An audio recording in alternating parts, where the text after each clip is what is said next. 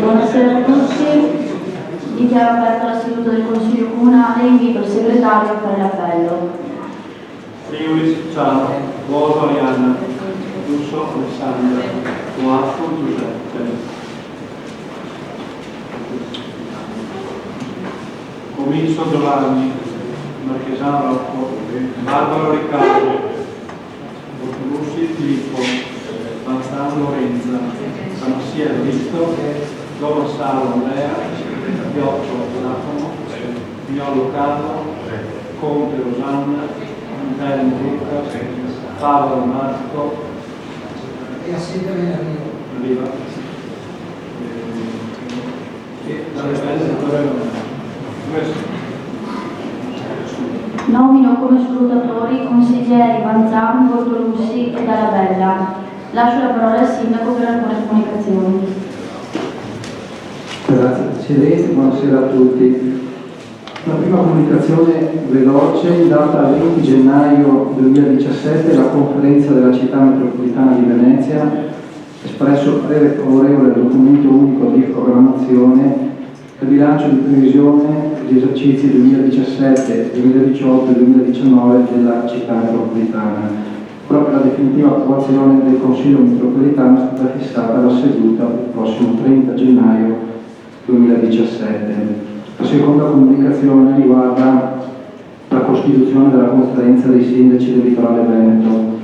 In data 8 agosto 2012 è stato sottoscritto in causa il primo protocollo d'intesa tra i comuni del litorale veneto della provincia di Venezia e specificatamente il comune di San Michele al Tagliamento, Caorle, Eraclea, Jesolo, Cavallino del Porti e Chioggia, avesse ad oggetto la promozione del marketing territoriale turistico. In data 22 marzo 2013 è stato sottoscritto in causa il secondo protocollo d'intesa per la tutela e valorizzazione turistica e ambientale della costa veneta, con l'inclusione anche dei comuni del litorale veneto della provincia di Rovigo, specificatamente il comune di Porto Tolle, Porto Viro e Rosolina.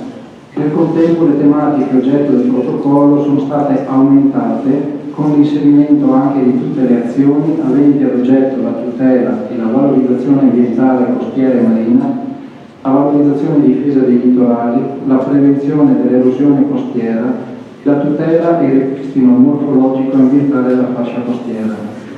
Scorso 30 dicembre 2016 la Regione Veneto, recependo e istituzionalizzando detto protocollo d'intesa, su iniziativa del vicepresidente Orcolini, ha approvato un collegato alla legge di stabilità regionale 2017, prevedendo, nell'ambito degli atti di indirizzo sullo sviluppo economico e sociale dei comuni costieri veneti, all'articolo 85 la costituzione della conferenza dei sindaci del litorale veneto, allargando ulteriormente le competenze. Do lettura dell'articolo.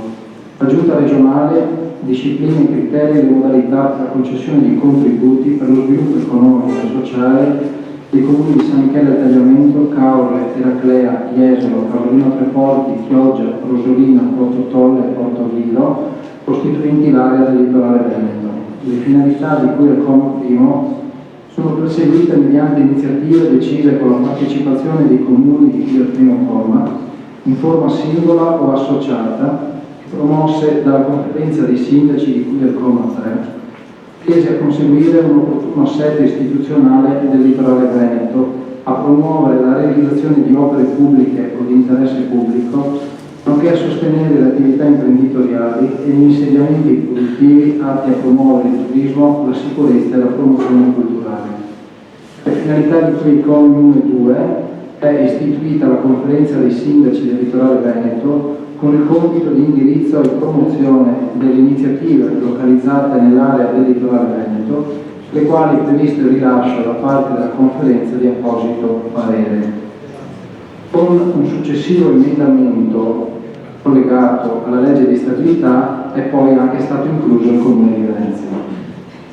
Lo scorso 24 gennaio la predetta conferenza è stata illustrata nel corso di una conferenza stampa a Venezia e della costituzione della conferenza è stata data comunicazione dal sindaco nella riunione dell'OGD di Ennio Caorle che si è tenuta in data 25 gennaio 2017. Domani la predetta conferenza si riunirà per la prima volta nuovamente a Caorle al fine di iniziare l'iter per l'approvazione di un regolamento interno di funzionamento per l'attribuzione delle deleghe. Sarà mia cura riferire nuovamente al Consiglio. Grazie. Passiamo al primo punto all'ordine del giorno. I consiglieri hanno interrogazioni e interpellanze da presentare?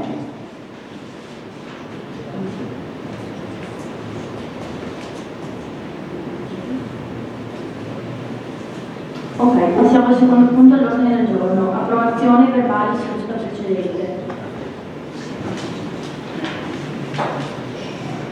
Visti i verbali della seduta del Consiglio Comunale, comprendenti le deliberazioni dal numero 78 del 14/11/2016 al numero 89 del 14/11/2016, dato atto del deposito dei verbali di cui trattasi a disposizione dei consiglieri è avvenuto nei termini previsti dall'articolo 35 del regolamento del Consiglio Comunale e che copia degli stessi è stata inviata ai capigruppo consigliari nei termini previsti dall'articolo 54 dello stesso regolamento, ritenuti gli atti meritevoli di approvazione in quanto importanti ulteriormente lo svolgimento dei lavori, visto il parere favorevole del segretario generale espresso ai sensi dell'articolo 147 bis del decreto legislativo numero 267 del 2000 e dell'articolo 3 del regolamento dei controlli interni sulla proposta della presente deliberazioni, si propone a questo Consiglio di deliberare di approvare i verbali del Consiglio Comunale comprendenti le deliberazioni dalla numero 78 del 14/11/2016 al numero 89 del 14/11/2016. Voti favorevoli?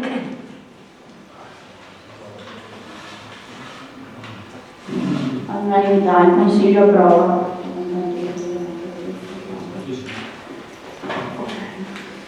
Punto 3 all'ordine del giorno. Surroga di un componente della Commissione elettorale comunale a seguito delle dimissioni di un consigliere comunale.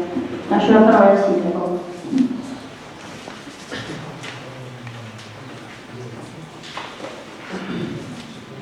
Grazie Presidente. Richiamata la propria deliberazione numero 35 del 23 giugno 2016, con la quale sono stati eletti i membri componenti della Commissione elettorale comunale e le persone di componenti effettivi: Tamassia Evaristo, Buoso Arianna, De Lazzari Tamara. Componenti supplenti: Bortolussi Filippo, Tomassaro Andrea, Avaro Marco. Dato atto che la signora Tamara De Lazzari ha presentato le proprie dimissioni dalla carica di consigliere comunale con protocollo numero 39.485 del 21 dicembre 2016 e con propria deliberazione numero 104 del 30 dicembre 2016 è stata surrogata dal consigliere Luca Antelmo, considerato pertanto che risulta necessario procedere alla surroga della stessa nell'ambito della Commissione elettorale comunale, dato atto che l'argomento è stato preventivamente sottoposto all'esame della terza Commissione consiliare in data 24 gennaio 2017 ai sensi dell'articolo 10 del vigente regolamento del Consiglio comunale. Quanto premesso, cedo la parola al Presidente del Consiglio per le indicazioni. Invito i capigruppo di minoranza a fare le designazioni.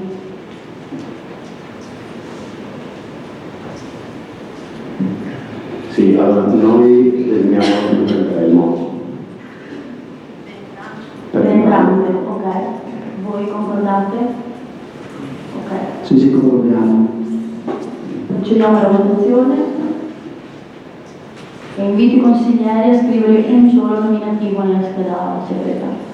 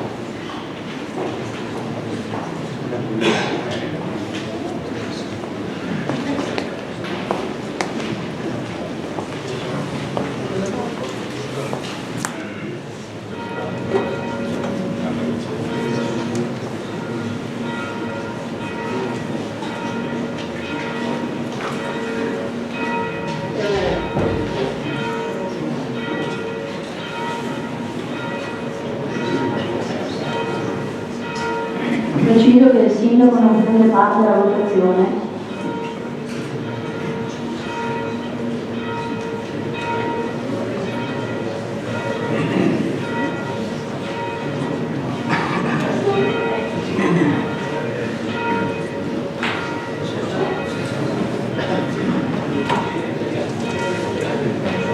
Invito gli scrutatori ad avvicinarsi al banco della Presidenza.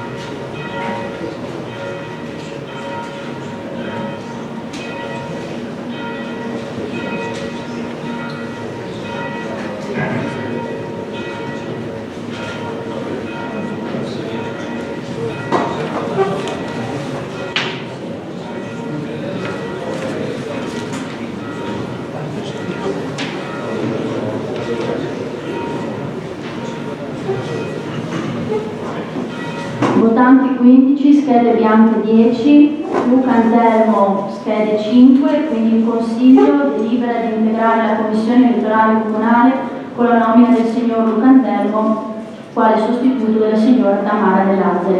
Mettiamo i voti di immediata eseguibilità dell'atto, voti favorevoli. All'unanimità, il Consiglio approva l'immediata eseguibilità.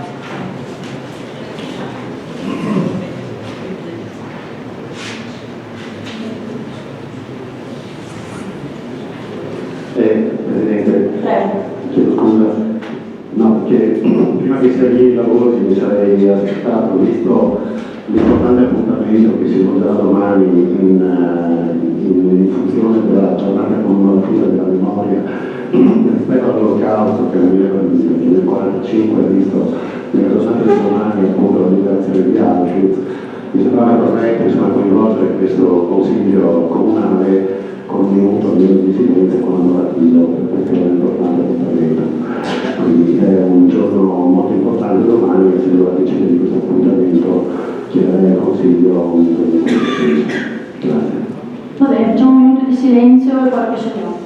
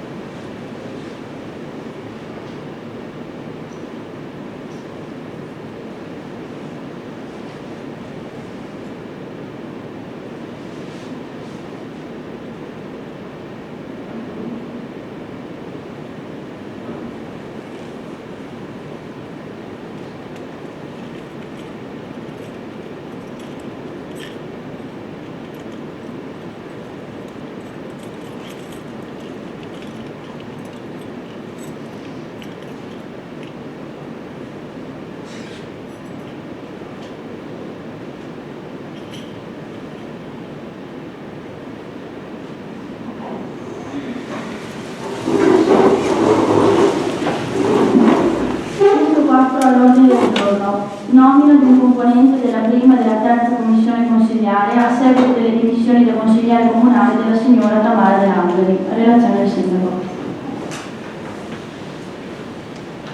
Richiamata la propria deliberazione numero 39 del 4 luglio 2016, con la quale sono state nominate le commissioni consiliari permanenti, dato atto che la signora Tamara De Lazzari ha presentato le proprie dimissioni dalla carica di consigliere comunale, protocollo numero 39.485 del 21 dicembre 2016, e con propria deliberazione numero 104 del 30 dicembre 2016 è stata surrogata dal consigliere Luca Anselmo, considerato che la signora Tamara De Lazzari era stata nominata componente della prima e della terza commissione consiliare e che si rende necessario provvedere all'integrazione degli organi collegiali, dato atto che l'argomento è stato preventivamente sottoposto all'esame della terza commissione consiliare in data 24 gennaio 2017 e sensi dell'articolo 10 del vigente regolamento del Consiglio Comunale, Quanto permesso, ridò la parola al Presidente per le determinazioni di voto.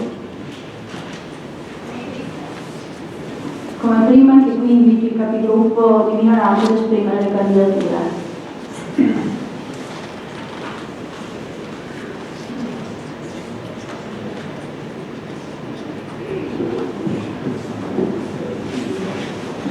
Scusi, dobbiamo esprimere nuovamente la candidatura per la prima commissione. Sì, prima era la commissione elettorale, adesso sono la commissione prima e la terza. Sì, ok, allora noi per la terza commissione sempre un candidato. Prego. Noi non abbiamo candidature da esprimere e condividiamo la candidatura del gruppo minore. Ok, procediamo quindi con un'unica votazione palese.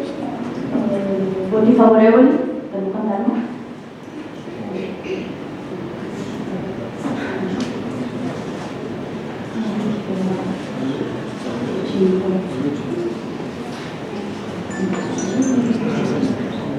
Contrari 0, astenuti 12, no, 11.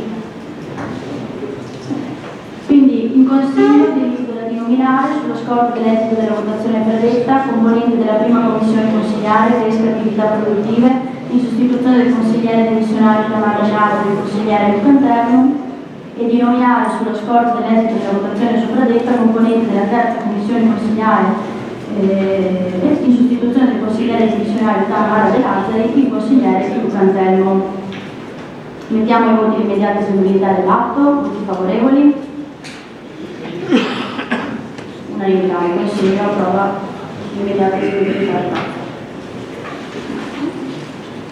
Quinto punto all'ordine del giorno. Attività di vigilanza e controllo sull'azienda speciale Don Moschetta, bilancio di previsione esercizio 2017. Relazione al sindaco.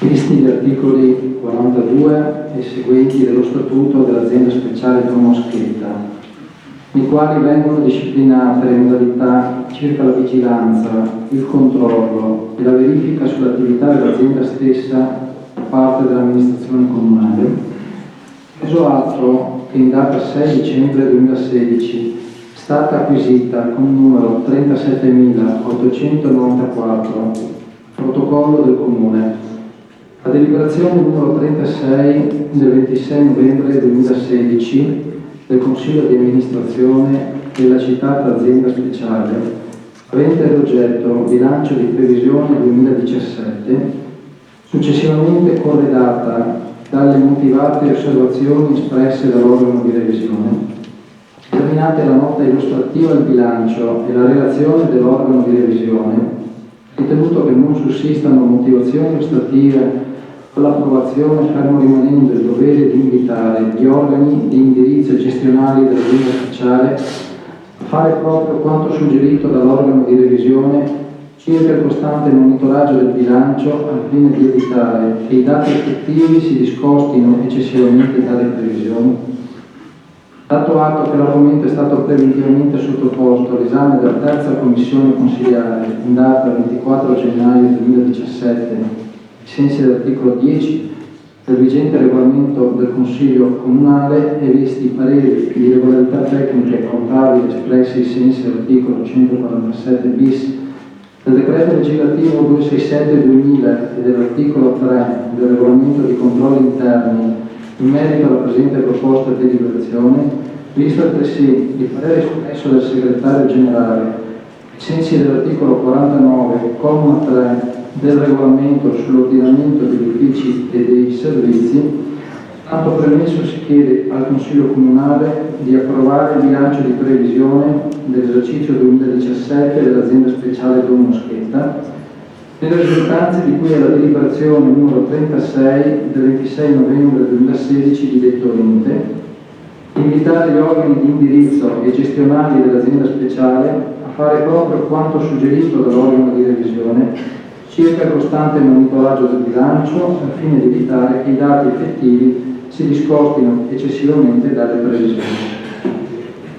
Grazie. Ci sono interventi? Capogruppo Favaro, prego.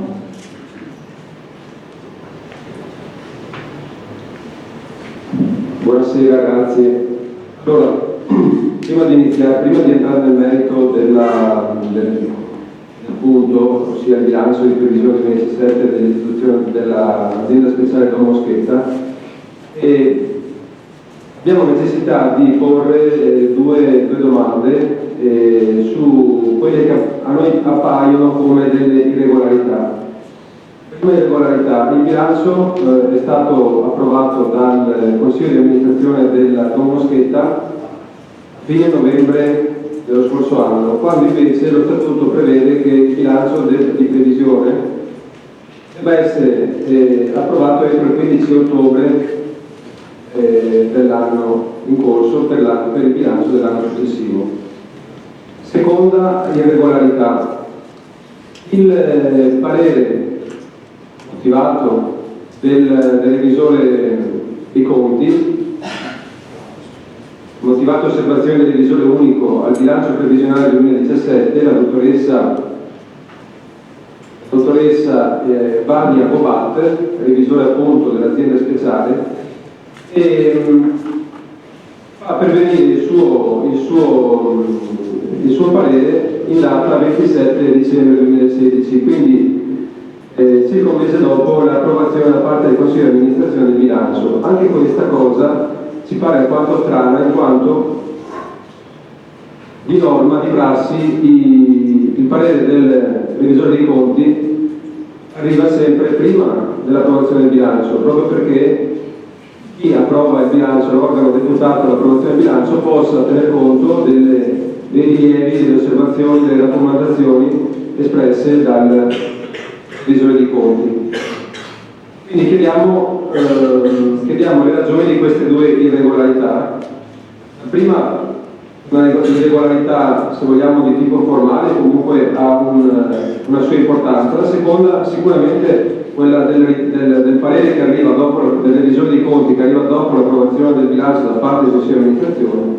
Questa seconda irregolarità ci pare invece piuttosto grave. Vorremmo capire i motivi di queste due irregolarità, prima o poi cerchiamo poi di entrare nel merito invece del bilancio. Grazie. Ci sono altri interventi? Capogruppo Miolo, prego. Sì, grazie Presidente. No, lo dico anch'io alla richiesta del Capogruppo Favaro, nel senso che appare abbastanza evidente che ci siano queste, diciamo, incongruenze temporali a cui si fatica a dare una giustificazione logica, nel senso che apparirebbe più sensato appunto che ci fosse un parere prima di andare in approvazione, per lasciare il tempo poi necessario per digerirlo questo parere. Viceversa un parere postumo insomma diventerebbe abbastanza sterile, per cui mi sembra molto importante insomma capire questi due passaggi. Grazie.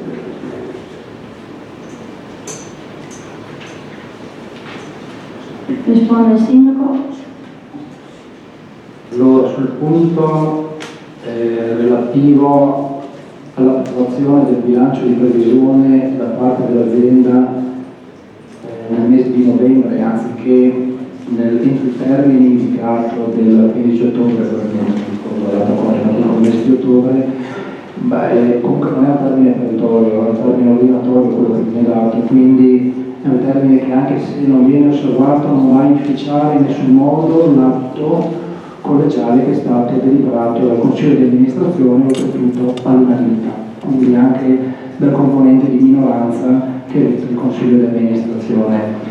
Sulla circostanza che il parere del revisore dei conti sia arrivato alcuni giorni dopo, sì, l'avevo notato anch'io, tant'è che anche come amministrazione comunale avevamo richiesto chiarimenti in merito, però poi andando a vedere quelli che era la prassi applicativa delle delibere della Casa di Riposo dell'azienda speciale negli ultimi 15 anni, abbiamo sempre visto che era una prassi questa che la quale il parere comunque, ancorché non acquisito al momento della delibera, veniva poi acquisito nei giorni successivi. Il parere comunque favorevole, quindi anche questo aspetto non va ad inficiare in nessun modo la validità dell'atto. Noto peraltro che tutti i consigli comunali di ogni anno hanno sempre approvato, nonostante questo ritardo nella formazione del parere del revisore, ma sempre approvato il bilancio di previsione dell'azienda speciale. Quindi nessuna delle due eccezioni sollevate va a beneficiare la validità o l'efficacia della delibera del Consiglio dell'azienda speciale. Ci sono interventi? Prego, avvocato. Signor Sindaco, mi permetta di non essere d'accordo con lei, soprattutto per quanto riguarda la questione del parere del revisore dei conti. Il fatto che sia arrivato dopo, benché questa sia una prassi, come lei dice, consolidata, non mi sembra una prassi che denoti un buon e saggio modo di amministrare l'azienda speciale. La prassi dovrebbe, quindi auspicare che questa prassi venga abbandonata e venga seguita la via maestra, ossia dei futuri bilanci, che venga prima acquisito il parere del revisore dei conti e poi il bilancio venga eventualmente aggiustato, sistemato e quindi approvato dal Consiglio di amministrazione.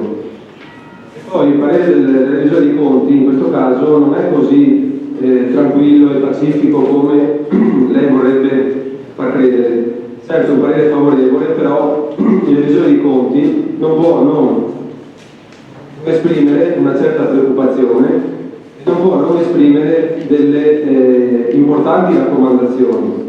Tra l'altro poi sono riprese, sono confermate nella delibera che è in discussione, che è messa ai voti questa sera del Consiglio Comunale. E voglio qui leggere, perché alcuni passaggi che sono a mio avviso significativi del parere del revisore dei conti.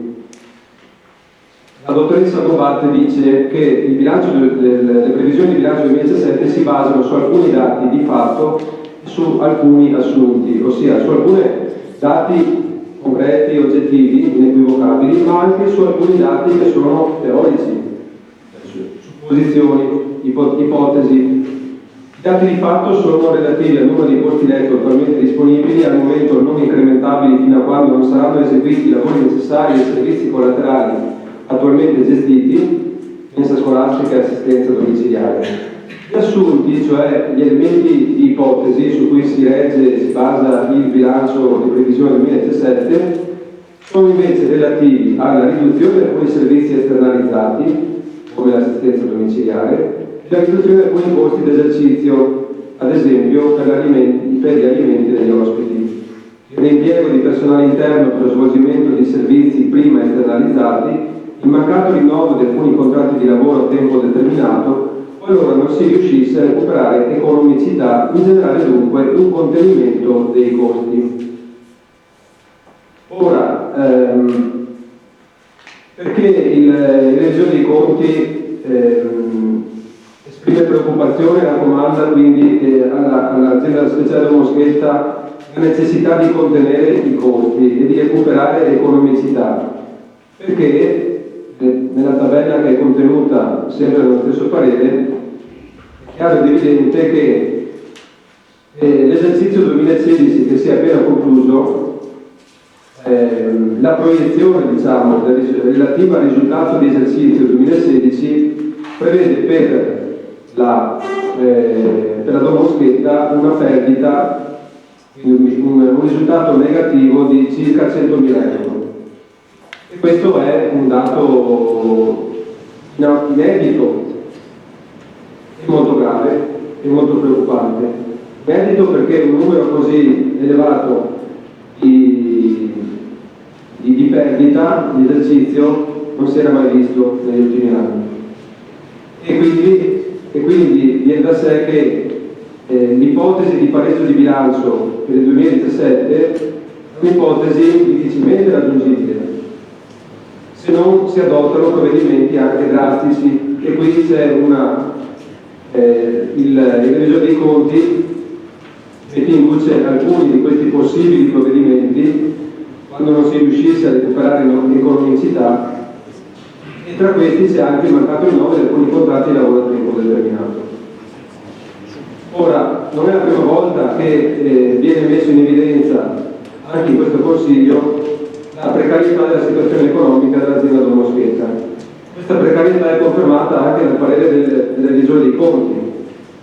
Nonostante questa precarietà, l'amministrazione Strioli adesso si appresta a portare a termine l'operazione di messa in liquidazione del patrimonio, caricando la Don Moschetta di nuove funzioni, con tutto quel che ne consegue, quindi con un quadro gestionale molto più complesso rispetto all'attuale e con delle incognite sul piano economico ancora più grandi. Tant'è vero che lo stesso revisore dei conti conclude dicendo: evidenziando che il bilancio di previsione 2017 predisposto non tiene conto delle nuove attività che saranno attribuite all'azienda speciale a seguito della liquidazione della società Cambio Patrimonio. E pertanto, quando questo avverrà, i dati di bilancio dovranno essere rivisti. Quindi questo bilancio non solo è un bilancio che si regge su delle ipotesi tutte da verificare, ma è un bilancio che a breve dovrà essere completamente rifatto, perché a breve la Cambio Patrimonio terminerà la transizione delle funzioni dalla Cambio Patrimonio all'azienda speciale Don Moschetta. Quindi l'azienda speciale dovrà dotarsi di un nuovo bilancio che verosimilmente non assomiglierà neanche lontanamente al bilancio che questa sera ci viene proposto. Quindi pare che stiamo andando, che siamo dentro un tunnel, che non si veda la luce alla fine del tunnel, anzi questo tunnel si tende ad allungarlo, perché come l'operazione chiusura della Cambio Patrimonio e passaggio delle funzioni alla Don Moschetta, questo tunnel rischia di diventare un labirinto senza via d'uscita. E questo ci preoccupa molto, e questa sera rinnoviamo le stesse preoccupazioni che abbiamo già espresso nelle precedenti sedute del Consiglio Comunale, quando si è discusso sia della Don Moschetta sia dell'operazione di liquidazione della Cambio Patrimonio. Ci sono altri interventi? Prego, capogruppo Mondo. Sì, grazie Presidente. Ma io anticipo già quale sarà la nostra intenzione di voto, che sarà un voto che boccia questo documento, quindi noi non daremo il nostro consenso per approvare questo documento, che appare uno strumento vuoto sostanzialmente, che effettivamente leggendo le conclusioni di quello che è il rapporto del revisore, si capisce che è una sorta di, come dire, di azzardo un po' questo bilancio. È un bilancio che sarà oggetto sicuramente di variazioni, si dice nel documento, laddove appunto, come spiegava il consigliere Fava, va bene, laddove la Moschetta si troverà a assorbire a pieno tutti quegli esercizi che erano della Cambio Patrimonio. E quindi un documento che noi, al di là delle anomalie sotto il punto di vista formale che abbiamo già evidenziato prima, non possiamo condividere, per cui voteremo contro. Grazie. Altri interventi? Risponde il Sindaco. Allora, ritorno sulla questione del parere del revisore per indicare al capogruppo Favano. Lei sì, non è d'accordo su questo tipo di impostazione, che però negli ultimi 20 anni di fatto è sempre stata utilizzata dall'azienda speciale nell'alternarsi un po' dei suoi organi apicali, dei suoi organi di gestione. Ma se del caso chiederemo all'azienda speciale di fare una delibera confermativa che tenga luogo anche del parere del revisore di conti. Questo comunque non impedisce, perché non c'è nessuna illegittimità, di approvare oggi questo bilancio di previsione. E ricordo, seppur quel parere del revisore fa riferimento alla situazione del 2016, oggi non stiamo approvando un bilancio consuntivo, stiamo approvando un bilancio di previsione. E correttamente il parere del revisore fa riferimento alla circostanza che è corretto e legittimo il bilancio di previsione, che non va a ricomprendere dentro di sé quelle che possono essere possibili entrate e correlati costi relativamente ai nuovi affidamenti che all'azienda speciale sono arrivati con la delibera di consiglio e che sono stati ceduti dalla società patrimoniale dell'azienda speciale stessa, perché alla data in cui l'azienda speciale ha dato il delibera di consiglio di amministrazione, quindi nel mese di novembre, e gli affidamenti erano sì stati dati dal Consiglio Comunale, ma il Consiglio Comunale ha fatto l'atto di indirizzo per dare questi servizi della causa patrimonio all'azienda speciale, ma i contratti legati a questi servizi non erano ancora stati sottoscritti, perché poi sono stati sottoscritti nell'anno corrente, e come tale correttamente quel bilancio non può tenere conto, quindi non è come ritenete voi della minoranza che un bilancio falsato, alterato, vuoto, assolutamente no, si è applicata la legge e questo il parere del revisore è anche conforme. Poi, capogruppo Fava, io non ho letto una perdita di 100.000 euro nel parere, non so se lei ha un parere diverso dal mio, perché il parere che ha acquisito gli atti del revisore è un parere che parla per una situazione contabile interannuale dell'azienda speciale, emerge una perdita in corso di formazione di circa 80.000 euro, non 100. Ma la cosa che colpisce di più è che il parere viene reso non al 31 dicembre, quindi all'esercizio finanziario completo, un parere che ovviamente essendo finalizzato a una delibera di Consiglio di amministrazione di novembre mette a bocce ferme una data del revisore che è la data del 31 ottobre, quindi stiamo parlando di un riferimento finanziario a una data che ancora non considera il mese di novembre e il mese di dicembre, sulla quale noi, il Consiglio Comunale, non sappiamo cosa è successo, possono esserci maggiori entrate o anche minori entrate, maggiori costi o anche minori costi. Di questo discuteremo prossimamente quando andremo a vedere il bilancio consuntivo dell'azienda speciale.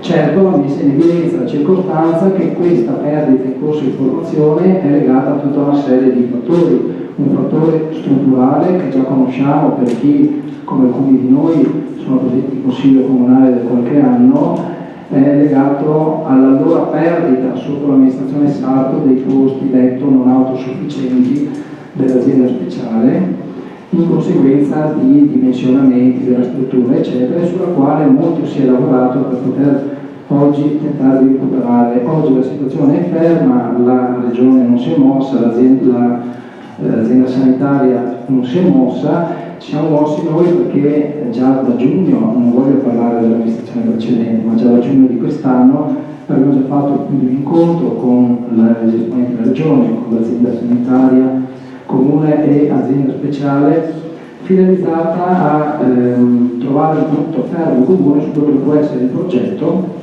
di ampliamento della struttura, sul quale si discuterà peraltro in altra sede, finalizzato a recuperare quel dimensionamento, quelle superfici che poi sono necessarie e sufficienti per il recupero, magari non dei 10 posti letto non autosufficienti, ma di quei 7-8 che messi a regime sono in grado di dare quella copertura finanziaria che è più che sufficiente a tenere in equilibrio il sistema. Ma siccome nella pubblica amministrazione non si sa mai come vanno le cose, soprattutto chi ti ostacola magari in qualche modo intervenendo presso la regione o presso l'azienda, oppure non si sa mai nella gestione dei tempi come le cose possono andare, io credo che nell'operazione che questo Consiglio Comunale ha fatto con il voto contrario della minoranza, laddove di fronte allo scioglimento e alla messa in liquidazione della causa patrimonio, i servizi, parlo generalmente di servizi anche se non è un termine proprio, produttivi, poi spiego cosa intendo per produttivi, sono stati ceduti all'azienda speciale. Ora, se si fosse trattato di un'operazione così semplicita, finalizzata esclusivamente alla chiusura di una società, nel passaggio della medesima situazione di quella società all'azienda speciale, allora avreste ragione voi, perché effettivamente se la causa patrimonio era in perdita non abbiamo fatto altro che prendere la perdita della causa patrimonio e accollarla all'azienda speciale, ma non abbiamo fatto questa operazione. L'ho detto per una volta in questo Consiglio Comunale che l'operazione che è stata realizzata è stata di dissociazione tra la componente capitale e la componente servizi, e mi spiego. Il capitale che era nella causa patrimonio sarà ceduto al comune di Claudia, il quale si accollerà i mutui che insistono su quel capitale. Quindi la componente in conto capitale negativa che avrebbe potuto incidere sulla gestione dell'azienda speciale la tiene il comune di Claudia. Per quanto riguarda invece la parte produttiva dei servizi, mi riferisco all'affidamento della gestione delle linee blu mi riferisco alla gestione del verde, che comunque è inattivo anche quella, mi riferisco alla gestione del mercato ittico comunale, che è inattivo anche quella, e mi riferisco soprattutto alla gestione del campeggio comunale, che è una buonissima parte di attivo, determina una entrata che, pur proporzionata a una parte ridimensionata dei costi, darà grande e nuova linfa vitale all'azienda speciale, che oggi non va vista più come un organismo che gestisce esclusivamente la casa di riposo, ma che gestisce gran parte dei servizi di questa città e di questo territorio. Io invito veramente a fare una riflessione sul fatto di confondere quello che è un bilancio di previsione con quello che è un bilancio consuntivo. Sul consuntivo vedremo quando saremo chiamati a giudicare. Oggi il bilancio di previsione che può e deve andare in approvazione non può essere diverso da questo, poi si terrà conto di questi nuovi affidamenti quando si dovrà tenere conto degli affidamenti. Altri interventi? Sì, Capogruppo Paolo, solo per dichiarazione di voto. Sì, certo, grazie Presidente. Per dichiarazione di voto, alla luce della risposta che ci ha fornito il Sindaco e con la necessità anche di precisare che, come ho detto nel mio primo intervento, anzi il secondo intervento, il numero della perdita di circa 100.000 euro nell'esercizio 2016, in realtà ad essere precisi è una perdita, come ho detto, è una proiezione contenuta nella tabella pagina 3 del parere dei suoi conti, che riporta un numero che per la precisione è pari a 98.009,06 euro. Quindi, arrotondando, ho detto più o meno 100.000 euro di proiezione 2016. Certo, il dato che lei invece riporta è la situazione contabile al 31/10/2016, che aveva maturato una perdita di circa 80.000 euro. Però è vero che stiamo parlando di un bilancio di previsione, è anche vero che non possiamo non tener conto, visto che correttamente la revisione dei conti tiene conto di quella che è il trend, l'andamento degli ultimi 5 anni, dal 2012 al prossimo anno 2017, e della situazione dell'andamento del finanziario della Don Moschetta, possiamo mettersi i paraocchi e non guardare a questi numeri e dicendo beh, votiamo a cuore zero, tanto alla fine c'è un pareggio e quindi non dobbiamo preoccuparci di nulla. Come ho detto, è un pareggio che se la perdita è di 98.000 euro nel 2016 è un pareggio puramente teorico, puramente ipotetico. Poi è vero che la Don Moschetta si ritroverà la parte produttiva. La dichiarazione di voto, per cortesia. La mia dichiarazione di voto. Arriverò alla fine di questo discorso a dichiarare il voto. È vero che la parte produttiva viene ceduta della Camera Patrimonio, viene ceduta da Don Moschetta, mentre il Comune si accolla la parte, diciamo così, negativa, i costi, i debiti e quindi tutti i mutui se li porti in casa il Comune. Però la coperta è corta, signor Sindaco, noi possiamo certo dire va bene, ma siamo gli ultimi, la parte produttiva a Don Moschetta del Comune, ma sempre di Comune stiamo parlando. Se il Comune si ritrova da un anno all'altro, tutti i mutui che prima erano in capo erano sul groppone della Camera del Patrimonio, è chiaro che il Comune si troverà appesantito, si troverà una minore capacità nella possibilità di indebitamento, come ci è stato spiegato, dopo vedremo nel punto di bilancio, come ci è stato spiegato in commissione, il Comune per poter fare i lavori pubblici non ha la possibilità, pur avendo la possibilità non si arrischia di accedere nuovi mutui, così ci è stato detto. Questo significa che sì, la Don Moschetta magari starà un po' meglio perché si porta a casa gli utili delle funzioni produttive della ex Camera Patrimonio, però si troverà un po' molto più penalizzato il Comune che dal canto proprio, dal canto suo, non avrà più la stessa possibilità di avviare lavori pubblici o comunque opere in conto capitale. Tutto questo per dire che noi esprimeremo voto contrario. Chiede la parola al Sindaco. Ci sono solo per replicare su questo punto, perché lei dice che il Comune di Cave si accoglie i mutui e omette astrattamente ovviamente di ricordare che si porta a casa tutti i capitali che sono molto più alti, molto più che proporzionali rispetto alla quota residuale dei mutui che permane sul capitale.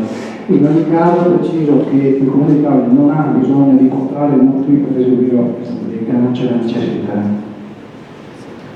Procediamo alla votazione. Voti favorevoli? 12. Contrari? 5. Astenuti? 0. Il Consiglio approva. Punto numero 6 all'ordine del giorno. Integrazione Consiglio di amministrazione dell'azienda speciale Don Moschetta a seguito di modifiche statutarie. Relaziona il Sindaco. Vista la propria deliberazione numero 13 del 24 marzo 2011, con la quale si è decisa la trasformazione dell'istituzione Casa di Riposo Don Moschetta in azienda speciale, visto l'articolo 56 di aziende speciali, comma 4 dello Statuto Comunale, che prevede espressamente Presidente e Consiglio di amministrazione la cui composizione numerica è stabilita dallo Statuto aziendale. Sono nominati dal Consiglio Comunale sulla base dei requisiti previsti dalla normativa vigente, con distinte deliberazioni in seduta pubblica, a maggioranza assoluta di voti. Non possono essere eletti alle cariche predette coloro che ricoprono nel Comune le cariche di consiglieri comunali e circoscrizionali e di revisori dei conti. Sono inoltre ineleggibili alle cariche suddette i dipendenti del Comune o di altre aziende speciali comunali. Visto l'articolo 10 dello Statuto dell'azienda speciale Don Moschetta, approvato con la citata deliberazione consigliare numero 13 del 2011, che disponeva: l'azienda speciale è amministrata da un consiglio di amministrazione composto da 2 membri, escluso il presidente, scelti al di fuori del consiglio comunale, fra coloro che dimostrino una particolare motivazione nell'affrontare i problemi socio-assistenziali e che abbiano i requisiti per la nomina consigliere comunale. La nomina del Consiglio di amministrazione e del Presidente compete al Consiglio Comunale secondo i criteri previsti dalla legge e dallo Statuto Comunale e dal presente Statuto. L'elezione dei consiglieri di amministrazione dell'azienda speciale viene effettuata a maggioranza il sistema del voto segreto mediante l'indicazione da parte di ciascun consigliere comunale di un solo nominativo. Risultano eletti i candidati che hanno ottenuto il maggior numero di preferenze. L'età di voti risulta eletto il più anziano di età. Nel Consiglio di amministrazione deve essere rappresentata la minoranza consigliare. Infine, qualora nella votazione non sia riuscito eletto alcun rappresentante designato dalle minoranze, sarà chiamato a far parte, in sostituzione dell'ultimo eletto in rappresentanza della maggioranza, il rappresentante designato dalle minoranze che avrà ottenuto il maggior numero di voti. Dato atto che per effetto della propria deliberazione numero 92 del 20 dicembre 2016, il primo, secondo e terzo comma del citato articolo 10 risultano formulati nei termini che seguono. L'azienda speciale è amministrata da un consiglio di amministrazione composto dal presidente e da 4 membri scelti al di fuori del consiglio comunale, fra coloro che hanno i requisiti per la nomina consigliere comunale. La nomina del consiglio di amministrazione del presidente compete al consiglio comunale secondo i criteri previsti dalla legge, dallo statuto comunale e dal presente statuto. L'elezione dei consiglieri d'amministrazione dell'azienda speciale, esclusione del presidente, viene effettuata a maggioranza con il sistema del voto segreto mediante l'indicazione da parte di ciascun consigliere comunale di un solo nominativo. Risultano eletti i candidati che hanno ottenuto il maggior numero di preferenze. L'età di voti risulta eletto più anziano di età. Considerato che con propria deliberazione numero 40 del 4 luglio 2016 venivano nominati i componenti del Consiglio di amministrazione dell'azienda speciale secondo l'originaria previsione statutaria delle persone di Laura Brighese, rappresentante della maggioranza, e Giovanni Gallo, rappresentante della minoranza. Dato atto che per effetto della modifica statutaria di cui la citata deliberazione consigliare 92 del 2016 si rende necessario integrare la composizione del Consiglio di amministrazione dell'azienda speciale mediante la nomina di 2 membri, a mente del disposto di cui l'articolo 12,1 dello Statuto dell'azienda, la durata dell'incarico dei componenti del CDA corrisponde alla durata del Consiglio Comunale. Dato atto che l'argomento è stato preventivamente sottoposto all'esame della terza commissione consiliare in data 24 gennaio 2017, ai sensi dell'articolo 10 del vigente regolamento del Consiglio Comunale, si propone al Consiglio poi di leggere i nomi che usciranno dalle votazioni a seguito delle designazioni quali membri del Consiglio di amministrazione dell'azienda speciale con Moschetta, in aggiunta ai membri eletti con propria deliberazione numero 40 del 4 luglio 2016. Dichiaro aperta la discussione, ci sono interventi. Capogruppo Pugnolo, prego. Sì, grazie Presidente. Allora, abbiamo preso dal sindaco le differenze che sono state apportate nello statuto dell'azienda speciale per l'elezione appunto dei nuovi membri del Consiglio. Ora c'è un passaggio che vorrei sottolineare, cioè dal primo statuto allo statuto corretto è stato sostanzialmente eliminato il passaggio che prevedeva una sorta di equilibrio all'interno della rappresentatività consigliare, ovvero si diceva di 2 membri, almeno un membro doveva essere rappresentativo di quella che era l'espressione della minoranza. Allora noi chiediamo che questo tipo di rapporto di equità, che sottendeva un principio che è un principio sanissimo, cioè quello di avere all'interno del Consiglio di amministrazione un equilibrio che sia un equilibrio ponderato. Chiediamo, abbiamo chiesto anche in terza commissione, di avere quindi una rappresentatività nell'aumento del numero dei consiglieri.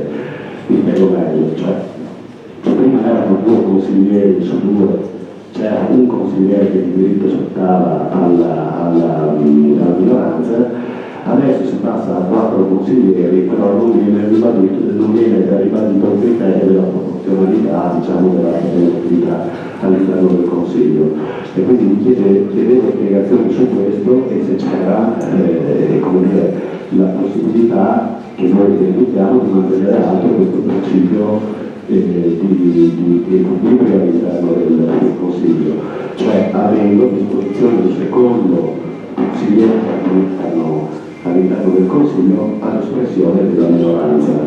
Grazie. Ci sono altri interventi? Capogruppo Favaro. Sì, semplicemente per sottolineare che siamo perfettamente d'accordo con quanto già espresso dal capogruppo Gnorlo, in quanto riteniamo fondamentale il ruolo della minoranza di organi democratici, quantomeno per la funzione di garanzia, che è una funzione riconosciuta costituzionalmente alla minoranza, e anche perché pensiamo che appunto un quadro, una prospettiva futura dell'azienda speciale molto complessa e molto articolata e di potenzialmente difficile gestione, e questo quadro richieda a maggior ragione una presenza vigile anche da parte della vigile e responsabile anche da parte dei rappresentanti della minoranza. Grazie. Altri interventi? Risponde il sindaco. Allora, la modifica dello statuto dell'azienda speciale è stata fatta con la delibera dello scorso dicembre, del 20 dicembre, al numero 92. La norma in questione, dove i capigruppo dicono che abbiamo tolto l'inciso delle garanzie della minoranza, è l'articolo 10. Nel testo, prima della modifica, comma 4 prevedeva: nel Consiglio di amministrazione deve essere rappresentata la minoranza consigliare. Dopo la modifica, l'articolo 10, il comma 4, dice esattamente la stessa cosa: nel Consiglio di amministrazione deve essere rappresentata la minoranza consigliare. Come non capisco cosa vuol dire.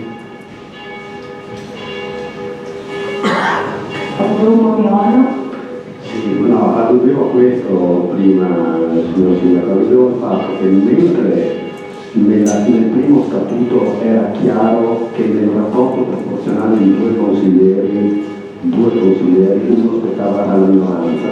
Oggi nel nuovo statuto non è chiaro che su 4 consiglieri 2 spettino alla minoranza, è chiaro che la minoranza deve occupare un seggio all'interno del Consiglio, ma in quale quota proporzionale non è dato comprendere.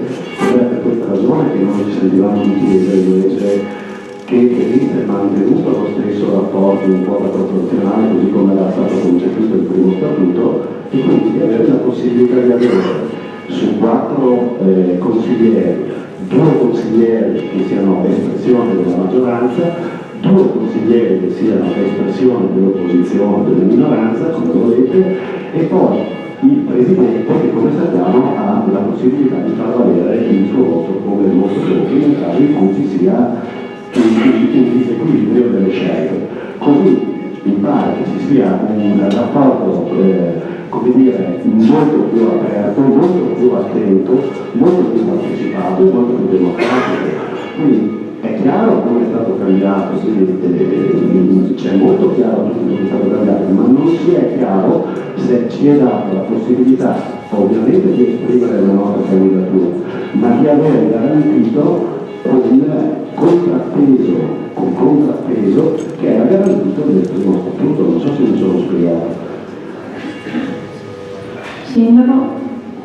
Certo che si è spiegato, però tutte le sue asserzioni sono infondate, capogruppo Miolo, perché lei dice che nel testo previgente c'era scritto che 2 aspettavano la maggioranza, 2 componenti del Consiglio, e 1 aspettava la minoranza. Non è vero che c'era scritto questo, lo vado a vedere. Se c'era lì, lo vado a vedere. C'era scritto che nella formazione del CDA deve essere rappresentata la minoranza, non dice in che numero.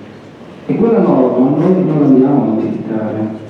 La minoranza consigliare deve essere rappresentata ed è rappresentata oggi nella persona del dottor Giovanni Gallo, che è stata espressione della vostra maggioranza, la vostra minoranza. Se vuole ne andiamo al merito. Questa delibera non va ad azzerare il Consiglio di amministrazione, nemmeno potrebbe farlo la legge, un parere di legittimità in questo senso. Nemmeno potrebbe fare questa delibera, va solo a integrare, peraltro in conformità dell'atto di indirizzo dato dal stesso Consiglio Comunale, il Consiglio di amministrazione, il 4 comma dell'articolo 10 viene rispettato e la minoranza consigliare è rappresentata. Il punto, io vorrei anche osservare una cosa.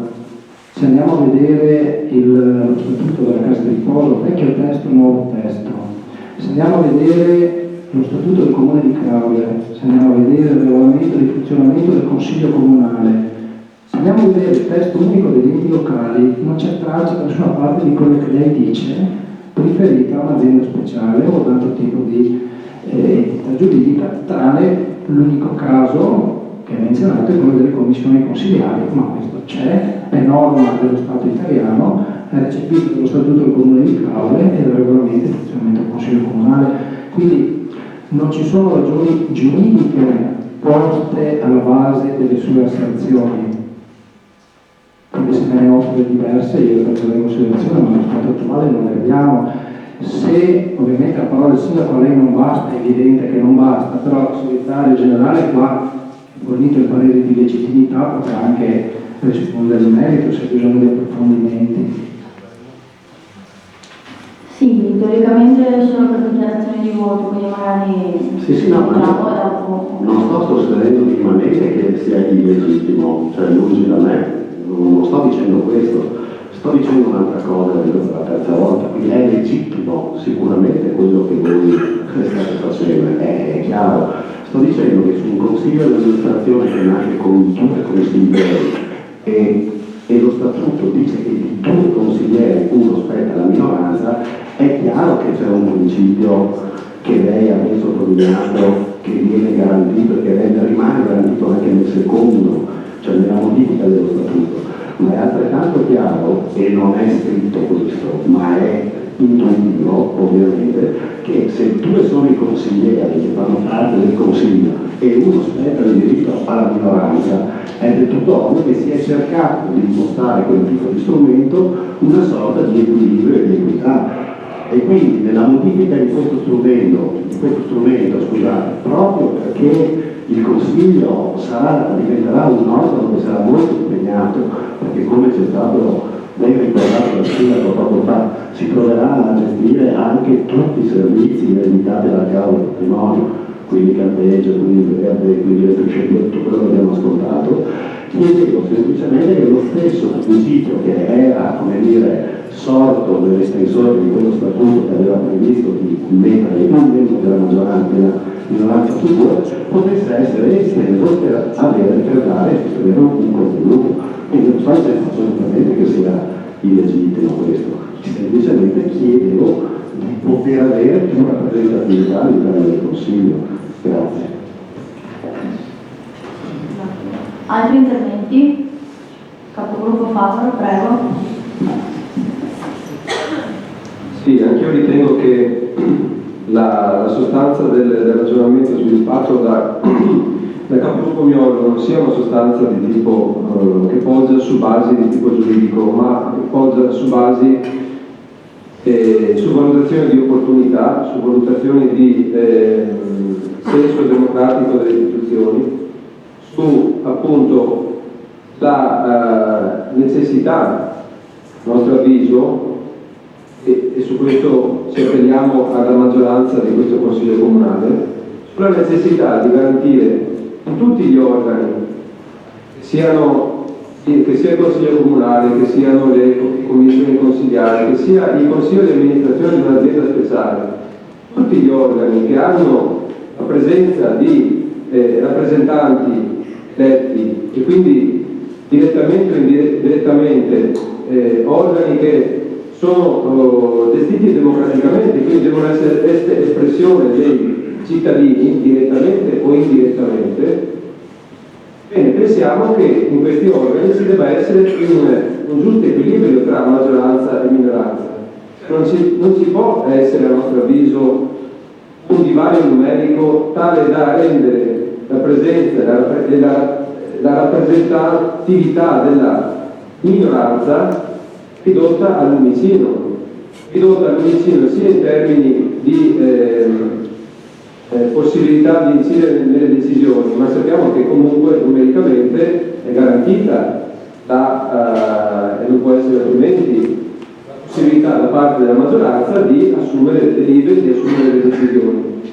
Quello che invece non è garantito, a nostro avviso, se si riduce eccessivamente numericamente la presenza dei rappresentanti della minoranza nell'organo del CDA in questo caso, ma in generale in tutti i casi, non è garantita la funzione di garanzia, la possibilità di verificare l'andamento della gestione giorno per giorno, mese per mese di una in questo caso dell'azienda speciale, perché chiaramente in capo ad una sola persona si può attendere un certo lavoro. Se le persone sono due, questa funzione di garanzia, di vigilanza, di controllo, ma anche di contributo di idee, se serve, se si crea un clima giusto e una gestione che magari punta ad una collegialità maggiore rispetto a quella che si è vista in questa ultima fase, magari ci può essere sicuramente un beneficio sia per la stessa azienda speciale che assume delle decisioni come dire, che sono fino in fondo validate anche dalla minoranza che magari esprime il voto contrario, ma ha avuto la possibilità di esaminare con calma e fino in fondo, e non in maniera superficiale e frettolosa, tutto quello che viene sottoposto al Consiglio di amministrazione. Ma questo lavoro è un lavoro che può essere fatto bene se c'è un certo numero di persone. È come se in questo Consiglio Comunale ci fosse a rappresentare la minoranza una persona. Chiaramente questa persona può umanamente arrivare fino ad un certo punto, non oltre. Gli equilibri numerici dei consigli comunali sono per legge stabiliti, in questo caso siamo 5 a 12 evidentemente perché questo è il senso di equità in un organo eletto democraticamente. Chiediamo che questo equilibrio, che questa equità venga garantita specularmente anche nel consiglio di amministrazione della Don Moschetta. Risponde il sindaco. Il capogruppo Miolio continua a dire che 1 su 3 spetta alla minoranza, ma io ho già detto per la quinta volta, alla sua terza volta, che non è vero, che non sta scritto da nessuna parte, perché l'articolo 10,4 del testo previgente dice che la minoranza deve essere rappresentata, non dice 1, 3, 2, 3, 10, 3.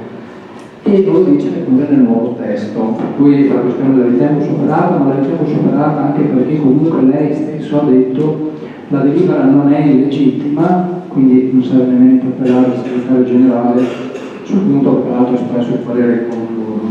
Invece capogruppo Paolo, lei parla di senso democratico delle istituzioni, però noi applichiamo la legge, finora perché siamo 15 ufficiali, e allora laddove il legislatore dice che la minoranza deve essere rappresentata in una certa percentuale, come ad esempio nel Consiglio Comunale, ma che non è proporzionale. Qui c'è un paio di maggioranza che ha vinto le elezioni, giusto?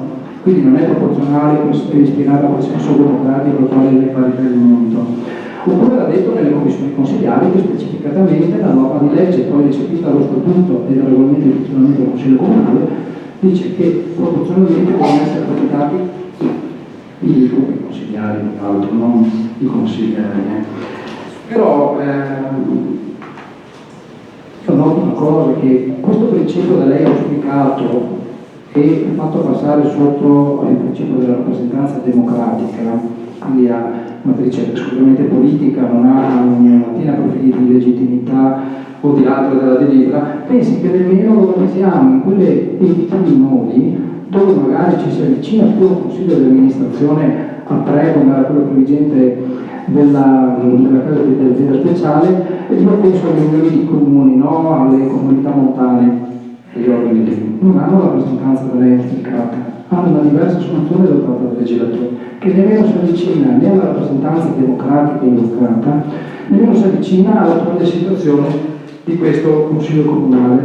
Notare una cosa invece, che ogni passaggio dei servizi dalla Camera Patrimonio all'azienda speciale, la minoranza consigliare è ancora di più garantita. Ed è evidente perché prima di questo passaggio fatto da questo Consiglio Comunale, la minoranza era presente dentro il Consiglio di amministrazione dell'azienda speciale, poteva esercitare funzioni di controllo, di vigilanza, magari qualche volta anche propositive, nei confronti di un'azienda speciale che si occupava solo della gestione della casa di riposo, oggi magari allargata ad altri minori servizi, già nell'anno appena passato. Ma con lo scioglimento invece di liquidazione della Camera Patrimonio, tutti i servizi della Camera Patrimonio che oggi sono all'azienda speciale sono oggetto di controllo da parte della minoranza, proprio perché ha un rappresentante all'interno del Consiglio di amministrazione. E prima non succedeva così nella Camera del Patrimonio, perché lo sappiamo tutti che nella Camera del Patrimonio, sia nel momento in cui c'era un consiglio di amministrazione, sia nel momento in cui, come adesso nell'uscente, c'era solo un amministratore unico, tutti i componenti erano espressione della maggioranza, perché erano nominati dal socio unico, e il socio unico era il sindaco. Quindi tutti i servizi della Camera del Patrimonio non erano oggetto di controllo interno da parte della minoranza consigliare, oggi lo sono, perché quei servizi sono passati dall'azienda speciale, e venite a dirmi che non rispettano le regole democratiche, e vi danno un'opportunità in più. Sappiamo da però utilizzare e sfruttare, perché se poi dentro il CDA dell'azienda speciale non si viene, o si viene semplicemente a remare contro, quello non è un atteggiamento propositivo per un'azienda che ha la gran parte oggi dei servizi dell'amministrazione comunale di questa comunità e di questo territorio. Sì, per dichiarazione di voto, Borgo Favaro. Sì, per dichiarazione di voto. Chiaro, Sindaco, che si applicano le leggi non applicate. Nessuna legge impedisce di avere 2 rappresentanti su 5 all'interno del CDA della Don Moschetta per la minoranza. Nessuna legge vieta questo. Quindi è questione di volontà politica, è questione di senso democratico veramente delle istituzioni. E chiaro, a volte il ruolo della minoranza, dei rappresentanti di minoranza è un ruolo scomodo. farebbe volentieri a meno a volte, perché è chiaro che avere qualcuno che ti fa le pulci non è sempre cosa ben accetta. Insomma, nella sostanza che sta dicendo, noi siamo democratici quando la legge ci costringe ad esserlo. Quando la legge ci lascia margine decisionale, non siamo democratici, preferiamo occupare le istituzioni. Questo a nostro avviso si chiama arroganza politica, non senso democratico delle istituzioni. Ok, procediamo alle designazioni, capigruppo. Gianno? Sì, grazie Presidente. Noi proponiamo la figura del signor Luciano Russo, il quale ha già avuto esperienza all'interno del Consiglio della Promoschetta, riteniamo essere persona che ha dei requisiti migliori per rappresentarci all'interno di quel Consiglio. Grazie. Capogruppo Favaro? Noi appoggiamo la candidatura di Luciano Russo espressa dal capogruppo Agnolo. Capogruppo Massaro? La maggioranza sceglie i nomi di Franco Carlo e Elvisa Benvenuti. Grazie, procediamo ora alla votazione segreta. Invito i consiglieri a scrivere un solo nominativo.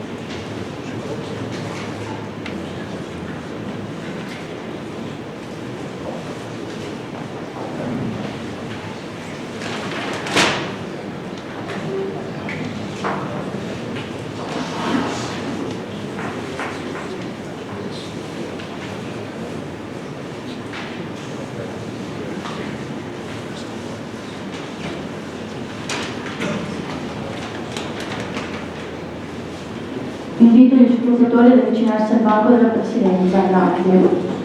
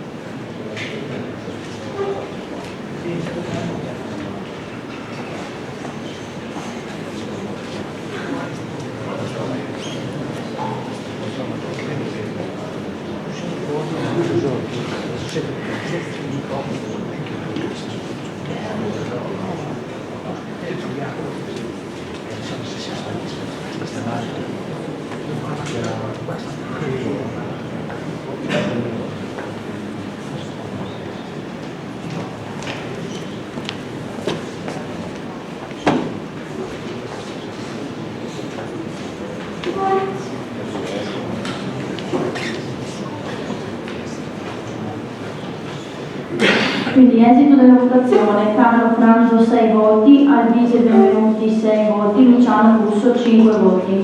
Quindi il Consiglio delibera di eleggere i signori Carlo Franzo e Alvise Benvenuti quali membri del Consiglio di amministrazione dell'azienda speciale Promoschetta in aggiunta ai membri eletti con propria deliberazione numero 40 del 4 luglio 2016. Mettiamo i voti di immediata eseguibilità dell'atto. Voti favorevoli 12, contrari 5, astenuti 0. Il Consiglio approva l'immediata eseguibilità. Delibera numero 7, Veritas SPA, ASI SPA, ISEA SPA, gestione servizio idrico integrato, gestione integrata dei rifiuti urbani, operazioni societarie straordinarie per l'aggregazione tra gestori di servizi pubblici locali a rete di rilevanza economica. Tale deliberazione, come già anticipato in occasione della terza commissione, verrà rinviata in quanto è arrivata una comunicazione da parte di ASI di cui vi darò lettura. Pregiatissimi sindaci e azionisti di ASI SPA, riprendendo le fila del percorso di integrazione avviato tra la nostra società e Veritas SPA, considerata la risonanza mediatica che l'operazione ha avuto in quest'ultimo periodo, con notizie uscite sulla stampa che nella loro incompletezza rendono poco chiaro il quadro dell'iniziativa, ho ritenuto utile chiedere al direttore generale di Veritas, dottor Andrea Razzini, che ha dato anche disponibilità, un incontro congiunto per avere chiare informazioni sugli aspetti che riterremo utile approfondire.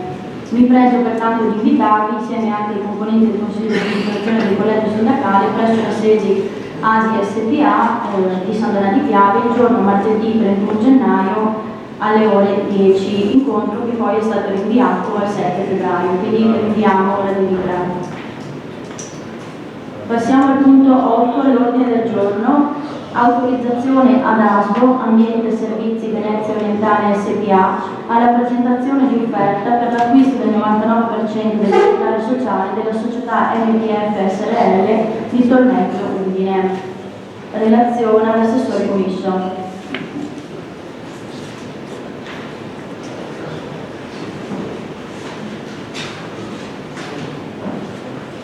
Grazie, buonasera.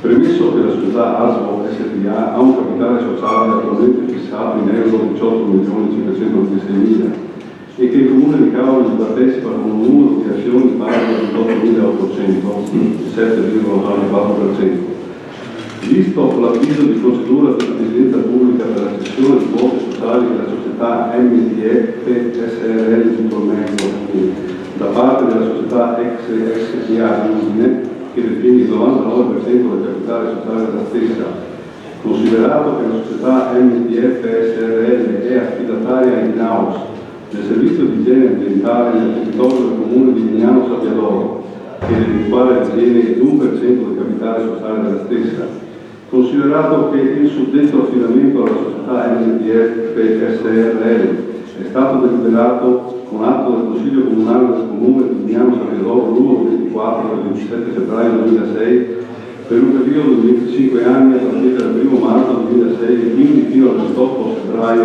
2031. Considerato che il valore nominale del capitale sociale di MTF SRL è pari a euro 50.000, mentre il valore risultante dalla perizia durata di stima del 31/10/2016 asseverata il 3 novembre 2016 risulta pari a euro 1.445.735. La base d'asta per l'acquisto del 99% del capitale sociale della società MTF SRL è pertanto pari a 1.431.278 euro, con offerte esclusivamente in aumento rispetto a tale importo. Considerato altresì che gli unici soggetti ammessi a partecipare alla gara sono gli enti pubblici o società a partecipazione interamente pubblica proprio per la natura della società MTF SRL affidataria in-house di un servizio pubblico locale. Considerato altresì che la procedura di gara verrà conclusa solo dopo l'espletamento delle ulteriori formalità previste dall'articolo 11 del Statuto di MTF SRL, ove si prevede che il Comune di Vignano Sabbiadoro possa espressare il diritto di prelazione spettantegli e, in mancanza di esprimere il proprio argumento, ritenuto pertanto sussistenti le ragioni previste dall'articolo 4, comma 1 del decreto legislativo 175 del 2016, in quanto costituisce il perseguimento di una propria finalità istituzionale, la riduzione degli importi richiesti ai propri cittadini e utenti attraverso l'efficientamento e il miglioramento della produttività della propria operazione societaria, affidataria del servizio di igiene ambientale nel proprio territorio comunale. Io ho saltato tutta la parte relativa alla l'aspetto economico delle tabelle, perché non lo posso illustrare durante la relazione. Ecco, per quanto detto, si chiede di deliberare di dare atto a questa delibera. Ci sono interventi? Capogruppo Tauro. Sì, Presidente. Apro una parentesi. Chiedo il suo intervento per garantire ordine in sala, soprattutto per chiedere alle persone che vengono ad assistere al Consiglio Comunale, si siedono sulle prime file, e chiedere a queste persone di evitare di commentare ad ogni parola che viene detta, in particolare dai consiglieri di minoranza, perché creano disturbo. Poi, se può invitare il Presidente della Domoschetta, il signor Giovanni Carrere, se può invitarlo a prendere la parola, e quindi a prendere il microfono e a lasciare far sì che venga messo a verbale le dichiarazioni che deve fare, perché è troppo facile lanciare accuse a consiglieri della minoranza a microfono spento. Okay? Quindi io chiedo rispetto, come io lo rivolgo a tutti, chiedo altrettanto rispetto sia dal pubblico sia in particolare da una persona che riveste un ruolo importante, qual è il Presidente della Domoschetta, il quale si permette di accusare il sottoscritto di poca serietà. Allora che abbia il coraggio di prendere la parola, chiedere la parola, chiedere il microfono e che poi venga messo a verbale quello che ha da dire. Grazie. Chiusa la parentesi. Rispetto al punto, noi riteniamo, anche sulla scorta di quello che si è visto, sulla scorta dell'atteggiamento che si è visto, prudenziale, che si è visto da parte di importanti comuni del nostro territorio, mi riferisco al comune di Portogruaro, al Consiglio Comunale di Portogruaro, che ha ritenuto di rinviare questo punto dell'acquisizione da parte di ASBO delle quote di questa società di tormento, di rinviare il punto per un approfondimento, per un esame più accurato alle commissioni consigliari. Anche noi riteniamo che non ci sia sufficiente chiarezza rispetto agli obiettivi di politica industriale che ASBO si prefigge nel portare avanti questa operazione. E soprattutto non c'è adeguata o sufficiente chiarezza rispetto alla sostenibilità economica di questa operazione. Perché non è indifferente per ASBO avventurarsi su questo terreno, conseguentemente non è indifferente per i soci di ASBO, quindi anche per il nostro comune, avallare o meno questa operazione. Perché ASBO oggi si può dire che dal punto di vista economico-finanziario goda di una discreta salute.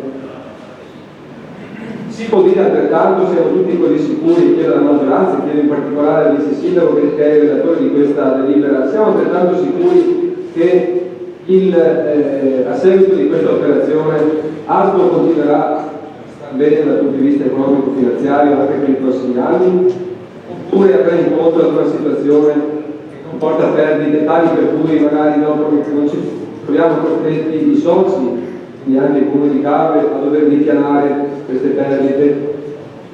Allora, noi crediamo che per poter approfondire in maniera adeguata, magari anche invitando in commissione il stesso presidente di ASBO, Luca Michelutto, riteniamo opportuno chiedere al Consiglio il rinvio della delibera all'esame delle competenti commissioni consigliari. In questo senso poniamo una questione sospensiva che ai sensi del regolamento dovrà essere messa in voto.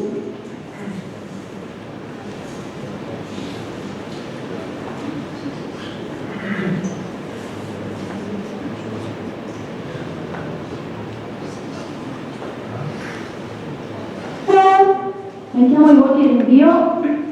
Voti favorevoli? 5. Contrari? 12. 11. Astenuti 0, quindi la delibera non viene rinviata. Proseguiamo con gli interventi. Risponde l'assessore Commisso.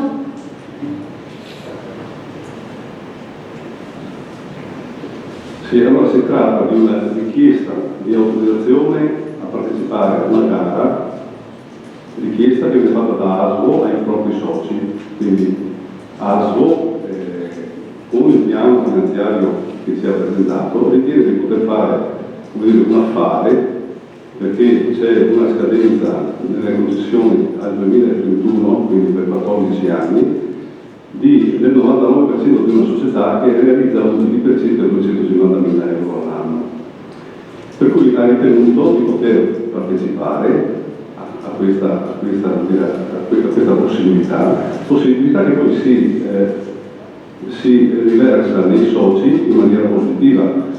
Una società che rende con un piano finanziario che non ho letto completamente qui perché leggere numeri non sarebbe chiaro in questa sede, ma che porterebbe nel 2031 un risultato positivo di circa 3.300.000 euro, comporta anche una riduzione per quanto riguarda le spese della società che lo stesso Comune di Caorle deve poi sostenere. È un fatto positivo, ma c'è una filosofia sotto questo atteggiamento di ASO, la volontà di ampliare, fermo restando che si tratta di società pubbliche, quindi è tutto legittimo, sono società pubbliche che lavorano per il pubblico, non c'è nessun problema. La filosofia è quella contraria al piccolo e bello. Si è visto in questi anni che determinati servizi funzionano molto meglio se sono fissati in grande. Vi faccio solo l'esempio di ASI, la quale facendo un ulteriore consorzio all'interno dei consorzi del Veneto è riuscita, proprio perché ha ampliato moltissimo le funzioni finanziarie, è riuscita ad avere mutui con la Banca Europea degli Investimenti per circa 150 milioni di euro destinati agli investimenti importanti. Ci sono molte linee infrastrutturali importanti da rifare e che non possono essere fatte solo e semplicemente con il contributo in bolletta degli utenti. C'è bisogno di piani finanziari più grandi e importanti, cosa che si è ottenuta a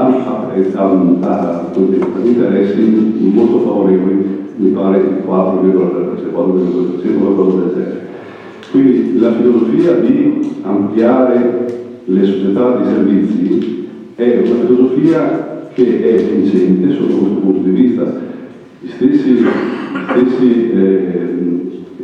stesse diminuzioni che si possono ottenere nel recupero dei rifiuti, che andremo a ragionare fuori, dipendono anche dal fatto che alcuni servizi importanti si fanno attraverso le società di Veritas, le quali sono molto più grandi di quelle di ASO, si riesce a realizzare economie di scala molto importanti. Per cui ASO ha ritenuto di chiedere ai comuni soci la possibilità di acquisire, se dopo la gara sarà positiva, questa società che si rende disponibile. Capogruppo Miollo, prego. Grazie Presidente, grazie anche Vice Sindaco per le delucidazioni che ci ha dato. Avrei due domande da porre, cioè capire se in seno a questa acquisizione lei parlava di una sorta di riduzione di spese dovuta al fatto che poi più si ingrandiscono queste società di servizi, più riescono a mettere in moto delle economie di scala che dovrebbero avere delle ricadute anche sull'utente finale. Ecco, la domanda è chiedere se possiamo già quantificare in qualche modo che tipo di beneficio ne potrà trarre l'utente ultimo, il cittadino di Caorle alla fine di questa acquisizione, che cosa ne va a guadagnare in termini diretti, cioè se è stato possibile fare un tipo di ragionamento di questo tipo in termini di servizi e in termini magari anche, le parlava di sgravio di costi in seno al comune. E poi la seconda cosa che volevo porre l'attenzione era una sorta di attenzione vera e propria, perché stiamo parlando di società in tema di rifiuti. E allora spesso noi apprendiamo dai giornali che è un tema assai delicato, dietro il quale si muovono anche interessi che sono interessi poco cristallini. E quindi sotto questo aspetto chiedevamo di fare o di sollecitare, perché capisco bene che noi stiamo partecipando partecipando all'acquisizione con una quota modesta del 7% circa, ma la domanda è: siamo anche attenti che ci portiamo in casa e quindi cerchiamo di fare un'operazione di trasparenza, no? Soprattutto su queste grandi acquisizioni, in maniera tale che per scongiurare eventuali pericoli che questo tipo di operazioni possano essere inquinate o contaminate da eventuali interessi terzi. Grazie. Risponde l'assessore Comisso. Sì, naturalmente non so quantificare quale potrà essere il vantaggio spalmato sui vari soci di ASMO quando si realizzerà un utile dall'acquisizione di quella società. Non lo so perché non ci è stato detto. Il piano finanziario, come dicevo, prevede che alla fine della concessione del 2021 si prevede, si ipotizza che possono essere degli utili per 3 milioni e 340 mila a fronte di una spesa di 1.400.000 a base d'asta. Non devo so dire positivamente. Sull'altro problema, neanche, so che c'è il problema, ma non sono la persona più adatta a dire se ci sono infiltrazioni o infiltrazioni. È chiaro che l'argomento è delicato e per parte nostra c'è molta attenzione rispetto ai piani finanziari, rispetto alla gestione dei rifiuti. Lo diremo dopo, ma negli ultimi anni c'è stato un calo praticamente continuo perché c'è stata soprattutto una maggiore attenzione da parte degli amministratori a quello che stavano facendo le varie ditte che lavorano per questo servizio.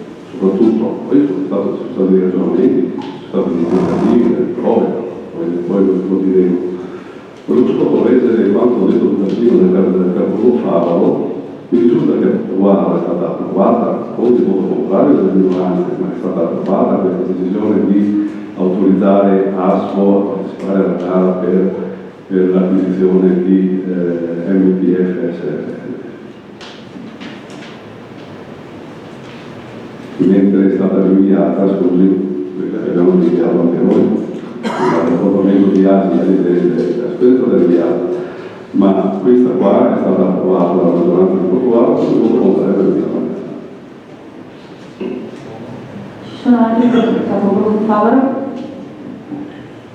Sì, non discuto, può essere che abbia io precisato o può essere che il giornalista che ha scritto l'articolo abbia dato le due delibere. Comunque, a me interessa quello che decide il Consiglio Comunale di Calabria principalmente, e il vice sindaco dice che evidentemente ASMO ritiene di fare un buon affare, altrimenti sì, sarebbe da masochisti andare incontro ad un cattivo affare. Ma questo è evidente che la speranza è che sia un buon affare. Quello che non è evidente è che se effettivamente ci sono i presupposti affinché questo sia un buon affare. Ad esempio mi viene da chiedere, e chiedo al vice sindaco se ha notizie, se gode di così buona salute in questa società di Tolmezzo, se il contratto di servizio con il comune di Lignano Sabbiadoro così a lungo termine produce così tanti utili, perché gli attuali proprietari decidono di vendere e alienare le quote di questa società che sembra che appunto cosa di buona salute viaggi a gonfie vele, perché decidono di smettere di alienare queste quote? Dubbio, risponde. Assessore Comisso? Sì, posso rispondere dicendo che la società MTF fa parte dell'altra società, la XL, la società pubblica che la Regione scrive rivolgendo in liquidazione. Il fatto che la società madre fa messa in liquidazione che libera quella società e può essere messa in vendita. Quindi la domanda è più che legittima, l'abbiamo fatto anche noi al Presidente di ASO, ma come mai vengono una società investita? Per questo non si può fare. Hanno problemi evidentemente finanziari con la società principale, per cui si dicono anche della MPF SRL. Poi devo dire qualcosa ancora, non mi ricordo più cosa mi ha chiesto, mi dispiace. No, volevo dire questo. La società MTF ha 14 dipendenti che fanno solo la raccolta e lo sbattimento. Il comune di Milano poi, per conto suo, fa altre 4 gare, no, per il trasporto a rifiuto dell'umido, per il trasporto a rifiuto oppure il recupero del vetro, quindi è un'organizzazione completamente diversa da quella nostra. Questo ci ha specificato il Presidente quando si è andati a parlare di questa cosa. Prego, consigliere Interno. Sì, buonasera. Vice Sindaco, avrei una domanda che mira solo a capire se lei è a conoscenza del fatto che ogni volta che succedono fusioni tra grandi imprese o acquisizioni, generalmente, non sempre, ma spesso capita che i dipendenti possono trovare una situazione difficile da vivere, perché già la situazione che viviamo oggi dal punto di vista sociale, dal punto di vista del lavoro, è drammatica, e quindi mi domando se lei è a conoscenza, in virtù di questa fusione, di questa acquisizione, se ci sarà anche un ripensamento dal punto di vista delle posizioni organizzative degli operai, e se sì, ci dia anche notizie di questa cosa. Sì, il Presidente ci ha garantito che le 14 persone che lavorano attualmente per MTF a Lignano, quindi sono persone di Lignano, sono riconfermate tutto che basta, senza nessun problema.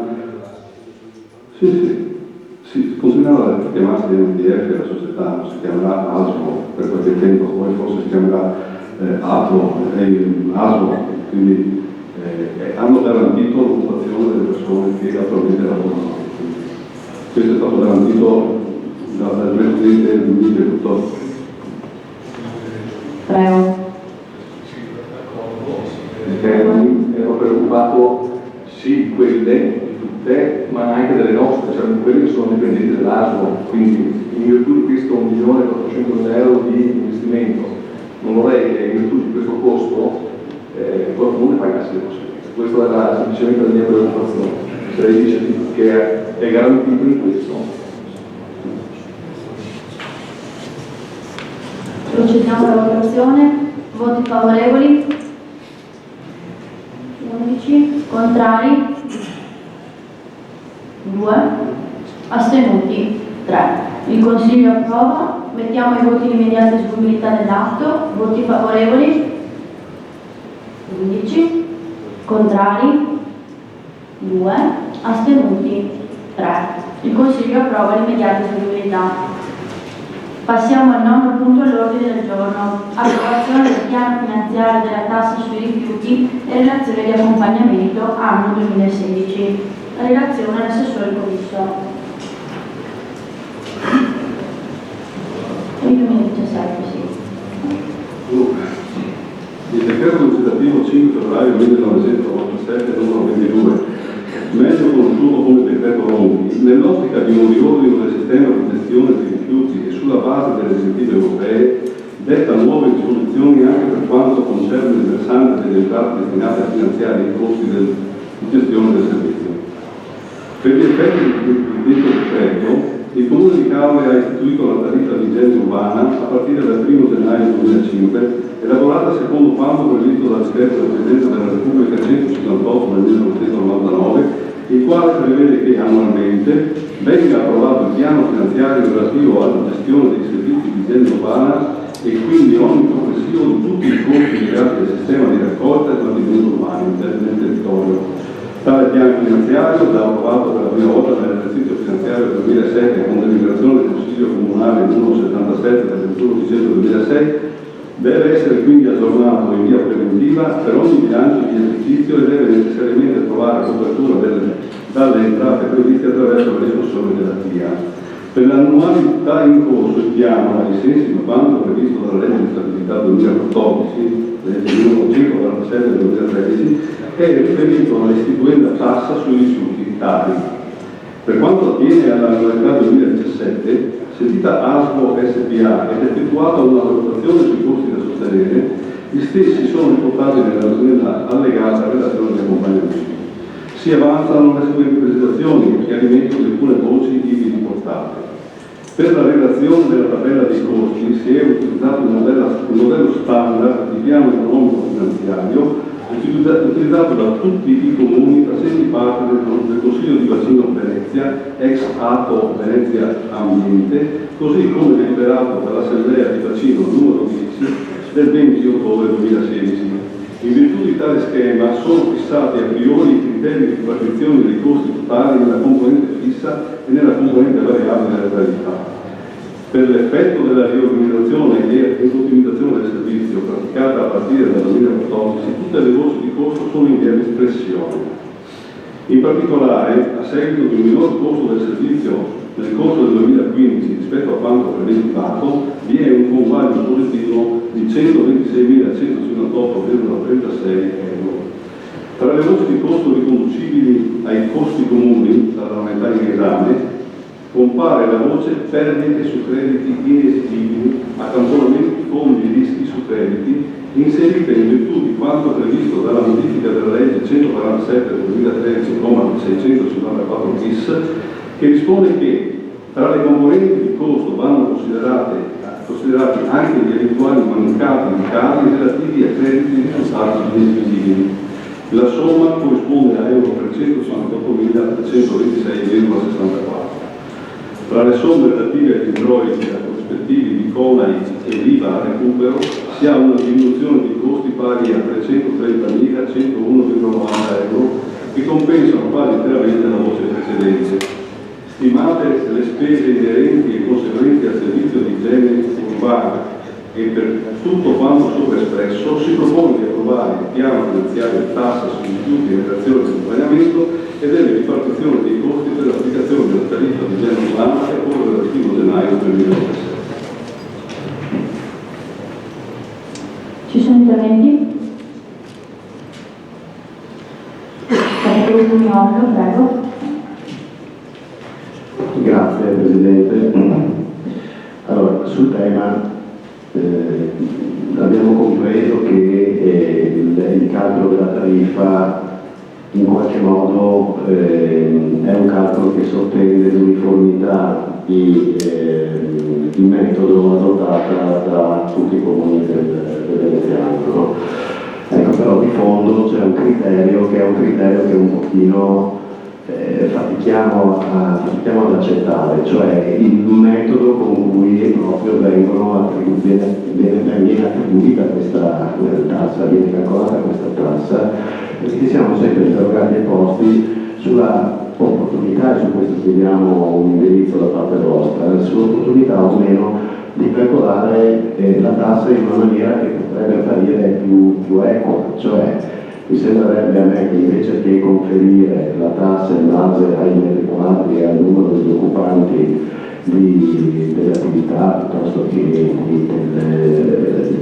degli spazi, un criterio forse più giusto potrebbe essere quello di provare a spostarsi verso un sistema che preveda di pesare il rifiuto e quindi far pagare ad ognuno in base a quanti rifiuti questo effettivamente come dire, no? Perché si creano sul territorio effettivamente delle situazioni che diventano anche un po' difficili, vuoi perché non tutti hanno la possibilità di godere dei flussi diretti del centro storico, comunque del capoluogo, quindi di associazioni magari un pochino più penalizzate da questo, ma insomma ci sono degli esercenti o dei pubblici esercizi che hanno magari una dimensione molto elevata, si trovano quindi a dover sopperire ad un carico tributario molto importante e magari però hanno oggettivamente un lavoro che si riduce solo a pochi giorni durante l'estate. No? Allora, questo lo porto solo a titolo di esempio, ma credo che siano cose insomma, che più o meno conosciamo un po' tutte. Quindi l'idea che noi avevamo anche in campagna elettorale e qualche legislazione da parte del vice sindaco. Ecco, se c'era qualche impedimento oggettivo per poter come dire, cambiare questo tipo di sistema e spostarsi su un sistema dove chi più sporca, chi più produce rifiuti, più paga, e chi è più virtuoso è più avvantaggiato. Grazie. Risponde l'assessore Commisso? No? Ok. Capogruppo Favaro?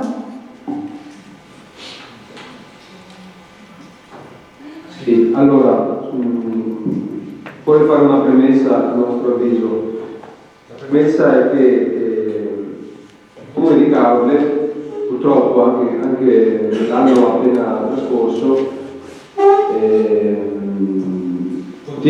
continua a mantenere il triste primato, al contrario, di essere il peggiore tra i comuni del bacino Aspo in termini di raccolta differenziata di rifiuti.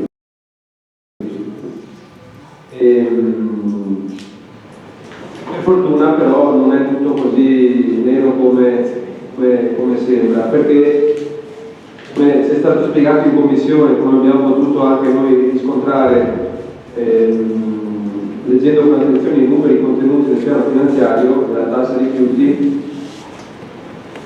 dal punto di vista, se appunto i progressi sono scarsi e non ancora sufficienti, largamente insufficienti rispetto alla raccolta differenziata, la percentuale di rifiuto che viene differenziata e mandato a recupero e riciclaggio, per contro dal punto di vista economico-finanziario ci sono dei progressi, dei miglioramenti, e questo va riconosciuto. Parte di questi progressi, e quindi questi dati positivi dal punto di vista economico, si deve, e teniamo a rimarcarlo e sottolinearlo, si deve al fatto che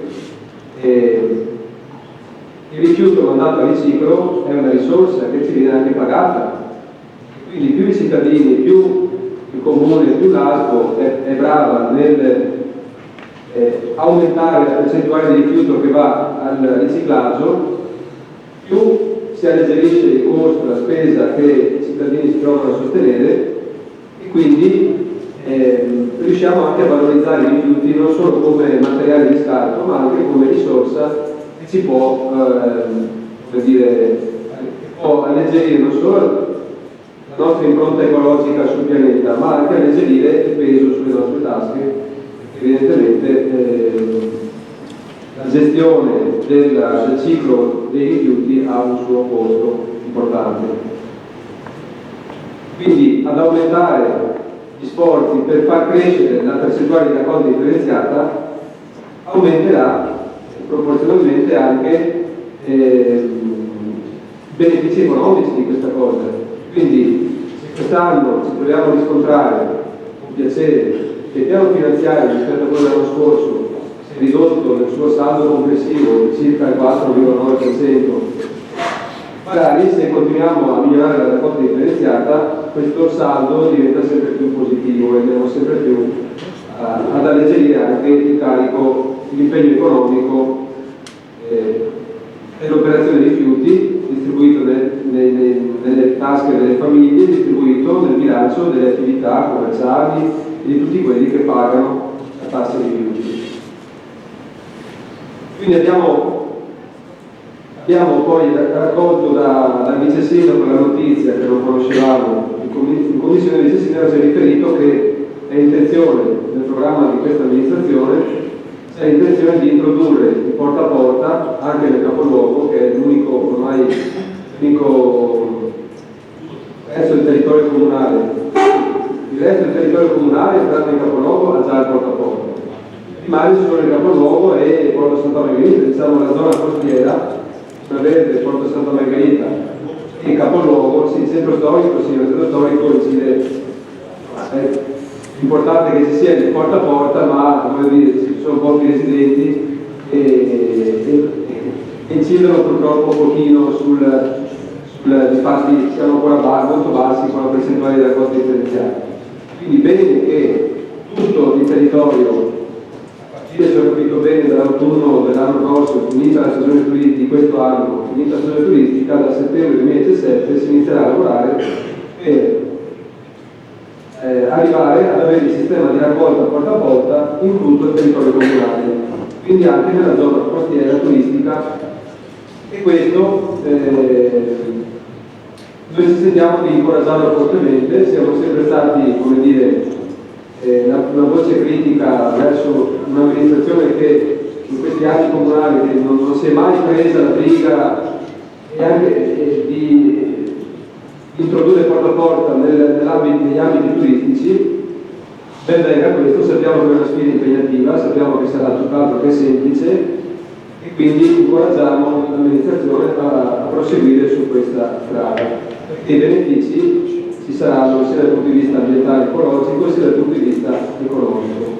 Certamente si tratterà di mettere in campo un sistema, un'organizzazione che dovrà essere calibrata e perfezionata giorno per giorno sulla base dell'esperienza, e finché si potrà, crediamo, arrivare a regime. Altro elemento importante è quello a cui ha fatto cenno il capogruppo Miolo. Dopo aver introdotto in modo integrale su tutto il territorio il sistema porta a porta, la tappa successiva dovrà essere sotto forza quella di calibrare la tariffa, la tassa, il pagamento del servizio in funzione di quanto rifiuto uno produce. Perché questo ormai è il dato acquisito sempre più nei comuni dell'entroterra. Sempre più i comuni dell'entroterra stanno anche città grosse come San Donato in termini di come numero di abitanti, quindi dopo aver portato a regime porta a porta, comunque i cassonetti condominiali, tutti il sistema di raccolta dedicato e calibrato su misura per tutte le tante situazioni che il territorio di una città presenta. Adesso la tappa successiva è quella di introdurre il sistema di tariffazione in base calibrato sulla produzione effettiva di rifiuto, il sistema di tassazione. E quindi sì, invitiamo l'amministrazione a mettere in prospettiva anche questo obiettivo, perché sarà un obiettivo necessario se vogliamo lavorare bene nel campo dei rifiuti. Quindi, alla luce di queste considerazioni, noi riteniamo di poter fare un investimento di fiducia nei confronti dell'amministrazione, quindi riscontriamo i dati positivi che sono contenuti in questo piano finanziario, riscontriamo che c'è una volontà di implementazione positiva per il futuro del sistema di raccolta, e quindi come dichiarazione di voto già anticipiamo che esprimeremo un voto di astensione.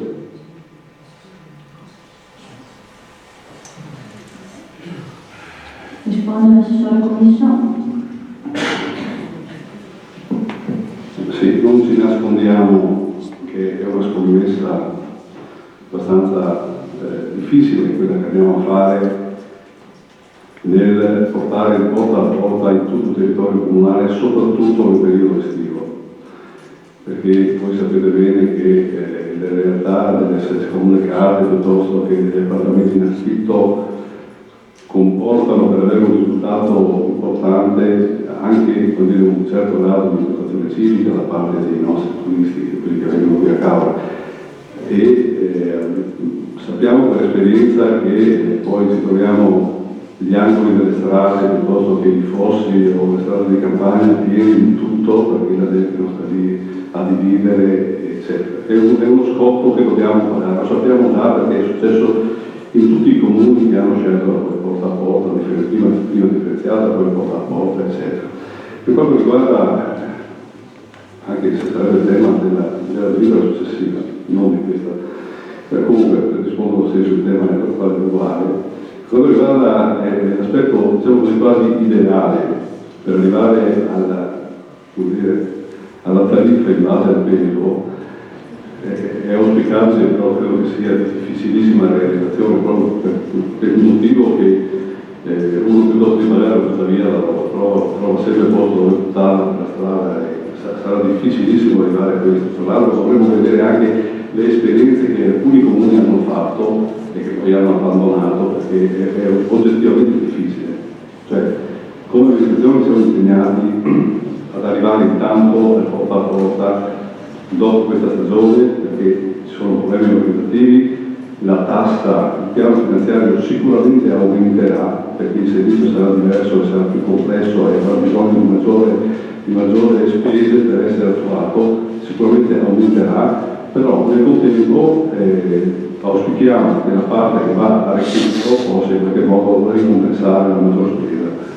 Ecco, questo è un argomento che va, quello dei rifiuti, che va tenuto monitorato continuamente, vanno fatte continuamente delle campagne di educazione, di informazione per i cittadini che si devono abituare a questo modo di raccogliere i rifiuti, che è il solo modo virtuoso. Noi siamo di Fanalino di Coda, giustamente come dice il capoluogo Favaro, del Veneto orientale siamo gli ultimi residui, abbiamo una differenziata che difficilmente arriva al 50%. Dobbiamo arrivare a livello degli altri comuni, sarà difficile, ma almeno il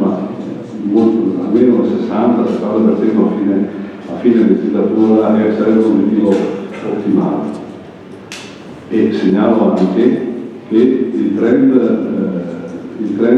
che aveva questo piano finanziario fino al 2014, con aumenti anche del 19, del 9%, del 4%, del 10% ogni anno, è stato fermato a 0 nel 2014, è cominciato a scendere dello 0,6 nel 2015, quest'anno abbiamo, sempre rispetto all'anno precedente, una diminuzione del 4,9%. Quindi contiamo che amministrando con attenzione, seguendo tutte le varie fasi, tenendo il fiato sul collo agli operatori e riorganizzando continuamente in base anche alle nuove esperienze che si farà, di riuscire ad ottenere buoni risultati nel futuro.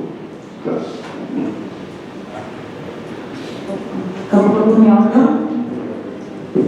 Grazie Presidente. Sì, c'è un po' una doccia fredda perché si dà di realismo o che sfiora quasi un po' il pessimismo, però allora, da un lato, come dire, non si può che prendere atto del fatto che questo miglioramento del 4,9% che poi è compreso sia meritevole di lode, quindi su questo ci sentiamo di spenderla una lode. Per contro però rimane come dire, una sorta, perché non è che non abbia proprio risposto alla mia domanda, quindi presumo che il fatto di non rispondere sia perché si sia scelto comunque di perseverare e mantenere questo atteggiamento nel metodo e di cercare di apportare a questo metodo, come dire, dei correttivi virtuosi in maniera da migliorarlo sempre di più. Ecco, noi invece però, come dire, insistiamo sull'idea di arrivare ad una tariffa a peso. Quello deve essere un obiettivo, perché è vero che non sono molti i comuni che lo fanno, però in Trentino ci sono dei comuni che lo fanno. Vabbè, non prendiamo la Svizzera, che magari lì sono super virtuosi rispetto a noi, no, in Emilia Romagna ci sono altri comuni che adottano questo sistema. E allora, da un lato bene, perché si sta lavorando nella direzione di cercare di contenere, dall'altro mi sento di dire male, perché lo sforzo andrebbe fatto proprio nella direzione di portare a peso questa cosa, affrontando magari un percorso, diciamo, sul periodo lungo, però accettando questa sfida, magari mi ci con un po' più di ottimismo. Grazie.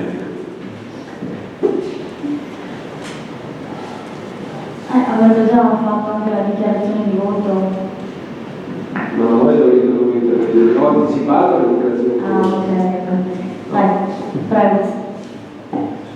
Dà fastidio che il capogruppo della minoranza parli, ma solo per completare il discorso, perché avevo dimenticato un passaggio. Sempre tra i suggerimenti e le raccomandazioni che ci sentiamo di dare, ce n'è una che riguarda la tabellina che compare a pagina 7 del piano finanziario, una tabellina che, su cui siamo già stati critici in passato e che nei precedenti piani finanziari, su cui continuiamo a rimanere abbastanza critici. C'è la tabella che riepiloga la quota parte del costo complessivo della gestione dei rifiuti relativa al contributo, all'impegno del personale del comune di Caorle dedicato appunto al tema rifiuti.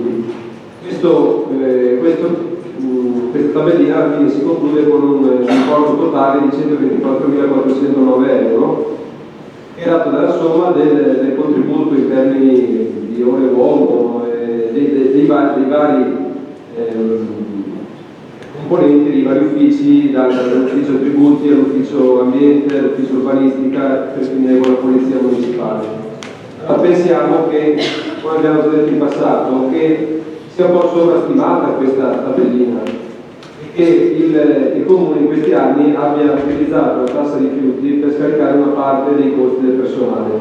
Sono costi fissi, certo, e che quindi se li togliamo parte, non del tutto, in parte, se riduciamo questa voce nel piano finanziario della tassa di rifiuti, chiaramente dovremo andare ad attingere ad altri capitoli del bilancio del Comune per compensare. Però pensiamo che non sia molto corretto appunto sovradimensionare l'impegno, la quota parte del pagamento del personale dedicato al tema rifiuti, del personale comunale, e scaricando di fatto sulla tassa rifiuti pagata dai cittadini una parte del costo del personale del comune. Vorremmo che ci fosse pensiamo che si possa limare, anche qui ci possa essere una razionalizzazione, andando a descrivere un quadro un po' più realistico rispetto a quello dipinto da questa tabella. Quindi pensiamo che anche qui si possa fare qualche risparmio. Grazie. Sì, se non sbaglio, pare che il conteggio di massima, ma se non mi sbaglio, questa era 200.000 l'anno scorso, era stata ridotta proprio in seguito, confermo, non so se dirigente conferma, era 200.000 l'anno scorso, sì, l'abbiamo già ridotta a 150.000, cioè per non venire fuori su una cifra tonda, proprio per queste considerazioni che ha fatto lei, che bisogna in qualche modo essere il più veritieri possibile e determinare la cifra che si dedica all'ASVO anche in base alla persona che comunicava. È già stata ridotta del 25%. Procediamo alla votazione. Voti favorevoli?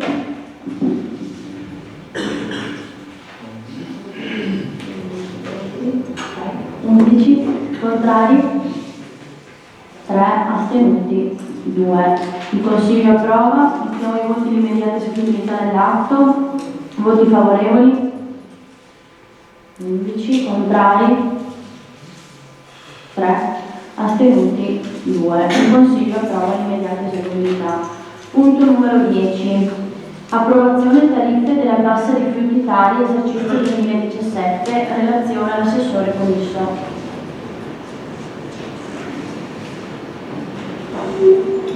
Dunque, richiamate le proprie deliberazioni numero 21 del 15 aprile 2014, con la quale è stato approvato il regolamento per l'applicazione della IUC, imposta una componente tale e successiva modifica di legislazione. Il dato odierno con la quale è stato approvato il piano finanziario ai fini di determinare il costo del servizio relativo ai servizi di igiene ambientale per l'anno 2017, visto l'articolo 5 del citato regolamento, il quale stabilisce che con un provvedimento di determinazione delle tariffe vengono anche stabiliti a. La ripartizione dei costi tra le utenze domestiche e quelle non domestiche, b. I coefficienti KA, KB, KC, KD previsti dall'allegato numero 1 del decreto del Presidente della Repubblica numero 158 del 99, ritenuto di stabilire la ripartizione dei costi tra le utenze domestiche e quelle non domestiche, applicando il 44,9% alle prime e il 55,1% alle seconde, confermare confermare i coefficienti KA e KB relativi rispettivamente all'attribuzione della parte fissa e della parte variabile del tributo alle utenze domestiche, confermare infine i coefficienti KC e KB relativi rispettivamente all'attribuzione della parte fissa e della parte variabile del tributo alle utenze non domestiche. Visto l'articolo 1, comma 169 della legge 296 del 2006, ai sensi della quale gli enti locali deliberano le tariffe e le aliquote relative ai tributi di loro competenza entro la data fissata da norme statali per la deliberazione del bilancio di previsione e che dette deliberazioni, anche se approvate successivamente all'inizio dell'esercizio, purché entro il termine innanzi indicato, hanno effetto del 1 gennaio dell'anno di riferimento, visto altresì l'articolo 15,3 del regolamento per la disciplina dell'imposta unica comunale, componente tale, ai sensi del quale con il presente provvedimento il Consiglio Comunale è anche chiamato a stabilire le scadenze delle rate del tributo, è ritenuto pertanto di fissare il termine del 30 maggio 2017 per il versamento della prima rata e del 30 novembre 2017 per il versamento del saldo. Dato atto che l'argomento è stato preventivamente sottoposto all'esame della terza commissione consigliare, ai sensi dell'articolo 10 del vigente regolamento del Consiglio Comunale, visti i pareri di regolarità tecnica e contabile espressi ai sensi dell'articolo 147 bis del decreto legislativo 267 del 2000 e dell'articolo 3 del regolamento dei controlli interni in merito alla presente proposta di deliberazione, visto altresì il parere espresso dal segretario comunale ai sensi dell'articolo 49,3 del regolamento sull'affidamento degli uffici e dei servizi, preso atto della discussione intervenuta per la quale si rinvia per vari atti, delibera di approvare la ripartizione di costi relativi all'integrale copertura dei servizi di igiene ambientale tra utenze domestiche e non domestiche nelle seguenti misure: utenze domestiche 44,90%, utenze non domestiche 55,10%. Di approvare le allegate tabelle anche per quanto riguarda la determinazione delle tariffe per i servizi di igiene ambientale per l'anno 2017 per le utenze domestiche e non domestiche. Di stabilire che per l'anno 2017 le scadenze per i versamenti del tributo sono le seguenti: 30 maggio 2017 per prima rata, 30 novembre 2017 per il saldo. Grazie. Ci sono interventi? No? Ok. Procediamo alla votazione. Voti favorevoli? 11. Contrari? 3. Astenuti? 2. Il Consiglio approva. Passiamo al punto numero 11 all'ordine del giorno. Approvazione nota di aggiornamento al documento unico di programmazione 2017-2019 e bilancio di previsione 2017-2019. Relazione all'assessore Barbaro. Grazie Presidente, buonasera. Visto l'articolo 151,1 del decreto legislativo 26, quale fissa il 31 dicembre di ogni anno il termine entro cui gli enti locali devono approvare il bilancio di previsione finanziaria entro un periodo triennale. Visto l'articolo 5,11 del decreto legge numero 244 del 30 agosto 2016, con il quale da ultimo detto termine per il bilancio 2017-2019 è stato differito al 31/03/2017. Visto l'articolo 174,1 del decreto legislativo 267/2000, sul quale gli schemi di bilancio di documento unico di programmazione sono predisposti alla Giunta Comunale e da questo sottoposti all'approvazione da parte del Consiglio Comunale, unitamente alla comunicazione complementare. Vista la deliberazione della Giunta Comunale numero 279 in data 29/12/2016, con cui sono stati approvati la nota di aggiornamento al documento unico di programmazione degli schemi di bilancio di previsione 2017-2019. Visto l'articolo 11,3 del decreto legislativo 18/2011 relativo alla comunicazione complementare al bilancio di previsione che già sono presenti nell'ambito dell'allegato numero 3 dato alla presente deliberazione. Aspetto esplicativo del pregiunto avanzo di amministrazione dell'esercizio 2016. Aspetto concernente la composizione delle missioni e programmi del Fondo Pluriennale vincolato. Concernente la comparazione del Fondo Crediti di eleggibilità, il prospetto dimostrativo rispetto dei vincoli di indebitamento furono esenti previste dalla contrattazione di nuovo debito. Rispetto relativo alle spese finanziarie tramite contributi e trasferimenti comunitari, l'aspetto relativo alle spese previste per lo svolgimento delle funzioni legate dalla Regione. Fatto la nota integrativa di cui appunto il comma 1 richiamato costituisce l'allegato numero 4, dato atto quanto riguarda l'ulteriore documentazione complementare prevista dall'articolo 172 del decreto legislativo 27/2000 che l'elenco degli indirizzi internet del gruppo amministrazione pubblica facendo riferimento al comune di Capri in lettera A, la tabella del riscontro dei parametri sanità dell'esercizio 2015 lettera B e il sospetto relativo al rispetto dei vincoli di finanza pubblica lettera E sono contenuti nella numero 5 alla presente delegazione. Non risultano beni immobili da destinarsi ai fini di cui alle leggi 167 e 62, 465 1, 470, 457 e 78 da cedersi in proprietà o in diritto di superficie tutti quelli compresi i piani già approvati lettera B. Per quanto riguarda le tariffe e aliquote di imposte e tasse di copertura, le aliquote dell'IMU sono state confermate con deliberazione consigliare numero 94 in data 20/12/2016. L'azzeramento delle aliquote relative alla TAC è stato confermato con deliberazione consigliare numero 95 in data 20/12/2016. La tariffa Tari del 2017 è stata approvata con deliberazione consigliare della Provincia. L'aliquota ai fini dell'addizionale comunale dell'IRPEF è stata approvata con deliberazione consigliare numero 23 in data 27/2008 e viene confermata per il 2016. Le tariffe relative alle imposte di soggiorno sono state approvate con deliberazione di giunta comunale numero 22/02/2013 e vengono confermate per il 2016.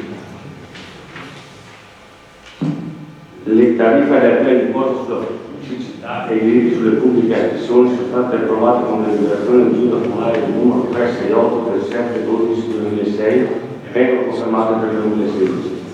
L'importo del canone per l'occupazione di spazi e aree pubbliche è stato da ultimo approvato con deliberazione di giunta comunale 95 del 7/12/2005 e confermato per il 2016.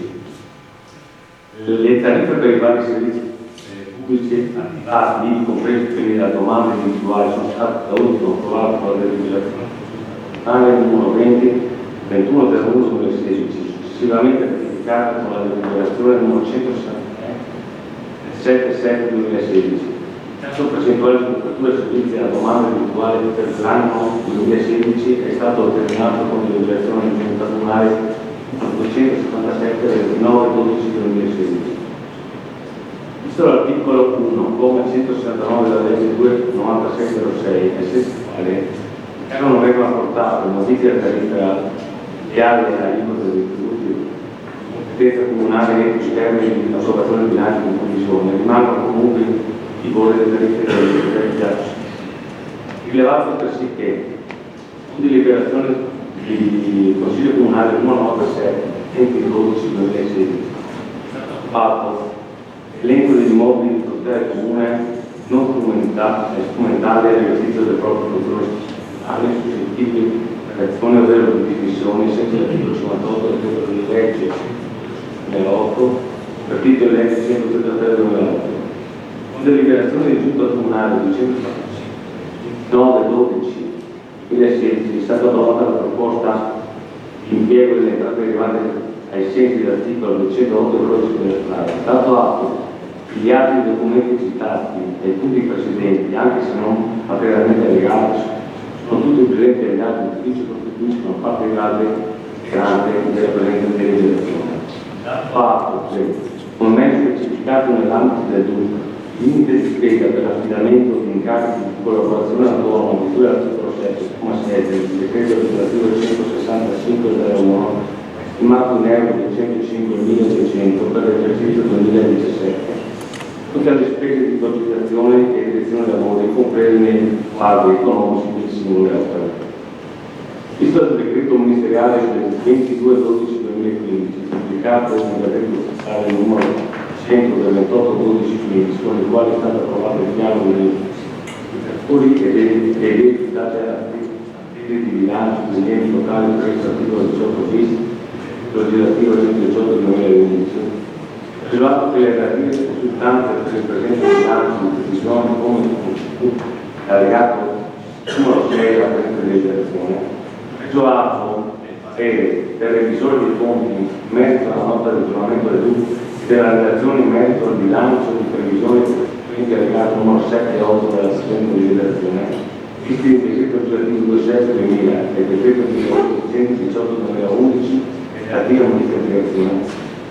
Il regolamento per la modalità di riferimento dato che l'argomento è stato preventivamente sottoposto all'esame della terza commissione consigliare in data 24/01/2017, ai sensi dell'articolo 10 del vigente regolamento del Consiglio Comunale, sopra del Consiglio Comunale di deliberare.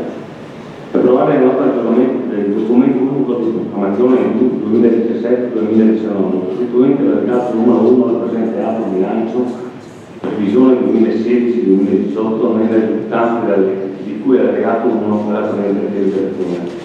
Approvare il bilancio di previsione 2017-2019 e le risultanze di cui è allegato numero 2 della presente legislazione, di dare atto della regolarità della documentazione complementare prevista dall'articolo 11, comma 3 della lettera dalla A alla F del decreto legislativo 118/2011, contenuto nell'allegato numero 3 dalla presente deliberazione, oltre alla nota correttiva lettera G, ne costituisce l'allegato numero 4. La regolarità della documentazione complementare prevista dall'articolo 172 del decreto legislativo 267/2000, tenuta nell'allegato numero 5 dalla presente deliberazione. La regolarità del piano degli indicatori e dei risultati attesi di bilancio degli enti locali previsto dall'articolo 118 bis del decreto legislativo 118 del 2011, allegato numero 6 alla presente deliberazione. Gli alleato che costituiscono altresì allegati alla presente deliberazione il parere del revisore dei conti in merito alla nota di aggiornamento del gruppo allegato numero 7 e la relazione in merito al bilancio di previsione allegato. Grazie. Ci sono interventi? Prego, molto Paolo. Sì, grazie Presidente. Allora, noi abbiamo necessità di rivolgere alcune domande, innanzitutto con riferimento al piano triennale delle opere pubbliche, il programma triennale delle opere pubbliche. Allora, il programma che è allegato, figura come allegato del piano, già del bilancio di previsione 2017, prevede alcune opere ritenute con priorità più o meno elevata messe in programma per l'anno 2017. Tra queste la sistemazione della strada di San Giorgio, strada comunale di San Giorgio, con una spesa di 581.000 euro. Poi è previsto un intervento di sistemazione del pronto soccorso. In verità questo intervento era già, si è già visto nei precedenti anni e si ripete anno dopo anno senza che nulla sia stato fatto effettivamente, nonostante le previsioni per sistemare il pronto soccorso. Infine, progetto importante ma purtroppo con priorità bassa, percorso ciclabile di collegamento tra Caorle e Ponteriello, con l'obiettivo poi di favorire la circolazione delle biciclette verso l'entroterra e da Ottava Presa verso il capoluogo. Allora, la domanda principale è quante speranze ci sono realistiche, reali e non appunto campate in aria, quante speranze ci sono di vedere effettivamente realizzate queste opere nel corso dell'anno 2017. In particolare la sistemazione della strada San Giorgio, su cui questo Consiglio Comunale è stato appena insediatosi, una delle mozioni presentate dalla consigliera Lazzari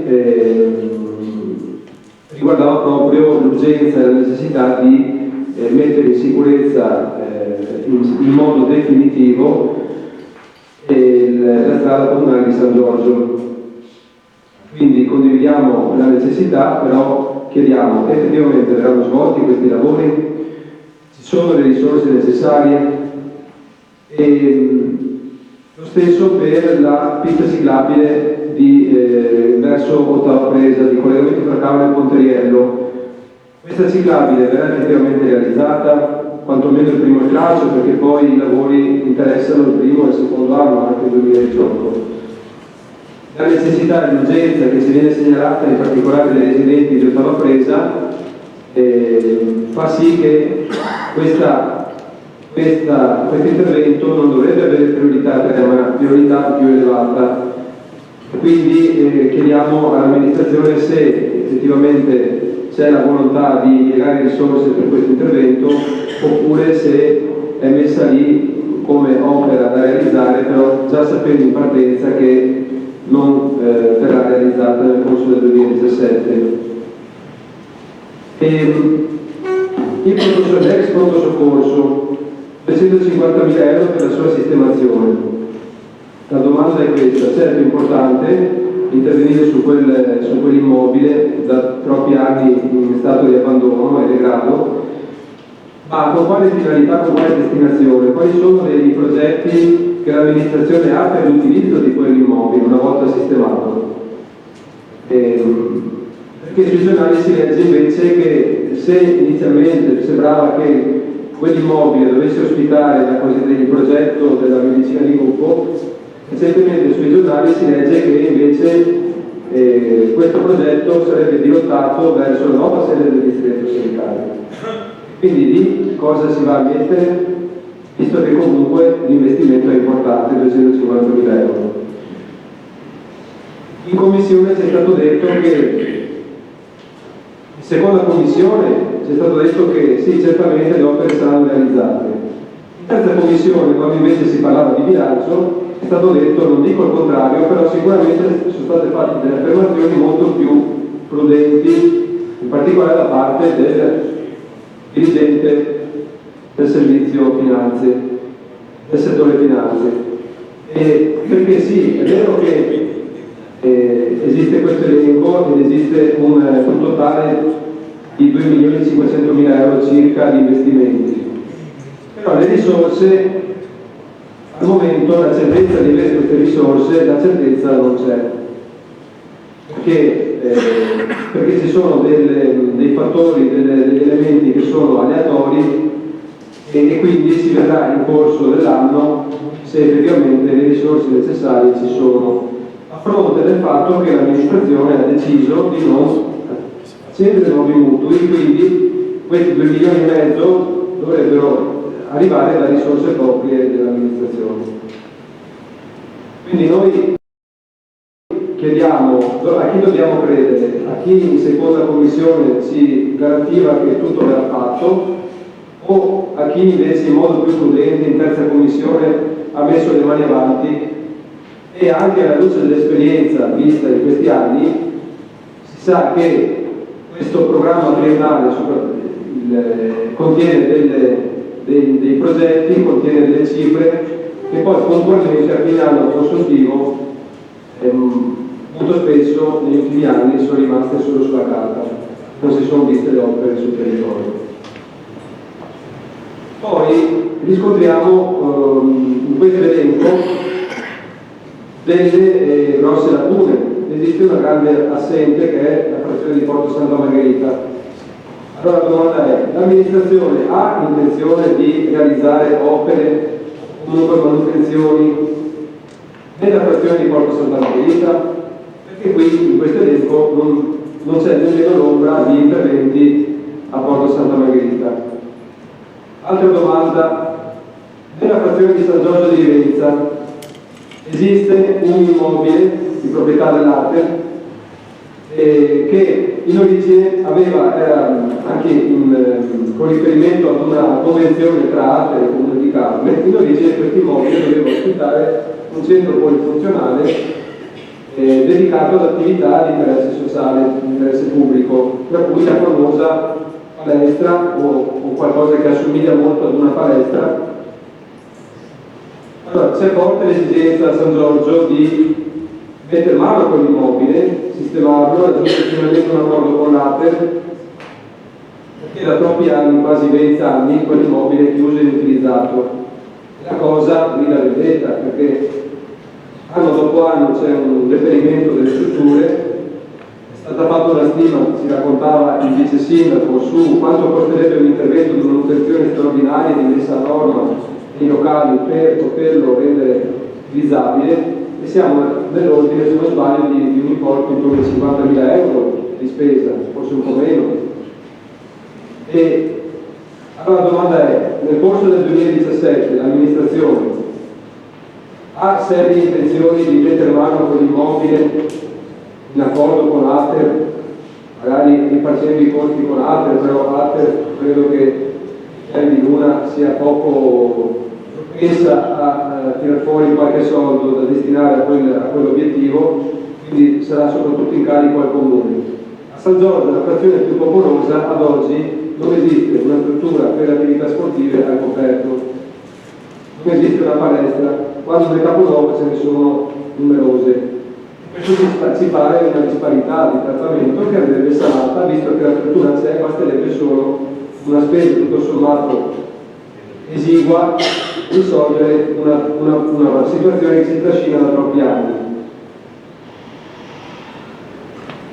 Per ultimo, ricordando bene le parole che l'assessore turismo Giusso ha detto in questo consiglio comunale a ottobre, quando si è discusso di DMO, chiedo all'assessore Giusso come comune amministrazione utilizzerà il gettito dell'imposta di soggiorno, che è un gettito importante, ma chiedo come anche con dei numeri e con una descrizione puntuale degli interventi, delle iniziative, delle attività che verranno messe in campo per l'utilizzo e l'impiego di questo gettito derivante dall'imposta di soggiorno, perché ricordo le parole dette quel giorno nel Consiglio Comunale dell'assessore Giusso, la quale disse che questa amministrazione, giustamente, in modo del tutto condivisibile, anche da parte nostra, molto attenta a come vengono spesi i soldi dei cittadini, i soldi pubblici.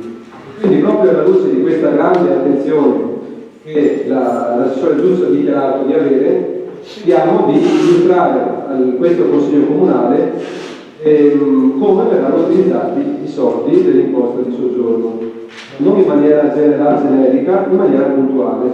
Grazie. Ci sono altri interventi?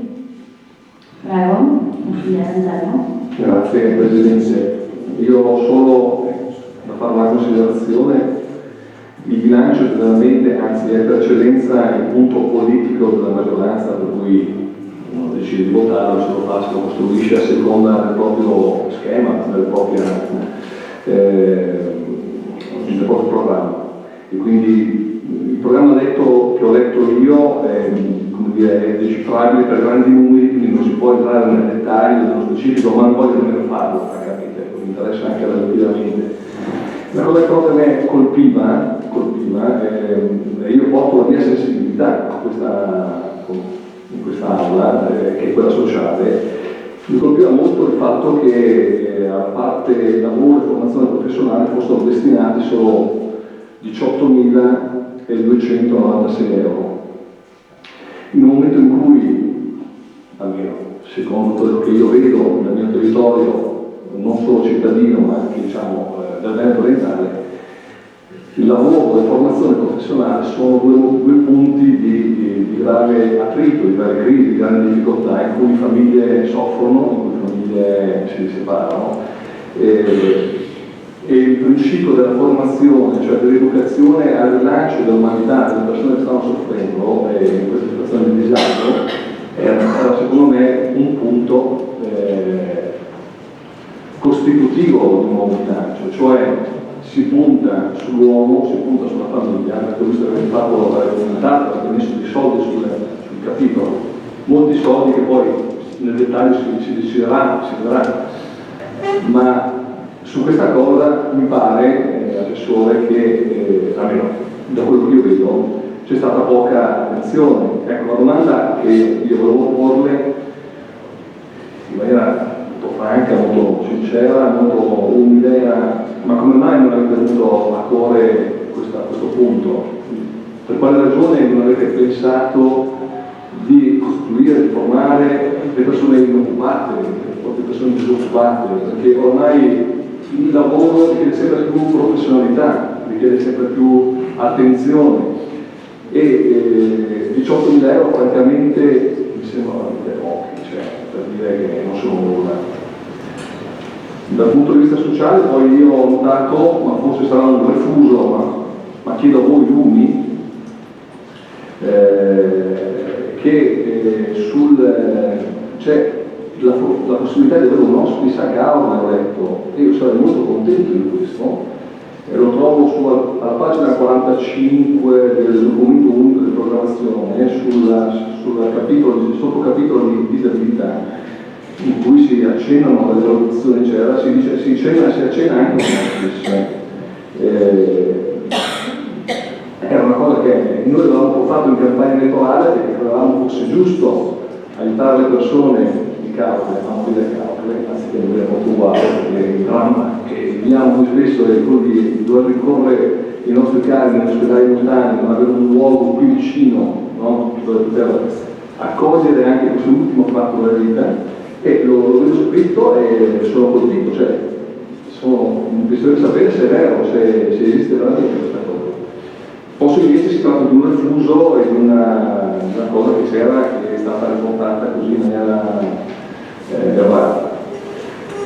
L'ultima cosa che a me colpiva, sempre per grandi temi e non entrando nel dettaglio, sempre tornando alla questione delle opere pubbliche, allora condividendo lo spunto del capogruppo Favaro, cioè sulla questione dell'expo di soccorso dei 250.000 euro, forse oggi anche questi sono nel uso, tanto che quel luogo destinato alla legge di gruppo oggi verrà spostato all'attuale pronto del punto dell'intervento, non potessero essere investiti, per esempio, nella sicurezza stradale e nello specifico, facendo riferimento alla interpellanza che fece la mia collega, una parentesi che ringrazio, la Marmellati, per il lavoro che ha svolto fino ad oggi e che io tento di sostituire, se non potrà essere utilizzato per la messa in sicurezza della statale, quella della provinciale che giù dal ponte collega Ponte Santa Margherita, perché quel punto di accesso d'estate, come sappiamo tutti, ha lasciato incidenti, alcuni hanno perso anche la vita e francamente forse sarebbe opportuno con cui bisognerebbe quantomeno capire se esiste una possibilità di fare una rotatoria provvisoria. È un'idea che mi viene e che cerco di condividere con voi.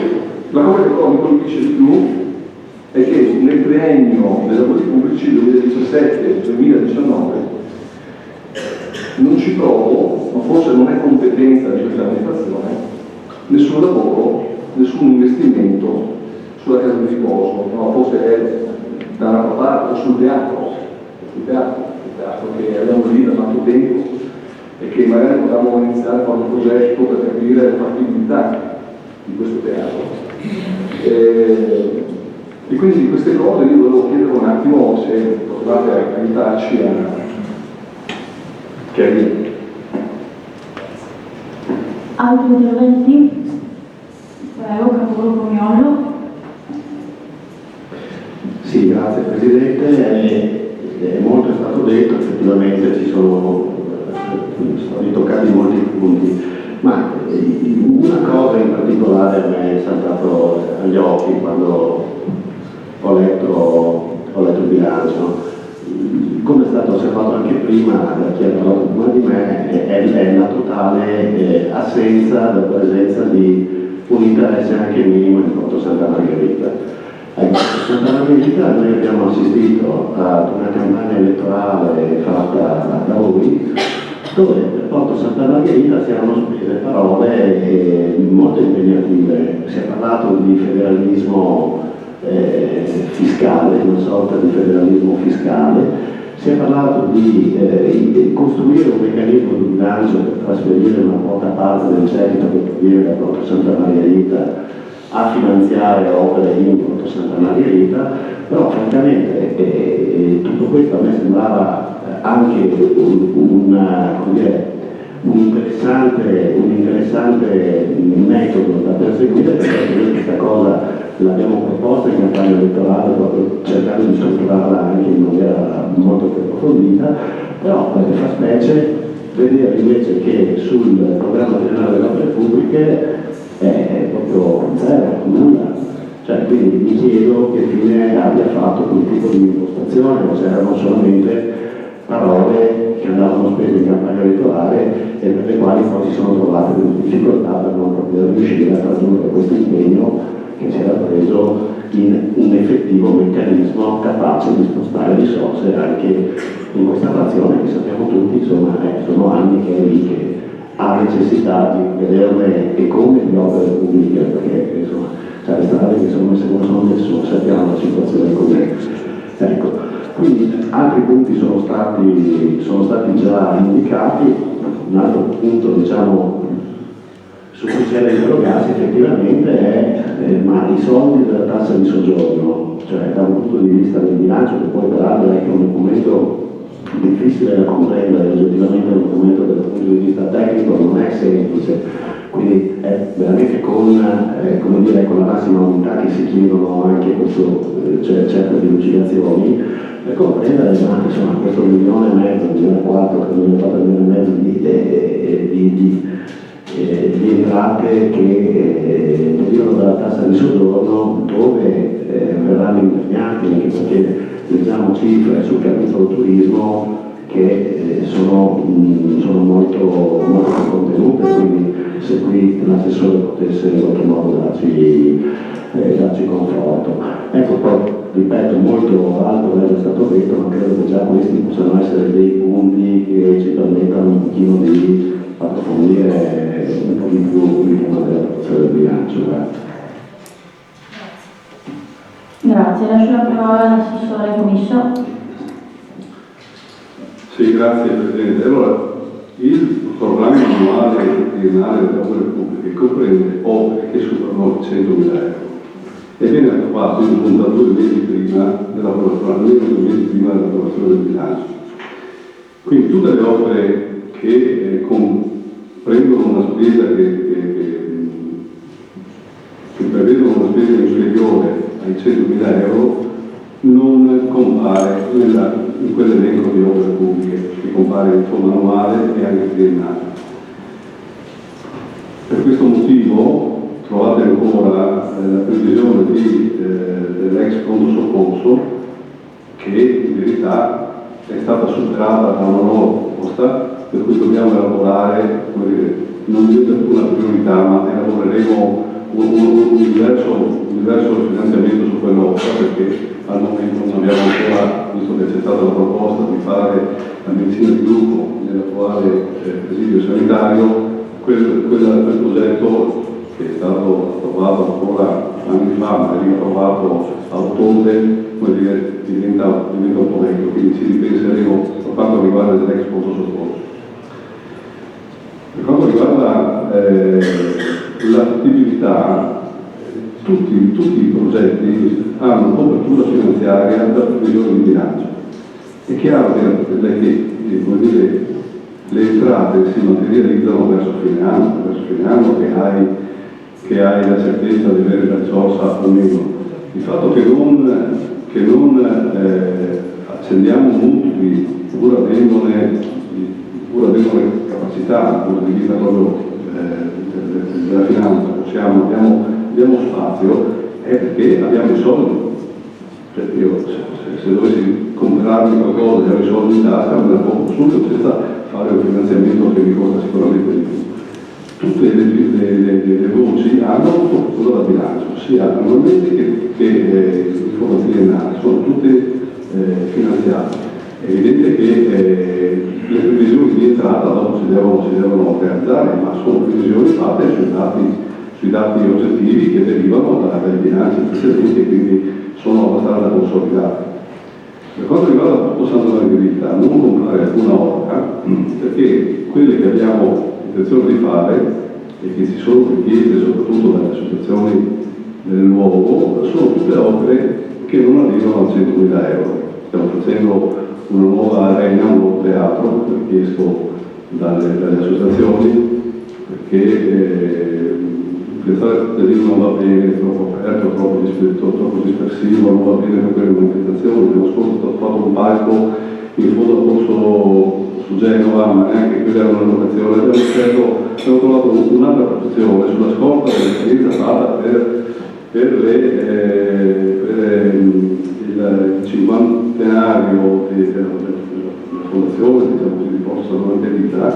È stata trovata una location che si è rivelata molto positiva, che è quella del parcheggio che è stata l'Arsenal. Lì costruiremo un nuovo un anfiteatro e lo dedicheremo su richiesta delle associazioni agli eventi che andremo a fare.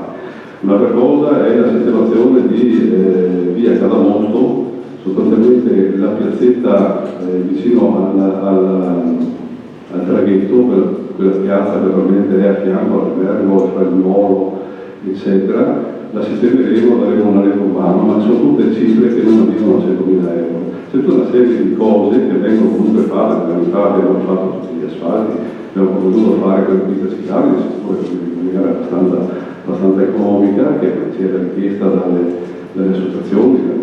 Quindi non è vero che non c'è attenzione adesso a Porto Santa Margherita. Sono state fatte delle scelte, relativamente alle priorità che riteniamo essere più importanti. Noterete per esempio che Piazza San Giorgio è stata tolta, cioè Piazza San Giorgio che si trascinava avanti da decenni, non so da quanti anni, non è più stata ritenuta una priorità. Daremo priorità alla sicurezza stradale di corso risorgimento a San Giorgio. Lì probabilmente nei prossimi lavori pubblici faremo lì sì una rotatoria, abbiamo già un progetto per mettere in sicurezza la pista ciclabile e quindi un corso abbastanza pericoloso. Altra cosa, per il corso pericoloso che la strada San Giorgio si mette sulla provinciale 54, quella è oggetto di quel progetto per 581.000 che entrava nei punti critici finanziati dalla legge regionale. Quindi io non vedo grandi, adesso non so se mi sono perso qualche altra domanda, grandi criticità sotto questo punto di vista. La copertura finanziaria c'è, la volontà di ricorrere a esigenze sia dei turisti ma anche dei residenti che trovano presa, e quindi di fare quella pista ciclabile che viene fatta proprio in un'area che è pubblica perché è proprietà della provincia. Ciò ci consente di risparmiare moltissimo dal punto di vista degli espropri ed è anche una via molto pratica, non è turistica perché potevamo andare sull'argine, ma evidentemente uno che viene in bicicletta a lavorare a Caori, insomma è un po' lungo da fare, abbiamo tutti solitati nati, non si riesce a fare quei 2 km che sono lungo la strada, e quindi riteniamo che sia anche una soluzione ottima perché va a collegarsi con il resto delle piste ciclabili che abbiamo sul Palermo piuttosto che sul Giro della Luna e che si Remme e poi a Sargentano. Quindi le opere che abbiamo messo in programma sono tutte opere che sono richieste dai cittadini, sono cose che abbiamo detto in campagna elettorale, non abbiamo dimenticato nessuno, abbiamo potuto fare delle priorità che sono queste.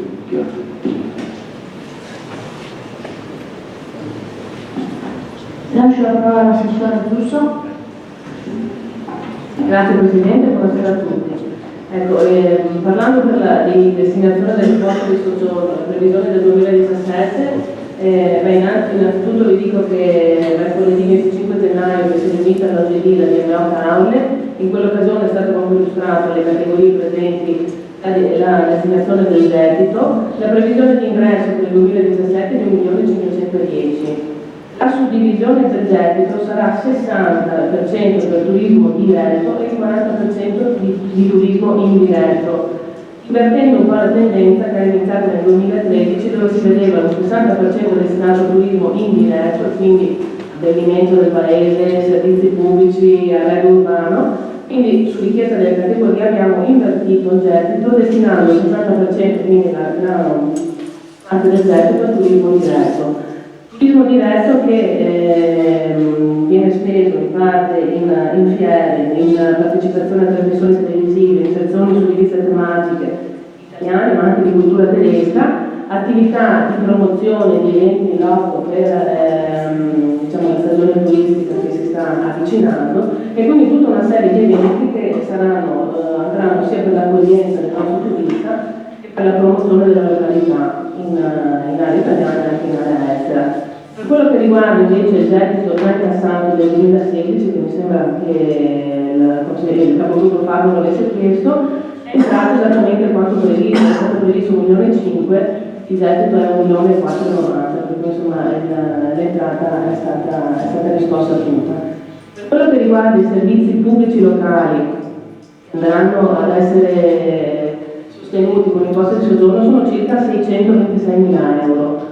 220.000 sono più o meno gli interventi comunque legati al turismo, quindi parliamo di acquisto di bandiere blu della polizia del salvataggio delle imprese libere in Cavolo, con Santa Margherita, ma anche in Brussa. Poi abbiamo un'integrazione al trasporto pubblico locale proprio legata al servizio estivo, vigili del fuoco che avranno il distaccamento, il costo di distaccamento estivo, e insomma tutte spese di irrigazione delle aiuole e delle fontane. Queste sono illuminazione pubblica e l'estensione del verde. Questi 600.000 euro della tassa di soggiorno, ripeto, sono circa il 40%, vanno destinati a finanziare i servizi pubblici locali, mentre il resto del 60%, come dicevo prima, va su manifestazioni, sulle attività di supporto, sulle attività di accoglienza al cliente, sulle attività di promozione.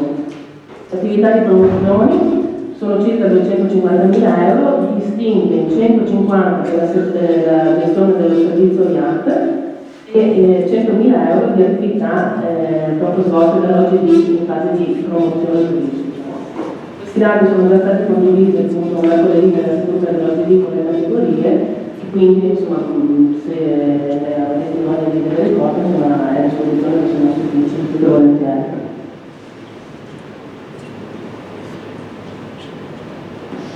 Prego, consigliere Anterno. Mi scusi Assessore, una domanda. Lei l'aspetto socio-sanitario lo considera turismo di diretto, giusto per capire? Con socio-sanitario si intende dare...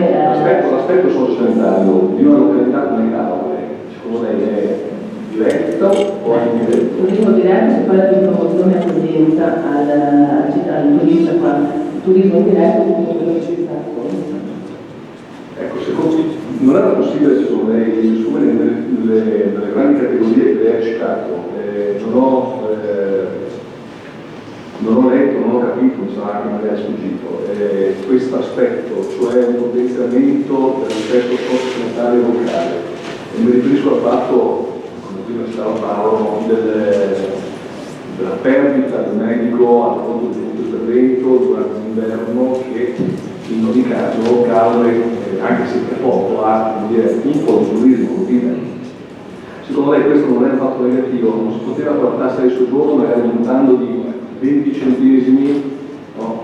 Sopperire quel costo a quel taglio che ha dovuto infliggere a una località come la nostra? No, sul momento della tassa di soggiorno non possiamo intervenire, lo sa che c'è il gioco dell'aumento delle tariffe, per cui non possiamo intervenire, anche volendo ma non possiamo intervenire. Per quanto riguarda invece il medico insomma, che è stato levato al punto di primo intervento, in realtà non riguarda la stagione estiva, nella stagione estiva per quello che riguarda tutto l'aspetto sanitario non rientra in questo gettito, ma è altra partita, perché sappiamo che la sanità non può essere gestita dal comune.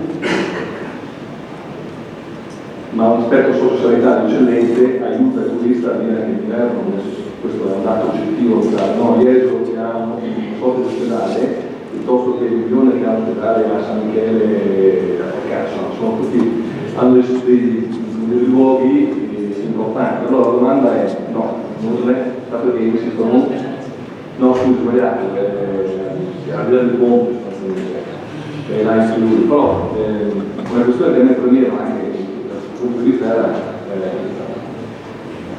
siccome io assieme a qualche medico, ho quantificato la spesa del medico assente, oggi del taglio, che pare sia veramente, per caso dovrebbe essere una cifra irrisoria, o quasi irrisoria. Mi domandavo se non potevamo noi aiutarci, no? Visto che l'ASL non può farlo, aiutarci noi a riproporre un servizio di medicina H24 con un medico di pronto soccorso, anche se non è pronto soccorso, ma un medico di soccorso capace di affrontare bene le difficoltà dei nostri anziani che di sera o dei nostri turisti che d'inverno sono qua e non sappiamo dove andare. Questa è la domanda. Ne avevamo parlato anche forse la scorsa volta, che non è che la mancanza del medico presente in pianta stabile appunto di primo intervento renda il servizio inefficiente o inefficace, perché comunque ci sono tutte le altre attività come 118 o comunque la presenza della Guardia Medica che comunque dalle 8 di sera fornisce il servizio che vanno a sopperire questa mancanza. Inoltre il progetto della medicina di base spostata al punto di primo intervento, inizialmente verrà attivata H9, poi H12, gli altri H12 sono offerte comunque dal servizio di guardia medica, quindi alla fine si sta puntando ad un vero servizio H24. Probabilmente l'avevo illustrato più diffusamente un'altra volta il sindaco perché è una materia vitale, però sì, se ne aveva parlato la scorsa volta.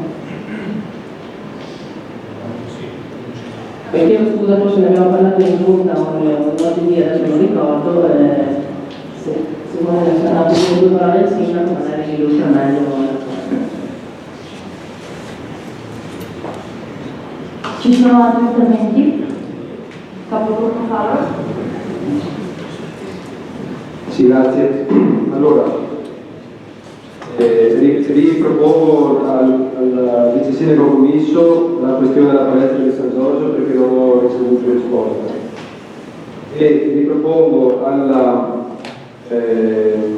all'architetto Giusso, assessore al turismo, la richiesta di avere un dettaglio maggiore nella descrizione di come vengono impiegati i soldi di porto soggiorno, perché nell'illustrazione che lei ci ha fatto ha definito le macro categorie, però senza stabilire appunto nel dettaglio come ad esempio viene effettuata la promozione turistica della località, mediante la partecipazione a quali fiere, che lei mi ha fatto un riepilogo molto veloce, essendo fiere di trasmissioni, partecipazioni a trasmissioni televisive, attività e manifestazioni per la stagione turistica, il tutto inteso nel capitolo turismo diretto, cui viene dedicato il 60% del gettito. Bene, però stiamo parlando di 900.000 euro circa. Non mi accontento di una descrizione così sommaria e veloce, perché non stiamo parlando di buscolini, stiamo parlando di 900.000 euro. Stesso vale per la quota dei 625.000 euro destinati ai servizi pubblici locali, quindi al turismo indiretto. Quanta parte è destinata alla gestione del verde, quanta parte è destinata al potenziamento del trasporto pubblico e con quali interventi, quanta parte è destinata alla pulizia e al salvataggio nelle spiagge libere e con quali modalità. Per favore chiedo un maggior dettaglio, una maggior precisione e un po' meno approssimazione. Grazie. Risponde l'assessore Giusso. Sì, e due parole anche in merito alla palestra alta di San Giorgio, visto che sono anche delegato della frazione e ci stiamo occupando assieme all'assessore commisso della cosa. Noi con l'ATA siamo in contatto già a settembre, abbiamo già fatto un paio di incontri e speriamo di giungere presto ad un accordo con l'ente che sappiamo completare dell'immobile. Insomma, stiamo trattando appunto per arrivare a conclusione, per poter fruire di quell'immobile, essendo ben conscia che a San Giorgio non abbiamo altre palestre se non quella all'interno della scuola Vivaldi, pur essendo piccola, ma comunque un locale ben utilizzato. Per quello che riguarda la destinazione del gettito d'imposta è molto dettagliata la cosa, ci sono un sacco di capitoli, sia capitoli che vanno comunque sulle spese dei lavori pubblici, sia sulle spese di dei capitoli del turismo. Se vuole la lettura dell'intero programma, è stato letto mercoledì scorso in OGD, insomma, il Consiglio Economico delle Categorie, ma se vuole facciamo richieste già solleate oppure leggiamo tutte le voci. Per l'acquisto di bandiere blu sono previsti 5.000 euro. Per la pulizia e gestione delle spiagge e dei bagni di Porto Santa Margherita sono previsti 3.000 euro. Per il salvataggio della spiaggia 52 sul capitolo 2083, mentre sul capitolo 2085 delle spiagge di Bruxelles sono previsti 22.000 e 6.000. Per l'integrazione del trasporto pubblico locale sono previsti 65.000. Per il distaccamento estivo dei vigili del fuoco sono previsti 10.500 euro. Per le spese di irrigazione delle aiuole delle montagne, al capitolo 1688 ci sono 33.000 euro. La disinfestazione delle aree da zanzare sono previsti 22.750 euro. Poi ci sono interventi di illuminazione pubblica 216.900 e gestione del verde 189.999. Questi sono i servizi pubblici locali per un totale di 626.140. Dopo c'è tutta la divisione e la descrizione delle voci dettagliate. Quello che riguarda le manifestazioni, il capitolo prevede 280.000 euro, 150.000 euro le manifestazioni turistiche di iniziativa comunale, contributi per manifestazioni e iniziative turistiche 120.000 euro, per la gestione della carrollina 5.000 euro, quindi 280.000 euro. Per quello che riguarda le manifestazioni sportive e turistiche 215.000 euro e sono 3 capitoli distinti.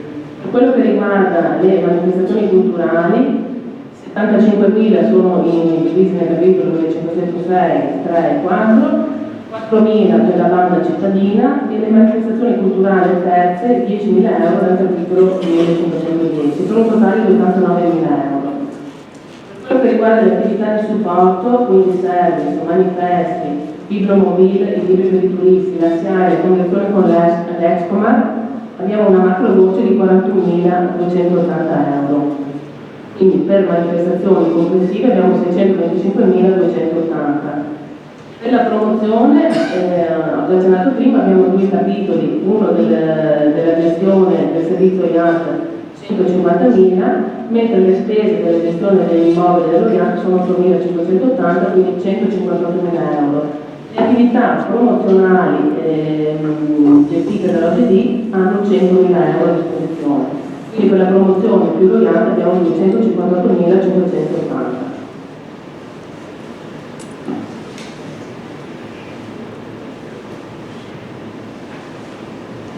Dopo, se vuole anche sapere la partecipazione del PL, andremo nei mesi di febbraio e marzo, siamo qua. Abbiamo la Fiera di Bergamo 17-19 febbraio, Fiera di Monaco 22-26 febbraio, Berlino 8-10 marzo, Milano 4 aprile e Klagenfurt 7-9 aprile. Altre cose sono.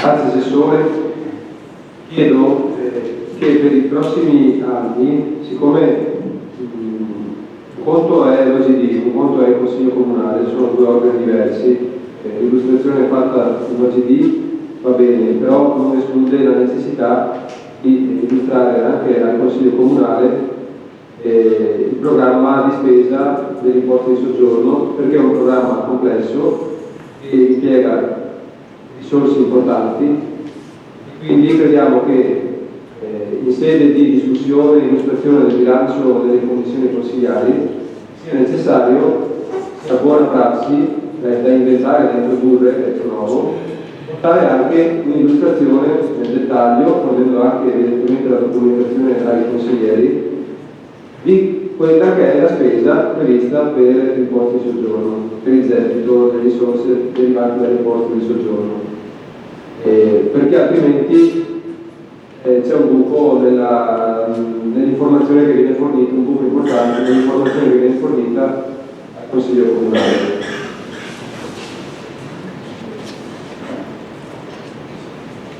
Altro? Prego, Assessore Barbaro. No,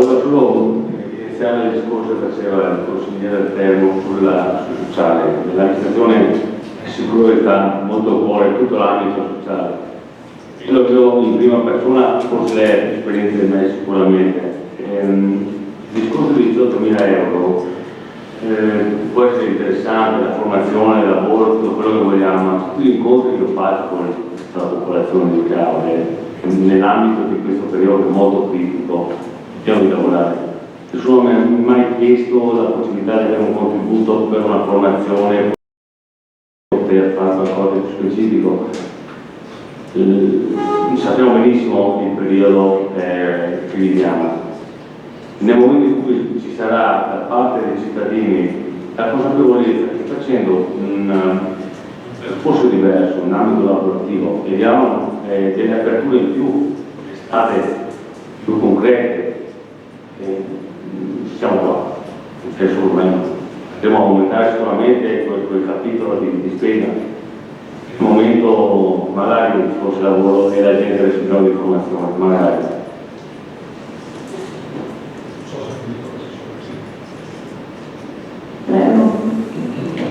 Sicuramente ci troviamo dalla stessa parte.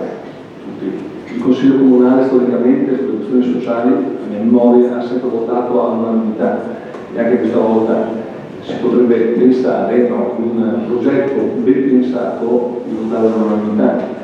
La questione che io ponevo però, Assessore, non è così, cioè è relativa al fatto che oggi le persone inoccupate non riescono più a trovare lavoro proprio perché non hanno le competenze adeguate per trovare lavoro. Allora, è vero che c'è poca difficoltà, è vero che ci sono difficoltà lavorative, che c'è poca gente che assume, chi assume con i voucher, chi assume, lo sappiamo, il mondo è molto vasto, il mondo del lavoro è molto vasto. La cosa che a me prendeva a capire è riuscire a recuperare nell'ambito sociale che lei sta imparando, perché ci vorrà del tempo, proprio lo so, cioè scuola ci sono passato, ci vorrà del tempo, e già darsi del tempo per imparare le cose, è che di fatto si vanno a prendere le persone inoccupate a casa, le disoccupate a casa, che oggi non cercano più nemmeno lavoro e quindi non cercano più perché sono depresse, sono in difficoltà, eccetera, si vanno a prendere a casa, si fanno dei progetti sociali che lei conosce e attraverso quei progetti sociali di formazione e educazione al lavoro si portano le persone a un nuovo stimolo, una nuova proposta, ecco perché in questo momento probabilmente attraverso anche l'ambito Rocco come cosa che avevamo usato storicamente, ma che lei potrà usare tutti i sistemi che crederà opportuno, attraverso quegli strumenti che noi abbiamo già a casa e che altri che potrebbe inventare lei, okay, si possono pensare progetti strutturati non solo per chi non ha lavoro, che è fondamentale educarli, ma anche per chi lavora già e chi fa la stagione. Magari ci sono persone che sanno poco tedesco, per esempio, e che dovrebbero impararlo meglio, oppure persone che non sanno usare il computer, che dovrebbero usare, cioè, tutte quelle cose che lei sa meglio, non è che io voglio. E quindi attraverso, ecco perché dico che 18.000 euro probabilmente, visto che oggi la richiesta di persone competenti è sempre più alta, e guarda caso le persone più in difficoltà sono i cinquantenni che perdono il lavoro perché non hanno le competenze dei giovani che stanno a smanettare alla grande sul computer, sanno fare le cose che magari noi siamo in difficoltà. Poi per quelle persone là sarebbe opportuno pensare ai progetti formativi adeguati attraverso finanziamenti europei, attraverso tutte le cose, attraverso la Camera di Commercio, attraverso tutte le cose in collaborazione. Ecco perché io credo che 18.000 euro in questo momento storico siano, come dire, un'offesa a chi avrebbe l'urgenza di qualificarsi. Altri interventi? Il capogruppo Miolno? Sì, scusate, grazie Presidente. Probabilmente c'è molta carne al fuoco come si suol dire, però io non ho colto bene il senso del mettere in un capitolo a bilancio a finanziamento dell'ex pronto soccorso e quando poi ci è stato spiegato che sostanzialmente quelle finalità per cui quel finanziamento veniva sostenuto non ci sono più. Allora, che cosa avete in mente di fare all'interno dell'ex pronto soccorso? Cioè, perché c'è un progetto alternativo per cui vale la pena di impegnare quelle risorse, oppure non so se mi è sfuggito qualche passaggio su questo tema, quindi chiederei grazie, chiarimento su questo. Capogruppo Paolo? Sì, mi sento di cercare di ritornare su due punti del piano triennale delle opere, con riferimento alla pista ciclabile di collegamento con Ottava Presa e con riferimento al collegamento delle due sponde del Nicesolo a Porto Falconera. Allora, in commissione ci è stato detto che tra le attività, le opere, gli interventi previsti c'è anche il completamento dei cosiddetti Giralaguna, Giraremene, Giralivenza, con interventi puntuali specifici, tra cui l'acquisto di un'imbarcazione elettrica che il Comune ha in programma di fare per il collegamento al palangone delle due sponde. Allora, noi riteniamo che nell'attesa di una pista ciclabile vere e proprie lungo la provinciale che va a Ottava Presa possa benissimo svolgere la funzione di collegamento ciclabile per la frazione di Ottava Presa, senza parlare poi di tutti i risvolti del cicloturismo, quindi per utenza turistica, ma anche l'utenza dei residenti, troverebbe un ottimo, a basso costo, un'ottima soluzione per il collegamento ciclabile con il capoluogo, anche quel percorso che, guardando mappa alla mano, non comporta un allungamento delle percorrenze da fare, se non minimo, e potremmo quindi giustificare maggiormente i costi di gestione poi di un traghetto, di un servizio di traghetto, se all'utenza turistica si somma anche l'utenza dei residenti. Ecco, vi chiediamo di prendere in considerazione questo aspetto, che certo l'obiettivo di una pista ciclabile lungo la provinciale è un obiettivo importante, ma l'obiettivo molto comporta dei costi 250.000 euro se non sbaglio in 2 anni, 500.000 euro distribuiti in 2 anni, non sono pochi soldi. Nell'attesa di questo intervento, un costo tutto sommato crediamo alla portata delle finanze del Comune, si potrebbe utilizzare un percorso ciclabile già esistente, manca solo il collegamento sul palangone. Poi rispetto al collegamento tra le due sponde del Nicesolo a Porto Falconera, quindi da Porto Falconera verso Valle Vecchia. Allora, noi siamo, come sapete, come ricorderete, favorevolissimi a questo collegamento ciclopedonale tra Cauve e Valle Vecchia. Anzi, l'abbiamo proposto, promosso, caldeggiato fortemente in questo Consiglio Comunale, anche proponendo mozioni, ordini del giorno, interrogazioni, eccetera. La soluzione, non abbiamo visto le tavole perché non c'è stato il tempo e adesso veniamo attraverso agli atti, cercheremo di avere in mano tavole progettuali elaborate il progetto, però la descrizione che è stata fatta a voce dall'assessore in commissione su dove collocare, su come realizzare questo collegamento, i due pontili sulle due sponde, sembra una soluzione da un lato complicata tecnicamente e anche costosa, dall'altro una soluzione che può comportare degli impatti sull'ambiente non da sottovalutare. Quindi nello sviluppo del progetto, perché siamo immagino solo alla fase preliminare, nello sviluppo del progetto vi chiediamo di magari avere un percorso progettuale partecipato, condiviso, aperto, in modo da coinvolgere anche la minoranza consigliare e magari anche la cittadinanza, sì, perché stiamo parlando di un intervento molto, molto atteso, molto interessante, però che sarebbe bello che venisse progettato in maniera partecipata.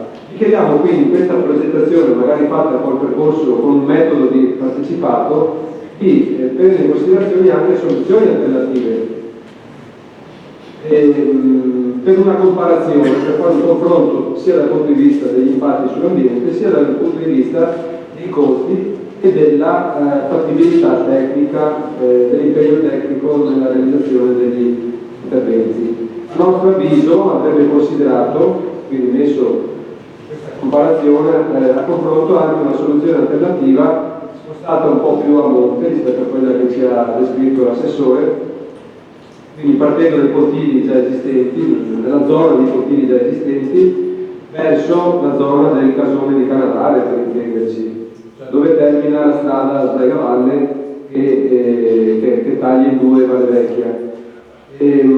Quindi valutare almeno un paio di ipotesi alternative, possibilmente con un percorso partecipato. Risponde l'assessore Comisso? Allora, quanto riguarda la richiesta che faceva il capoluogo Miolo circa l'opportunità di mantenere il finanziamento di 250.000 euro per il rinnovo dell'Expo sul corso, abbiamo risposto prima, il piano di lavori pubblici va approvato in giunta almeno 2 mesi prima dell'approvazione del bilancio. 2 mesi fa non eravamo ancora a conoscenza di questa variazione che ci ha partecipato il direttore generale della Squadra, Bramezza, in cui si intende fare quello che volevamo fare all'interno del corso dell'Expo soccorso, si vuole fare la medicina di gruppo all'interno del distretto sanitario, quindi viene meno questa cosa, ma non abbiamo ancora, proprio la questione degli ultimi giorni, non abbiamo ancora ragionato su cosa fare. Certo è un finanziamento quello che al momento, diciamo così, rimane congelato, dobbiamo ancora decidere, dobbiamo ancora parlarne perché è una cosa recentissima. Per quanto riguarda le piste ciclabili, lei sa come Favaro che nel piano delega del livello di finanziamento delle varie piste ciclabili, noi ne abbiamo 3 su 4 che interessano il nostro comune. Abbiamo la Gira Lagune che parte praticamente, dovrebbe partire da San Michele e arrivare fino a Cavallino in teoria, ha ancora l'elettricità, ma è quella che passa sostanzialmente lungo Valle Altanea, che passa a Sansonessa, che arriva al ponte Saretta, eccetera. Abbiamo il Gira Divenza e il Gira Lemine che interessano il nostro territorio, da cui è esclusa solo la Gira Tagliamento, mi pare, no? Ci sono ancora delle criticità che riguardano soprattutto le infrastrutture che andiamo ad utilizzare.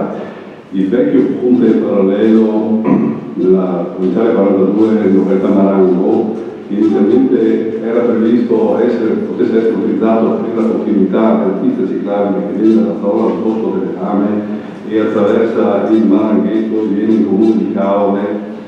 Quello non c'è nessuno che si fida di dare l'autorizzazione a passare perché è fatiscente diventato, no? Quindi già quella è una pubblicità che obbliga la pista a salire su quel piccolo marciapiede accanto sull'attuale provinciale 42.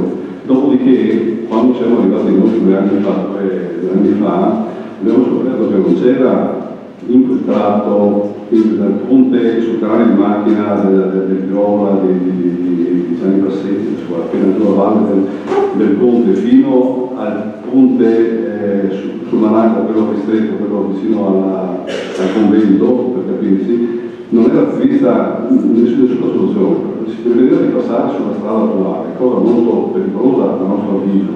Tant'è vero che siamo andati a chiedere, cosa che non era stata fatta in precedenza, alle varie ditte imprese agricole che sono lì nella zona, se erano disponibili a far passare questa pista attraverso, e abbiamo trovato anche dei consensi.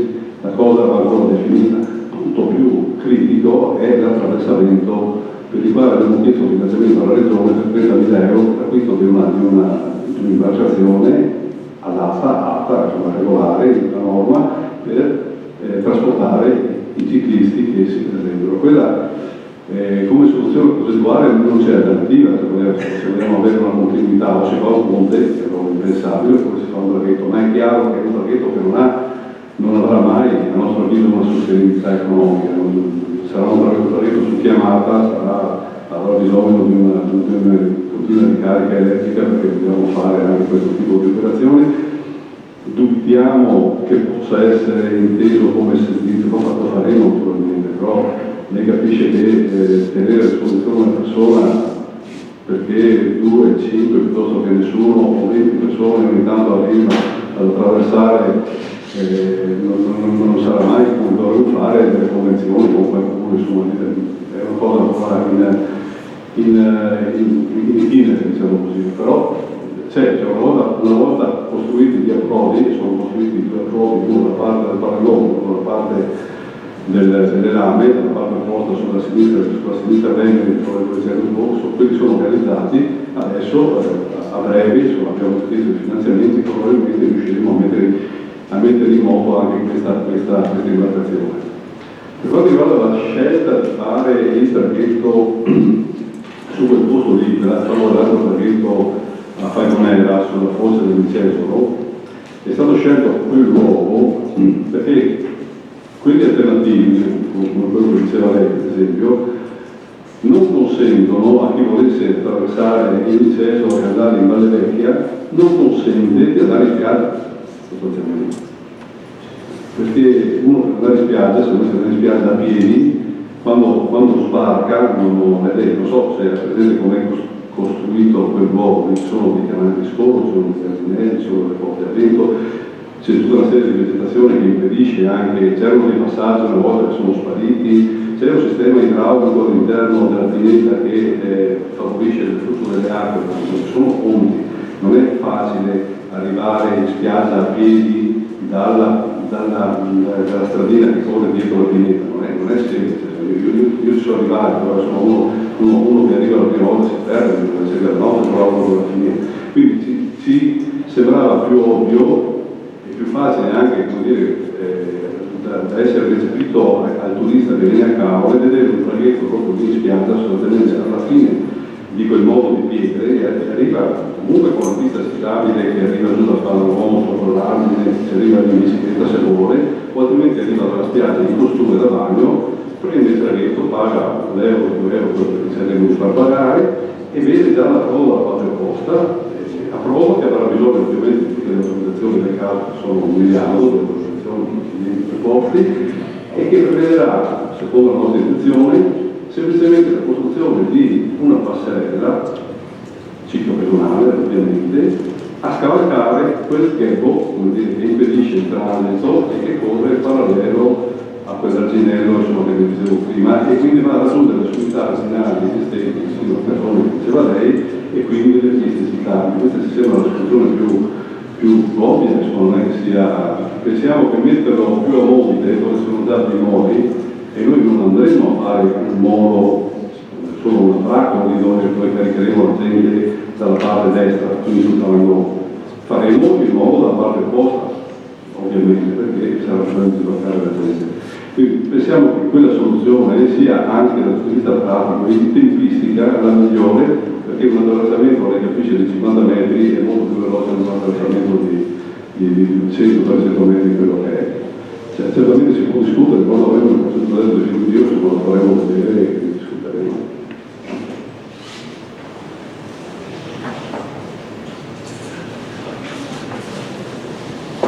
Ci sono altri interventi? Sì. Grazie, no, Presidente. Sì, un'ultima cosa che è sfuggita prima e che avevo voluto chiedere era un chiarimento anche sul capitolo della pesca. Nel senso che ci piacerebbe comprendere meglio qual è il peso, diciamo, dei costi della gestione pubblica del mercato idrico, per vedere se è possibile un'indicazione in questo senso. Grazie.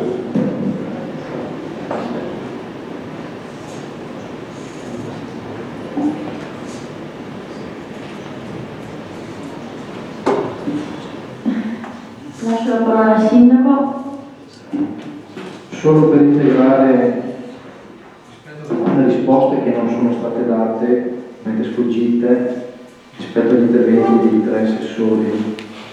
Allora, l'intervento di qualche capogruppo, non ricordo adesso chi, si dice e si chiede perché il bilancio di previsione non si trova nulla relativo alla casa di riposo, parlo come intervento di riqualificazione piuttosto che cambiamento piuttosto che altro, e non si trova nulla rispetto anche al teatro. Le due questioni vanno un attimo trattate assieme perché non stiamo parlando di beni del comune di Capri, non dobbiamo dimenticare che alla data odierna ancora la casa di riposo, intesa come struttura, non come gestione, è proprietà della Cauve Patrimonio, non del comune di Cauve, quindi non entra nel bilancio di previsione del comune di Cauve per quanto riguarda le opere pubbliche.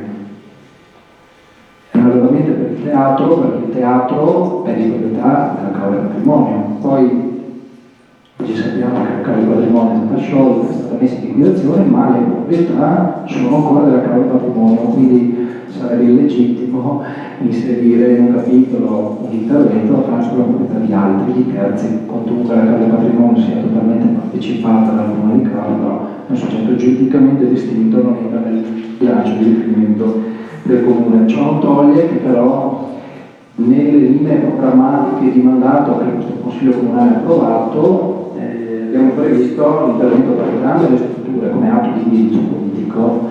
Per la casa di riposo c'è la necessità di provvedere alla riqualificazione, una riqualificazione che la casa di riposo sotto la gestione Carrera ha già iniziato con risorse proprie, perché hanno già fatto parecchi lavori, ammodernamento e abbellimento, basta andare dentro un attimo a vedere rispetto a quella che era la struttura dell'anno scorso e quella che è oggi, ma non è quello l'ammodernamento e la riqualificazione è minimale. L'atto di intervento mira alla riqualificazione della struttura soprattutto finalizzata a riaccedere a quei posti letto con auto che sono stati persi. Questa è la finalità principale e che consente di recuperare rispetto a tutto il ragionamento che abbiamo fatto prima della perdita strutturale che c'è. Quindi questa è la volontà politica di farlo. Oggi giuridicamente è Cauve Patrimonio, ma Cauve Patrimonio non va certo a fare un bilancio di previsione dove si impegna a fare lavori, visto che è scioglimento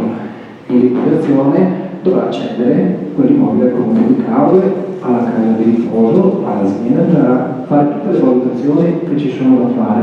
Rispetto a questo aspetto non è che siamo rimasti inerti, perché molto probabilmente nei prossimi giorni, credo martedì già, abbiamo una riunione tecnico-politica nel corso della quale si va ad analizzare alcune idee progettuali fatte proprie all'interno degli uffici, proprio per prevedere in questi termini, riservato in ogni caso l'aspetto che quando il comune di Cauve non diventa proprietario non può fare, oppure riservato al fatto che se poi si fa la valutazione di cedere l'immobile all'azienda speciale, al momento di colloquio, o l'azienda speciale che se ne dovrà ovviamente occupare.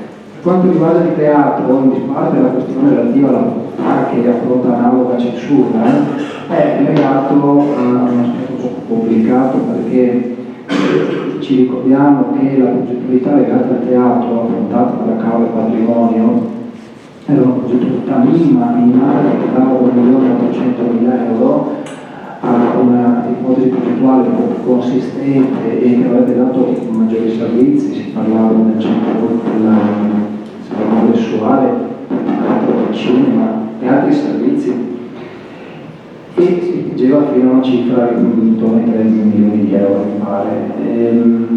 Sono cifre importanti che difficilmente possono essere finanziate a capitolo di bilancio, se trasformate in varie modalità, perché con tutti i meccanismi di vincoli di finanza pubblica o si spara un'opera di questo tipo in 2 o 3 annualità e si fa solo quello, oppure si decide di finanziare in altro modo. Comunque nel capitolo relativo non c'è, perché non è proprietà del comune di Cauve alla data odierna. La volontà comunque è quella di percorrere la sistemazione, perché la realizzazione del centro, perché comunque rientra negli obiettivi programmatici mandato che abbiamo approvato. I canali di finanziamento sono quelli di bilancio, sono quelli legati ai bandi comunitari, ad oggi non ne abbiamo trovati. Gli ultimi che avevamo trovato risalgono al 2014, sono quelli quali abbiamo partecipato come comune di Cauve, come soggetto che giuridicamente si doveva poi sostituire alla Cauve Patrimonio con una sorta di alchimia giuridica, mi pare di ricordare, e siamo stati i primi tra quelli successivi a quelli che poi avevano avuto l'approvazione del progetto e le contribuzioni, quindi eravamo quasi arrivati, non siamo riusciti a portare a casa i soldi nel 2014, mi pare 3 o 4 banchi comunitari avevano partecipato. Questa è una strada che percorreremo nel momento in cui nell'ambito della programmazione europea 2014-2020 questi vengono finanziati e banditi. L'altra ipotesi è quella di percorrere gli accordi pubblico-privati nell'ambito dell'articolo 6 della legge urbanistica della Regione Veneto nel momento in cui si inizia a muovere qualcosa, si sta muovendo qualcosa sul punto, ma poi sono argomenti di consiglio comunale quando ci sarà qualcosa di più concreto. Sulla questione delle politiche sulla sociale e sulla famiglia che sono regolate dalla missione numero 12 del documento unico di programmazione. Io non entro nel merito delle scelte dell'assessorato di riferimento se 18.000 euro sono pochi o sono tanti, potevano essere messi di più. Sicuramente ovunque potremmo mettere più soldi, perché mettiamo più soldi possiamo fare di più, però non mi limiterei ad analizzare la programmazione politica di questa amministrazione in materia sociale di famiglia esclusivamente sul capitoletto di 18.000 euro, perché se andiamo a pagina 45 a leggere la missione 12, vediamo che nell'arco di una trentina di interventi, che peraltro sono proprio quelli delle linee programmatiche di mandato, in conto spesa corrente abbiamo una destinazione per le politiche sociali della famiglia di 1.629.000 euro, non di 18.000 euro legate solo a quella progettualità sociale, e in conto capitale di 321.000 euro. Faccio un passaggio anch'io sulla questione dell'ex pronto soccorso, del perché il progetto è inserito ancora nella programmazione delle circostanze di previsione. È vero che nasce recentemente l'idea da parte della BUS di 4 ex 10 di realizzare la medicina di gruppo nell'ambito del punto di primo intervento.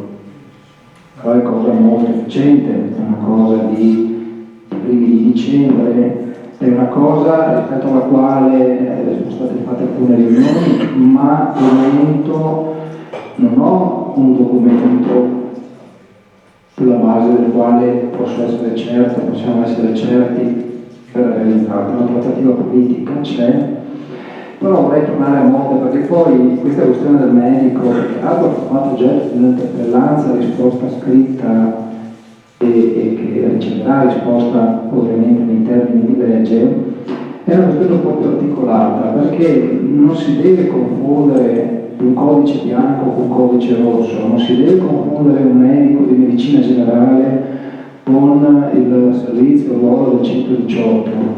Sono ambiti, interventi diversi, ma di questo magari avremo l'occasione di parlare anche in pubblica discussione, perché a me piace poco le interpellanze a risposta scritta, perché poi no, si fa interpellanza, la si passa ai giornali, i giornali scrivono quello che vogliono, non chiedono neppure di rilasciare magari una dichiarazione a chi sta amministrando il paese, e poi la risposta scritta rimane circoscritta al consigliere comunale, che la richiesta è troppo facile, quindi sono argomenti talmente importanti di politica sanitaria che vanno trattati in questo consiglio comunale pubblicamente, rispetto ai quali sarò io a portarlo più avanti quando avremo una risposta più concreta. Vi dico solo 2 passaggi, però vi dico.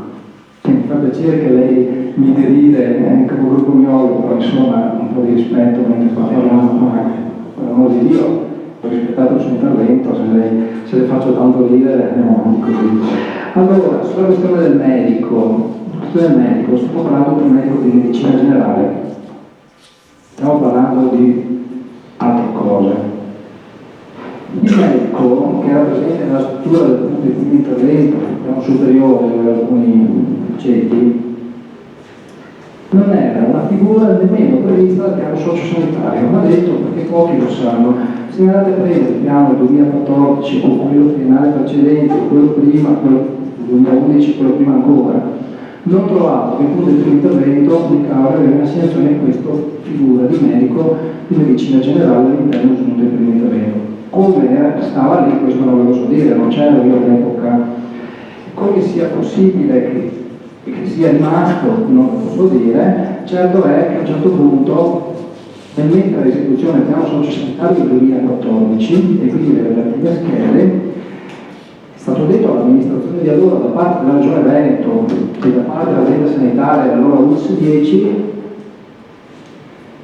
che quel medico non poteva più rimanere lì perché non era previsto dalle schede. Quel medico non costa delle quisquilie, come ho sentito qui, costa 60.000 euro all'anno all'azienda sanitaria. Evidentemente l'azienda ha fatto una scelta diversa, ma nel 2014 non era una scelta negativa per i nostri cittadini, per il territorio che veniva abbandonato dall'amministrazione di allora e nemmeno da questa, era una scelta che era complementare rispetto alla nascita della medicina di gruppo, perché proprio nel 2014 contestualmente che nella conferenza sindaci sanità veniva presa in mano la questione della medicina di gruppo in vari territori, tra cui Cavo. Cavo doveva essere il primo o secondo che doveva avere questa attivazione. Si è parlato di mettere dal punto di vista dell'amministrazione comunale i mobili a disposizione, l'ex porto soccorso.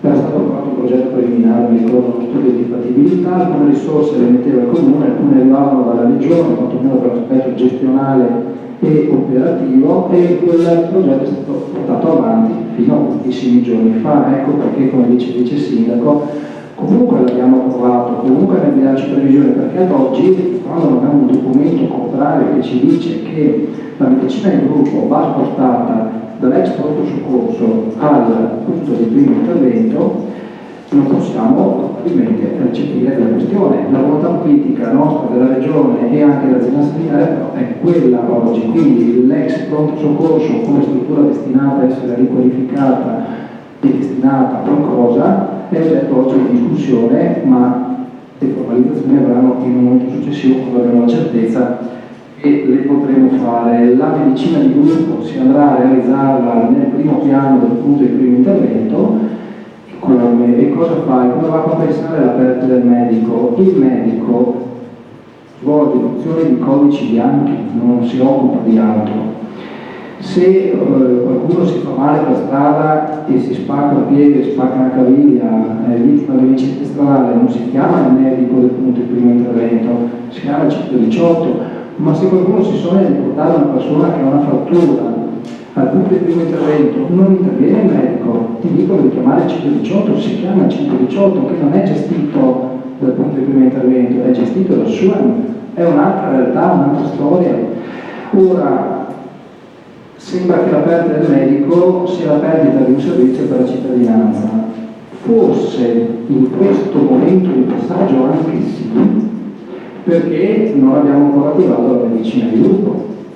Ma quando nel piano sociosanitario del 2014 il medico non era contemplato, è stato detto sarà tolto, una questione di tempo, stava nascendo la medicina di gruppo. Poi, complice la caduta dell'amministrazione del 2015, che ha portato di fatto all'azzeramento della progettualità, l'assenza di una volontà politica qui che avesse portato avanti quella progettualità, altri comuni più bravi evidentemente, che hanno approfittato anche della situazione, si sono accaparrati quella progettualità e le risorse della regione e dell'azienda sanitaria, perché il comune di San Stino di Venezia, ad esempio, l'ha aperta, la sta aprendo in questi giorni, anticipando il comune di Cave, che era in anticipo rispetto al comune di San Stino. Non è una questione di territorialità, di campanilismo, sto solo dicendo come sono andate di fatto le cose. L'azienda sanitaria però aveva in animo, insieme alla Regione Veneto e a questa amministrazione, di portare la medicina di gruppo a Cavo. La medicina di gruppo è l'insieme dei medici di medicina generale, medici di base, che si occupano di codici bianchi. Nessun medico perde il proprio ambulatorio, lo conservano, solo che si vedono insieme in questa nuova struttura e fisicamente gli uffici vengono realizzati al primo piano PP, garantiscono inizialmente, come ha detto e anticipato l'assessore D'Urso, una medicina di gruppo H9, si parla, adesso vediamo gli orari un attimo, che però deve arrivare immediatamente a un H12. Perché l'H12? Perché garantire che questi medici a turno con la compresenza all'interno del PP primo piano possano dare servizio, codici bianchi in sostituzione e potenziamento del medico che non c'è più, dalle 8 del mattino alle 8 di sera, tenendo conto che abbiamo la guardia medica dalle 8 di sera alle 8 del mattino, abbiamo un servizio H24. Questa è la logica che ha condiviso la Regione con l'azienda sanitaria e con l'amministrazione, nessun'altra, quindi può essere che in questo frangente, perché non siamo ancora riusciti a mettere in pratica la medicina di gruppo lì, ci sia anche quel servizio, non lo nascondo, però poi vado a vedere i dati tecnici e mi accorgo che nella media dei codici bianchi del comune di Cavour, perché di quello stiamo parlando, il codice bianco che si rivolge al punto di primo intervento è uno 0,8/1,2, cioè 0,8 una persona 0,8 o massimo 1,2, vuol dire che la media dei codici bianchi che si rivolge al fisicamente al punto di primo intervento, ma al medico di medicina generale è una persona. Vabbè, questo è un grande riconoscimento a favore dell'operato dei nostri medici di base, perché significa che la medicina generale cambia e funziona, perché se appunto al punto di primo intervento massimo 10 persone al giorno, allora vuol dire che i medici di base non stanno facendo bene il loro lavoro, invece diversamente qui lo stanno facendo molto bene, perché solo una persona si rivolge per codici bianchi, quindi medicina generale, al punto si rivolgeva al punto di primo intervento. La questione di esecuzione, la direzione generale ha garantito entro marzo progettualità, l'ok, e quindi si potrà iniziare a studiare la medicina generale di gruppo. Abbiamo fatto una riunione non pochi giorni fa, insomma 2 settimane, credo non siano di più, il municipio a Caule, c'ero io, c'era il direttore generale dell'ASL, c'erano alcuni primari, c'erano una buona parte dei medici di medicina generale locali, i nostri medici di base, quali hanno accettato tutti di far parte di questa progettualità, quindi 6-7 su 8, adesso arriverà anche un nuovo dottoressa che ha avuto una cessione, cioè la possibilità di aprire un ambulatorio a Cavour, quindi tra poco avremo un ulteriore medico che si aggiungerà, perché ero già parte di questo progetto di tutti i medici si mettono insieme. Io credo che sia un grande servizio che faremo alla comunità, non è che perdiamo un servizio, lo potenziamo, lo porteremo avanti, però ecco, di questo mi riservo di riferire al Consiglio Comunale nel momento in cui poi c'è qualcosa di più concreto su questo punto.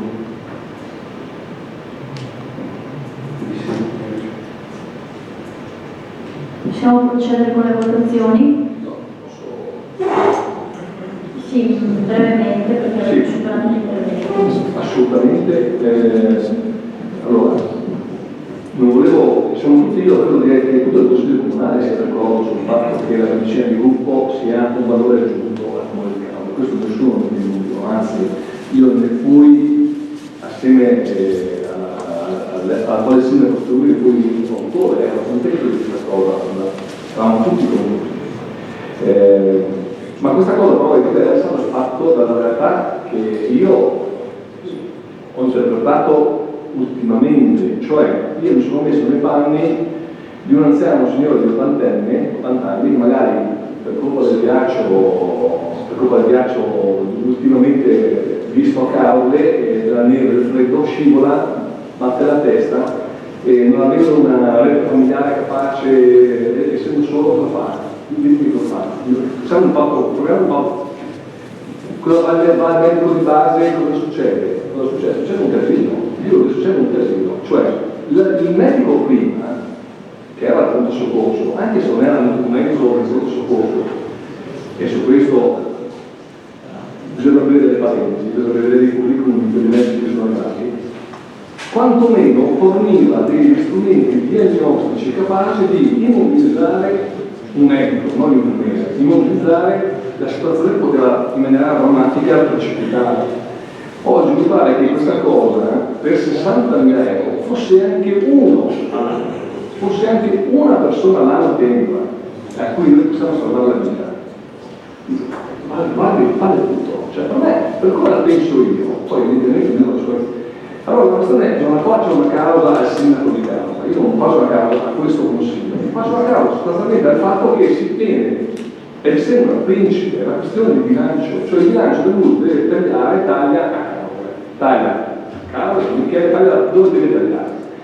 Ma la questione di bilancio non tiene conto di tante cose, non tiene conto dell'uomo, non tiene conto della sua salute, non tiene conto del vecchio, dell'anziano, del disoccupato, del disadattato, di quello che deve andare all'ospedale a fare un'analisi in corriere. Ma come si fa? Allora ecco, la preoccupazione che io porto è che quando il medico di base dovrà fare un esame dell'ottico al cuore di un medico, un anziano, deve caricarlo in corriere perché non è neanche, e magari vai al punto soccorso, il punto guardo, te lo fai là perché altrimenti non puoi neanche essere regolarato. Il rischio concreto è questo. Allora la preoccupazione che io porto è che allora partiamo noi il lavoro per 60.000 euro, fossero anche 100.000, ma partiamo noi il lavoro ai medici di base e diciamo guarda, grazie, facciamo noi, e mettere medicina di gruppo va benissimo, ben venga, è un di più, assolutamente d'accordo, ma questa cosa secondo me non funziona, però aspetteremo tutte le conseguenze di quello che dovrà e ne parleremo più apertamente dai prossimi anni. Scusate. Chiudo il sindaco. Aspetta un attimo.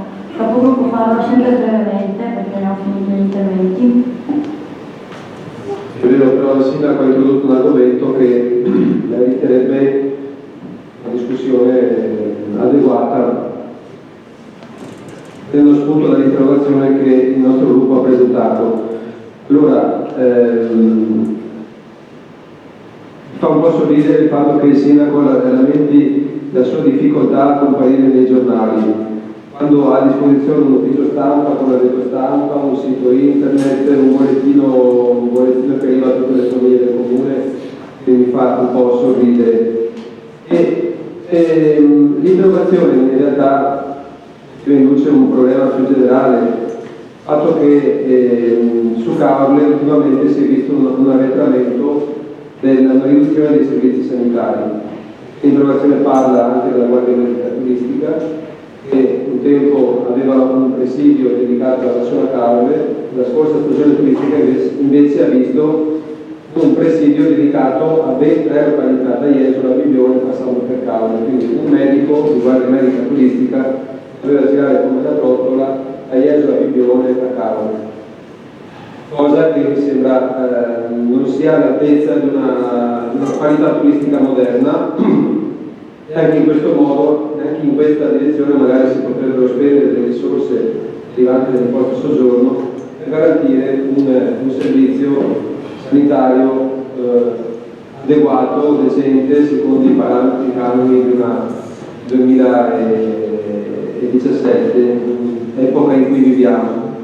L'interrogazione poi parlava anche dell'impegno che dovrebbe mettere in campo l'amministrazione per ottenere un vero e proprio pronto soccorso, perché siamo i primi ad ammettere che il punto di primo intervento era largamente insufficiente, certo meglio quando avevo un medico, adesso non so neanche quello, però magari solo per la stagione turistica estiva comunque Cavole avrebbe ai numeri per meritare un pronto soccorso vero e proprio. Poi resta il fatto che comunque rimaniamo scoperti, sindaco, di sicuro c'è solo ad oggi che abbiamo perso il medico del punto di primo intervento. Lei dice a breve verrà attivata la medicina di gruppo e che la medicina di gruppo sarà in grado di sopperire con i medici a quelli che erano, a quello che era il ruolo e le funzioni del medico del punto di primo intervento, e però nel frattempo siamo scoperti. E siccome è dal 2014 che c'era stata questa proroga, l'applicazione, lei si era spiegato oggi, delle schede del piano sociosanitario, si è fatto 30, si poteva fare 31, cioè mantenere il medico fino a quando veramente non veniva attivato il progetto di medicina di gruppo. Ammesso che la medicina di gruppo, ammesso e non concesso, che la medicina di gruppo sia in grado di sostituire il ruolo del medico del punto di primo intervento come lei sostiene. Però attendiamo comunque la risposta scritta. Grazie. Risponde il sindaco. Allora, capogruppo Favo, abbiamo già risposto per iscritto e la ritengo esaustiva. Una replica al consigliere Antelmo mi permetta di dissentire da quello che ha detto, perché se un nostro anziano cade per terra e si fa male la testa o qualcosa del genere, come ha detto lei, non è che il medico interviene e lo stabilizza, quel medico a cui stiamo parlando di riferimento, no, si chiama 118, oppure interviene il personale specializzato, cavole a inverno un'ambulanza con un autista soccorritore e un infermiere specializzato che è quello che stabilizza. E questo potenziale umano e di mezzi viene triplicato durante l'estate, quindi non è il medico di medicina generale che stabilizza. Le faccio un esempio perché è stato fatto anche l'altra sera in questa riunione con i medici. Se nell'ambulatorio di un medico un assistito sta male, il medico non è lui che si occupa di stabilizzare il parato, il medico chiama il 118, è un obbligo di legge oltretutto. E non può neanche avere la competenza un medico di medicina generale di fare quello che lei dice. Quindi non mi venga a raccontare la storiella dell'orso che abbiamo perso il medico di fronte a un'emergenza di quel tipo, un anziano si fa male, si spacca una caviglia, si rompe la testa, interveniva il medico del dipartimento, perché un medico di medicina generale interviene, non mi interrompa però, non mi interrompa, consigliere Termino, non lo interrompa durante il suo intervento. Per la cortesia, quantomeno istituzionale, non, bene. Però, ripeto, non mi pare che sia un'impostazione corretta quella da parte sua, mi sembra tanto che mi sia informato e privo di quel contenuto minimo che dovrebbe essere proprio di ogni consigliere quando fa un intervento su una materia specifica. Io posso essere la persona meno preparata qui dentro in materia di sanità, però mi pare che lei non abbia fatto un fallo su questa cosa, abbia proprio sbagliato l'impostazione, magari mi sbaglio, magari. Solo una replica velocissima. Ma il sindaco, io non voglio fare polemiche, però le parlo per fatto personale. Mia mamma quest'estate è stata male, c'era e se non l'avessi portata al pronto soccorso e fosse stata stabilizzata al pronto soccorso oggi non sarebbe più qui. Quindi io parlo per fatti personali, vissuti sulla mia carne. Domani l'inverno, dovesse capitare l'inverno, io cosa devo fare? Prendere mia mamma e aspettare il 118 oppure caricare in macchina e portarla a Portugallo? Ognuno si assumerà le proprie responsabilità politiche, intendo dire.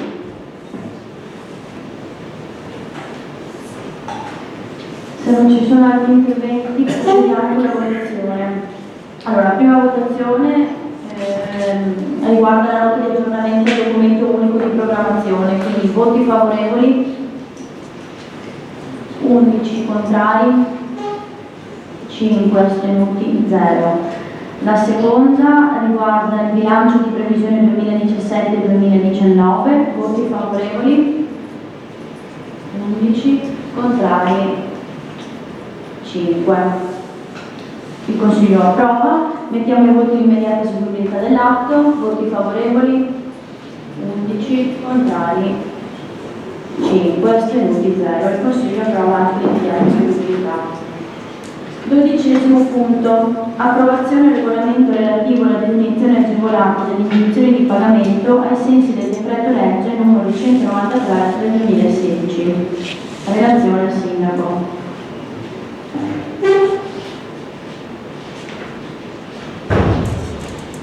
Premesso che l'articolo 6 per modificazione agevolata delle entrate regionali e degli enti locali del decreto legge 193/2016 convertito in legge 225/2016 prevede la possibilità per i comuni di disporre la definizione agevolata delle proprie entrate, anche tributarie, non riscosse a seguito di provvedimenti di ingiunzione di pagamento di cui la legge decreto 639 del 1912, notificati negli anni dal 2000 al 2016.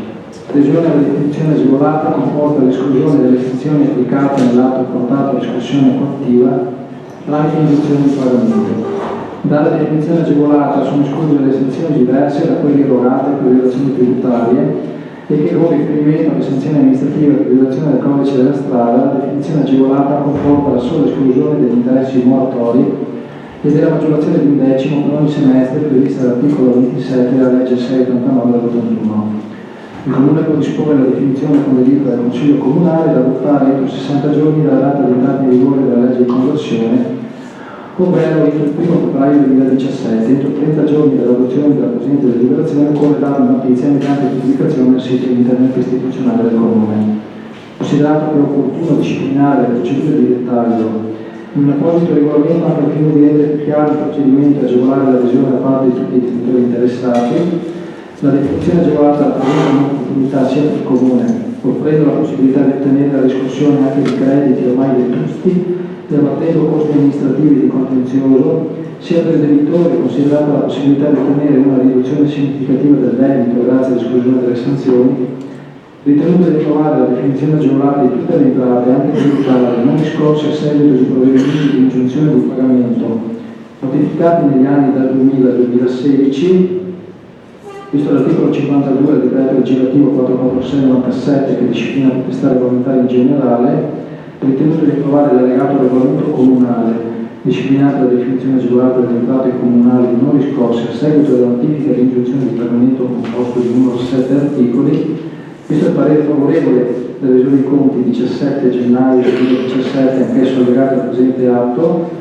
dato atto che l'argomento è stato preventivamente sottoposto all'esame della terza commissione consigliare in data 24 gennaio ai sensi dell'articolo 10 del vigente regolamento Consiglio Comunale, si propone di approvare l'allegato regolamento comunale disciplinante la definizione agevolata delle entrate comunali non riscosse a seguito della notifica di ingiunzione di pagamento, composto di numero 7 articoli, di dare atto che la presente deliberazione e l'allegato regolamento comunale saranno pubblicati entro 30 giorni dall'adozione sul sito internet istituzionale del Comune, di dare atto che la presente deliberazione sarà inviata al Ministero dell'Economia e delle Finanze, Dipartimento delle Finanze, entro 30 giorni dalla data in cui sarà divenuta esecutiva ai sensi dell'articolo 13,15 del decreto legge 201/2011 per l'articolo 52, comma secondo del decreto legislativo 446 del 97. Grazie, ci sono interventi? No. Procediamo alla votazione. Voti favorevoli? All'unanimità. Il Consiglio approva. Mettiamo i voti di immediata esecutività dell'atto. Voti favorevoli? All'unanimità. Il Consiglio approva per l'immediata esecutività. Punto numero 13. Approvazione convenzione tra il Comune di Caorle e il Comune di Portovaro per la gestione delle sepolture e dei servizi nel cimitero di Lugugnana a favore dei residenti nel Comune di Caorle. Relazione all'assessore Russo.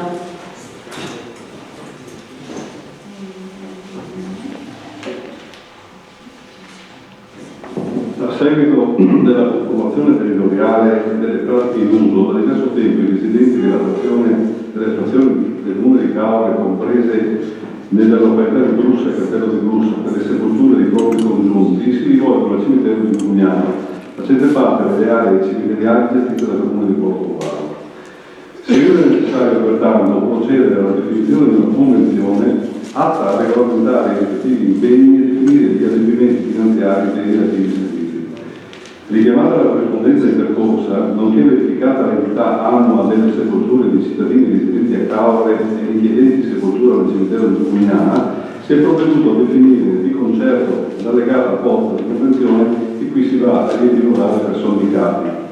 Definizione delle rispettive competenze dei due comuni coinvolti e dei rispettivi uffici, durata della convenzione, ossia di anni due a decorrere dalla data di sottoscrizione da parte dei due enti interessati, elencazione di tutti i servizi erogati dal Comune di Portovaro nei confronti anche di cittadini residenti a Caorle nelle località specificatamente indicate, onere forfettario a carico del Comune di Caorle per ogni tumulazione o inumazione svolta dal Comune di Portovaro nel cimitero di Lugugnana per cittadini residenti in vita nelle località di Brussa e Castello di Brussa, stabilita pari a euro 500 per anno. Per tutto quanto sopra detto, rilevata l'importanza di mantenere in essere le attuali pratiche e la normale fruizione del cimitero di Lugugnana da parte dei cittadini residenti in vita nelle località di Brussa e Castello di Brussa, il Consiglio Comunale decide sull'argomento. Grazie. Ci sono interventi? Prego, consigliere Conte. Grazie. Io atto questa sera che il Comune si presta a sottoscrivere la convenzione con Portugal per l'utilizzo del cimitero di Bugnana a favore dei cittadini di Bruzza e Castello. È piacere che ciò avvenga anche per il fatto che a riguardo ho presentato già a novembre una specifica interrogazione. Successivamente mi è stato risposto che non c'è nessuna convenzione in corso, ma che c'è la possibilità di una trattativa. Personalmente credo che sia una soluzione positiva, ma mi chiedo allo stesso tempo se non sia il caso anche di pensare, anche se mi è stato detto a suo tempo, sarebbe un'ipotesi inopportuna stante il basso numero di sepolture, una soluzione che possa portare alla futura possibile realizzazione di un'area cimiteriale per Bruzza e Castello. Questo perché potrebbe anche succedere che il cimitero di Bugnana, che al momento non mi risulta sia ancora stato ampliato, possa non essere sufficiente, ma soprattutto per far sì che si possano riportare all'interno del nostro comune i defunti e le sepolture che riguardano appunto la Sotto Castello. Peraltro ricordo anche che attualmente si fa pure uso del cimitero del capoluogo, impegnando quindi la famiglia di Bruzza e Castello a fare molti chilometri anche per una sola visita ai congiunti. Comunque è bella questa convenzione, ma invito la Giunta quantomeno a riflettere sulle ipotesi di cui ho detto, non tanto per l'immediato ovviamente, ma almeno nei prossimi anni. Per questo motivo io ho un parere favorevole. Altri interventi? Procediamo alla votazione. Voti favorevoli? All'unanimità, il Consiglio approva. Mettiamo i voti in via eseguibilità dell'atto. Voti favorevoli? All'unanimità, il Consiglio approva in immediata eseguibilità. Punto numero 14. Approvazione dello schema di accordo tra la Città Metropolitana di Venezia e il Comune di Caorle per la costituzione di un rapporto di collaborazione finalizzato alla gestione di fauna nociva, specie nutria, Neocastor colicus. Relazione all'assessore Corsa. Permesso per l'articolo 1 della legge 7 aprile 2014 numero 56, al comma 16 si stabilisce che le città metropolitane subentrando le province omonime ne esercitano le funzioni. Al comma 10 prescrive che lo Statuto metropolitano nel rispetto delle norme del 7 aprile 2014 numero 6 stabilisce le norme fondamentali dell'organizzazione dell'ente ivi comprese le funzioni di organi nonché l'articolazione delle loro competenze. Al comma 50 dispone tra l'altro che le città metropolitane si applicano quanto fattibili di disposizioni in materia di comuni in cui è presto un unico decreto legislativo di sottoposto numero 267.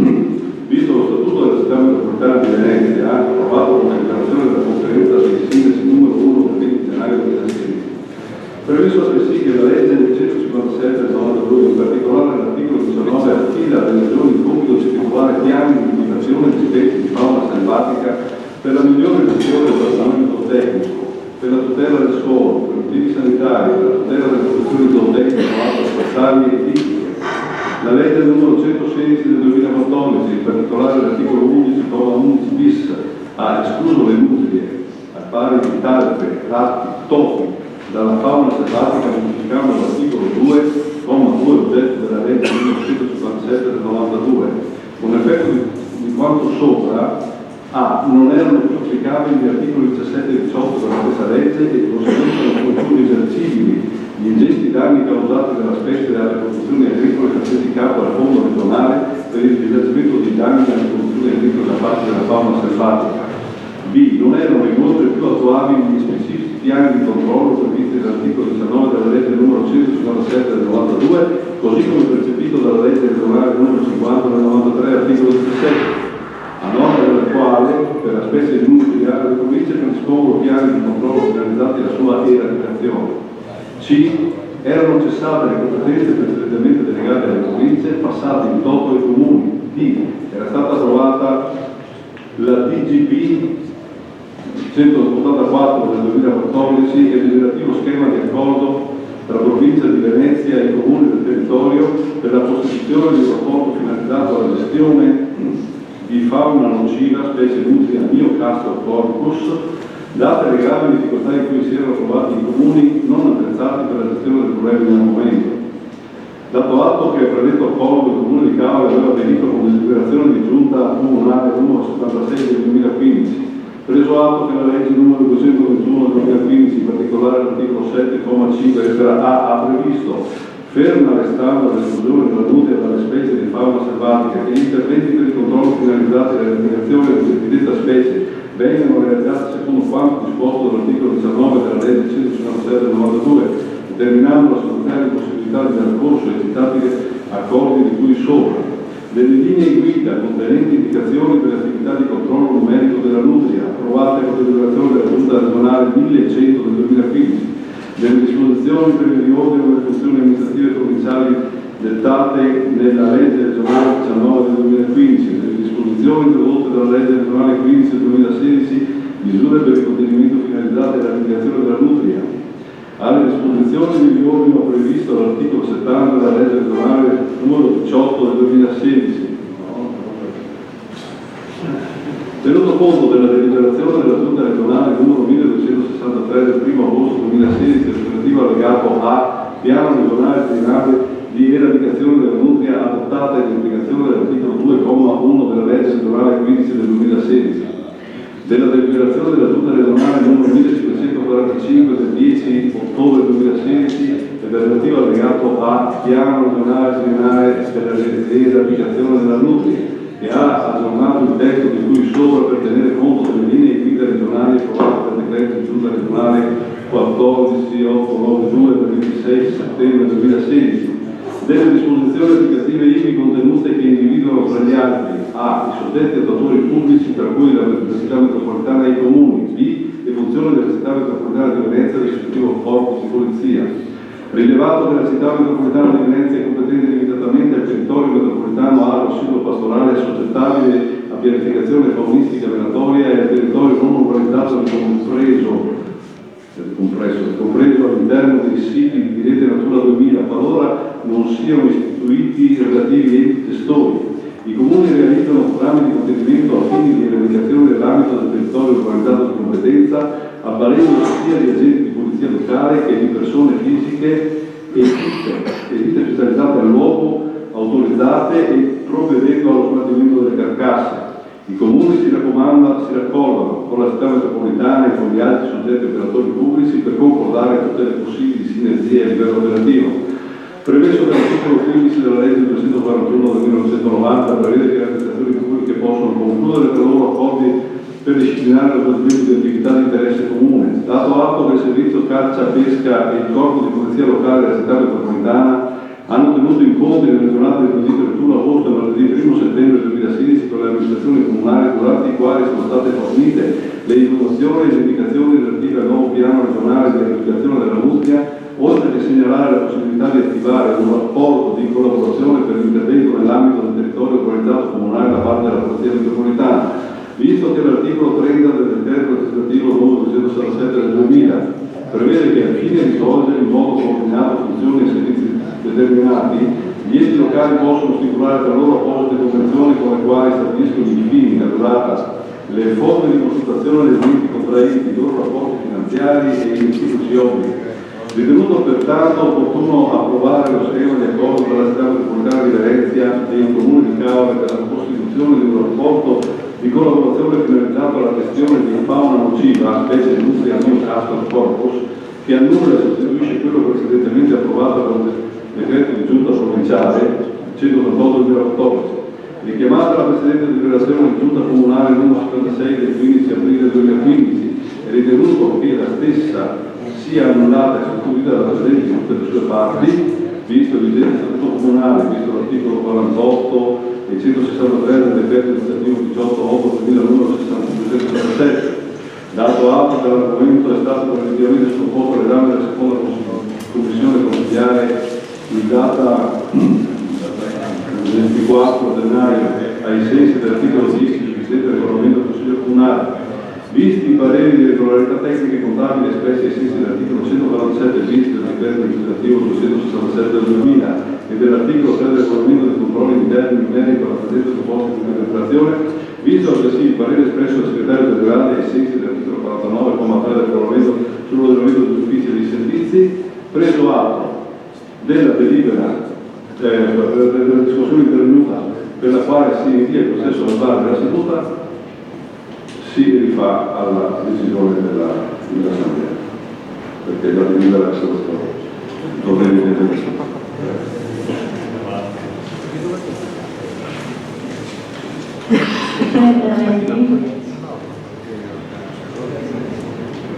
Sì? Prego.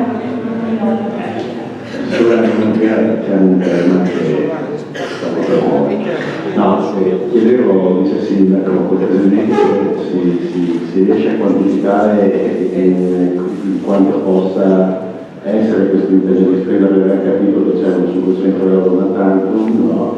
E poi c'è un costo di, mi pare, €1,99 a chilogrammo, perfetto. Quindi diciamo abbiamo alba di che cosa, di che numeri stiamo parlando, oppure no?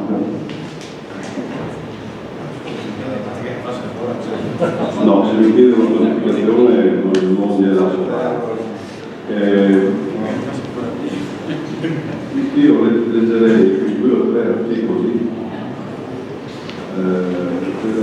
della convenzione che dicevano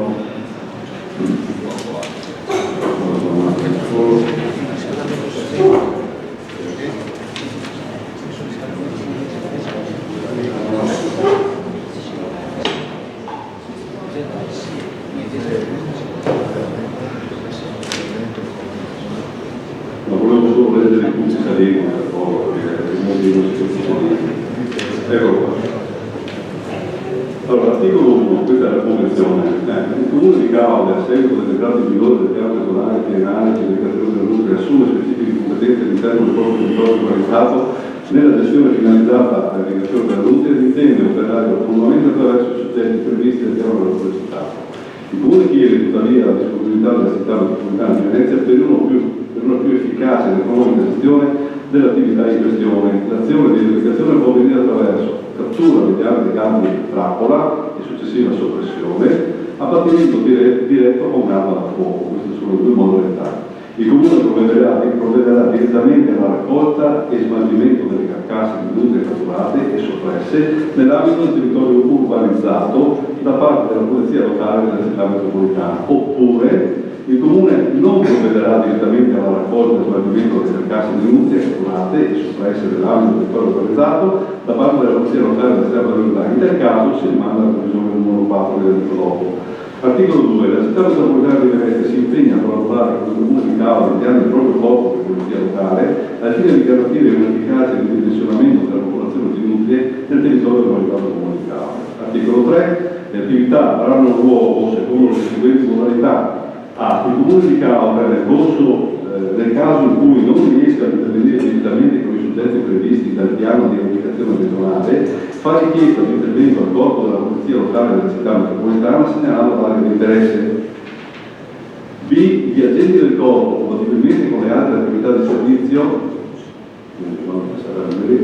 raggiungono il sito e collocano la gabbia trappola di proprietà del comune o della città metropolitana nel punto segnalato innescandola. C. Gli agenti procedono con l'eliminazione dell'eventuale animale catturato mediante arma all'aria compressa. D. Qualora non sia possibile effettuare l'immediata cattura, gli addetti del comune provvedono al controllo giornaliero al fine di verificare l'eventuale presenza di animali all'interno della gabbia.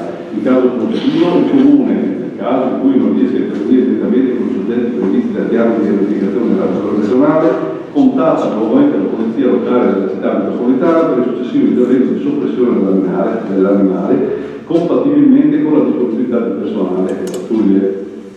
Nel caso in cui il Comune non provveda direttamente alla raccolta e smaltimento delle carcasse di industrie catturate e soppresse nell'ambito del territorio urbanizzato da parte della polizia locale della città metropolitana, gli agenti sono tenuti a trasportare la carcassa presso uno dei centri di raccolta dotati di congelatore distribuiti sul territorio metropolitano. F. Nel caso di abbattimento diretto con arma da fuoco, al fine di tutelare la sicurezza dei cittadini, l'intervento viene valutato di volta in volta dal responsabile della zona della polizia locale della città metropolitana. G. La polizia locale della città metropolitana comunica selezionamento con il numero di animali abbattuti dai propri agenti all'interno del territorio urbanizzato. Articolo 4. Per lo svolgimento delle attività relative al presente accordo, il Comune corrisponderà all'Istituto Comunale annualmente la somma forfettaria di euro 500 per i costi personali, munizioni, manutenzione, fucili, pistole e aria compressa, complessivamente sostenuti da quest'ultima con indicazione annuale ai sensi dell'indice Istat-FOI con arrotondamento al Stato di Messina. Il Comune intende altresì avvalersi del contratto di servizio attivato dalla città metropolitana per la raccolta sull'acquisto delle carcasse tenute e pertanto le carcasse relative agli animali abbattuti dalla Polizia metropolitana oppure dagli operatori autorizzati dal Comune all'interno del territorio autorizzato dal Comune saranno smaltite dalla città metropolitana al costo di 0,995 euro al chilogrammo al netto di IVA, restando altresì in carico al Comune il trasporto delle carcasse abbattute dai propri operatori agenti della Polizia locale ed autorizzati ai centri di raccolta presenti sul territorio metropolitano. Il Comune corrisponderà al suddetto importo entro il 28 febbraio dell'anno successivo. La città metropolitana provvederà con sollecitudine a comunicare l'importo unitario per la raccolta e il pagamento delle carcasse in occasione di nuove aggiudicazioni del servizio in parola. Articolo 5. Il presente accordo amministrativo tra i soggetti sottoscrittori e sulle esecuzioni di riposto di registro, ok, come sono i dati necessari tecnici. Quindi in sostanza è l'accordo che andiamo a fare all'interno del territorio compartimentato. Andiamo a fare questo accordo con la città metropolitana con cui si impegna a catturarle e poi di fatto viene la polizia metropolitana a sopperire gli animali. Resta a carico del Comune lo smaltimento con quel prezzo, con quel costo a peso sostanzialmente. Dire quante, se vuole, le dico quante ne trovo per la tavola tutti i giorni, ma sapere quante poi possono essere catturate non so fare.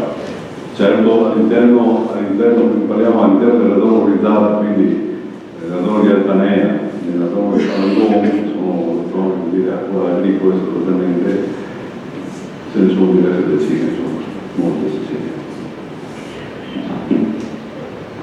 Altri interventi? No. Procediamo alla votazione. Voti favorevoli? All'unanimità. Mettiamo i voti di immediata eseguibilità. Voti favorevoli? All'unanimità. Consiglio approvato. Ultimo punto all'ordine del giorno. Mozione riguardante la rigetto delle domande per l'iscrizione all'anagrafe presentate da soggetti muniti del solo permesso di soggiorno per richiedenti asilo. Lascio la parola al consigliere proponente Conte. Presidente. Città Rossana Conte, consigliera comunale della Lega Nord nel gruppo Vita Civica Miolo, sindaco, presenta la seguente proposta di mozione al Consiglio Comunale di Caule. Penso che gli ultimi dati sull'immigrazione evidenziano un crescente flusso migratorio proveniente dai paesi dell'Africa subsahariana verso l'Italia e che da tale flusso è destinato a incrementare nel corso dei prossimi anni, anche in ragione del fatto che in quelle aree è previsto un boom demografico senza precedenti. Il governo italiano in questi ultimi anni ha già impegnato importanti risorse economiche per questa questione e che le prefetture del Veneto, su indicazione del Ministero dell'Interno, stanno provvedendo a emanare appositi bandi allo scopo di affidare più cooperativi del settore la gestione di attività legate al flusso. Queste ultime settimane, a fronte dell'aggravarsi della situazione sopra descritta, sono numerosi i comuni presso i quali i migranti in attesa di ottenere lo status di rifugiato la competente Commissione territoriale per il riconoscimento dello status di rifugiato e della protezione internazionale richiedono l'iscrizione alla rispettiva anagrafe comunale. Il rilascio della residenza, come stabilito dalla vigente normativa, postola sempre una duplice indefettibile verifica da parte dell'ufficiale dell'anagrafe, ovvero l'accertamento dell'indennità di chi presenta la domanda, presupposto soggettivo, nonché la maturazione del requisito di dimora abituale all'interno del territorio comunale, presupposto oggettivo. Mentre sul presupposto oggettivo non paiono sussistere dubbi interpretativi, per quanto attiene il presupposto soggettivo, esso non pare trovare alcuna deroga in disposizioni speciali di richiedenti asilo. Cosicché, pertanto, quest'ultimo deve essere verificato e accertato alla stregua delle regole generali, le quali impongono, come noto, che quando un soggetto si iscrive nei registri della popolazione residente vi sia prova certa e inequivocabile circa la sua identità personale.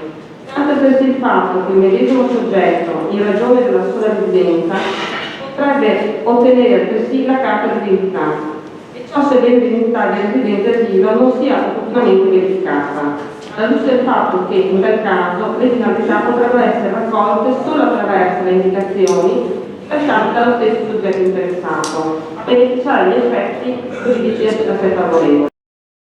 Il permesso di soggiorno per la richiesta di asilo e la ricevuta attestante la presentazione della richiesta di protezione internazionale sono documenti che, pur uniti di fotografie dell'interessato rilasciati dalla consentente struttura, non offrono comunque alcuna certezza circa l'effettiva ed inequivocabile identificazione del soggetto richiedente, ritrattato nella medesima fotografia, allorché le finalità riportate sono frutto delle sole dichiarazioni rese dall'interessato al momento della registrazione del sistema di accoglienza, e che quindi le medesime generalità non sono verificate da alcuna autorità pubblica, proprio in ragione del fatto che manca qualsiasi voglia prova certa circa l'effettiva identità dell'interessato.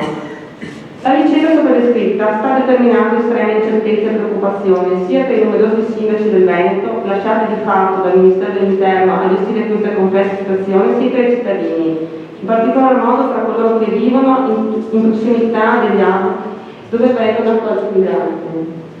Tutto ciò premesso, il Consiglio Comunale di Cave invita il Sindaco e l'amministrazione, nelle more di disposizioni ufficiali e chiarificatrici da parte dei competenti enti, a rigettare le domande di protezione ormai rappresentate da soggetti muniti del solo permesso di soggiorno per richiedenti asilo, ovvero di documenti che non comprovino la sussistenza del requisito soggettivo di identificazione.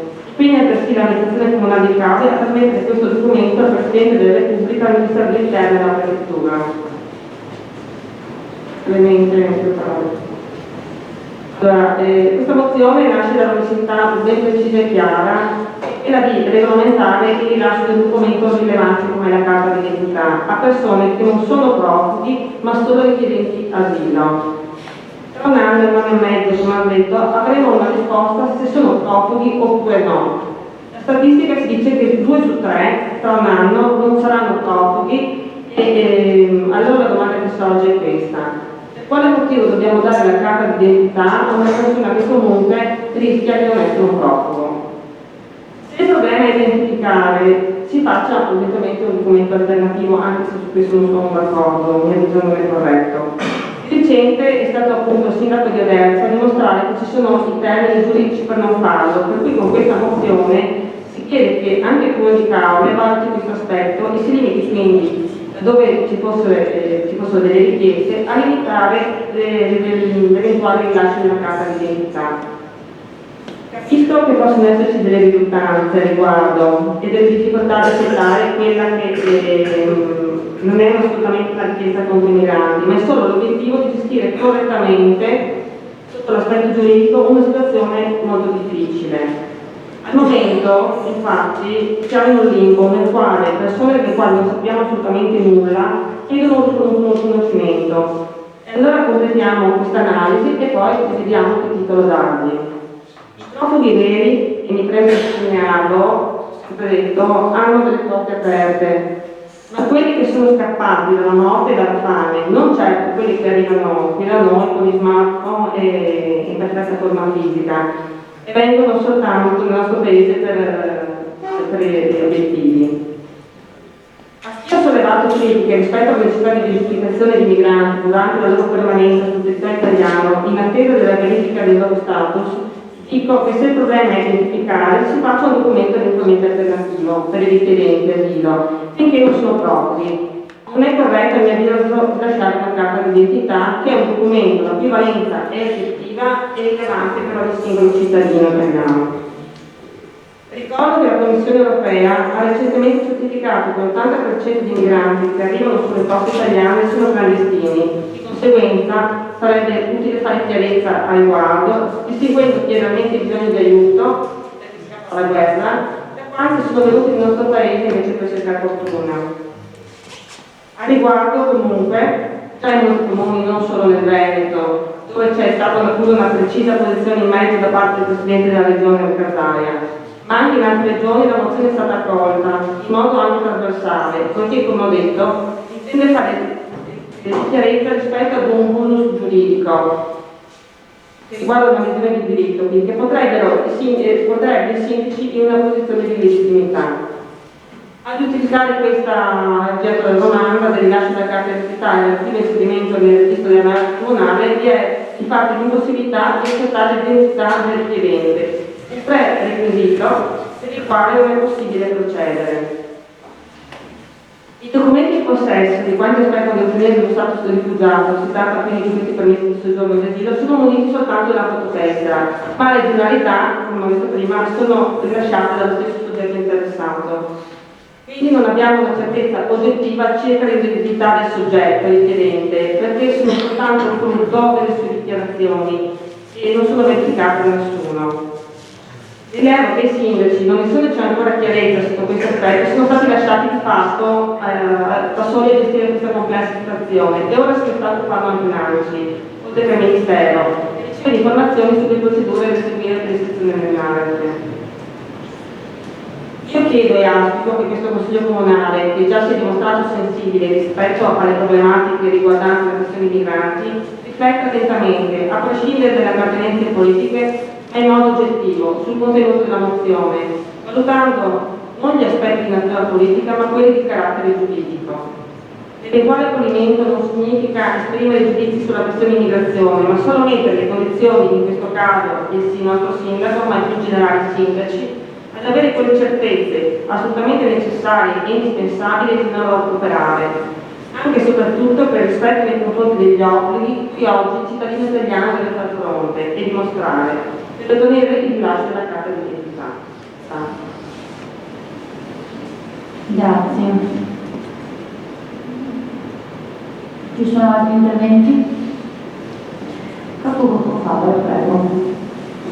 Sì, premetto che su questo punto il nostro gruppo lascerà libertà di coscienza due componenti del gruppo. E passo la parola al consigliere della Bella.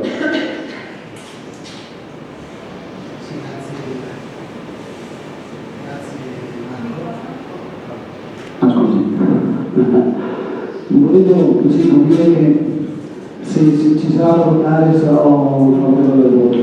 Poi vi chiedo anche favorevole se posso avere la parola per 2 minuti prima di concludere l'assemblea per fare una comunicazione.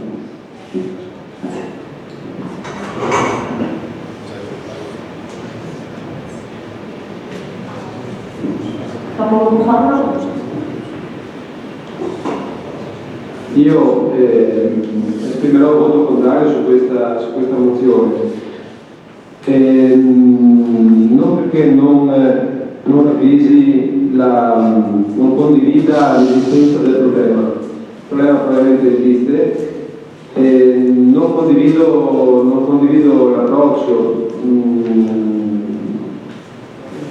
La consigliera Conte nel suo intervento ha giustificato l'intento di questa mozione mettendola sul piano di argomentazioni di tipo giuridico e sgombrando il campo invece da possibili interpretazioni di tipo politico di questa iniziativa.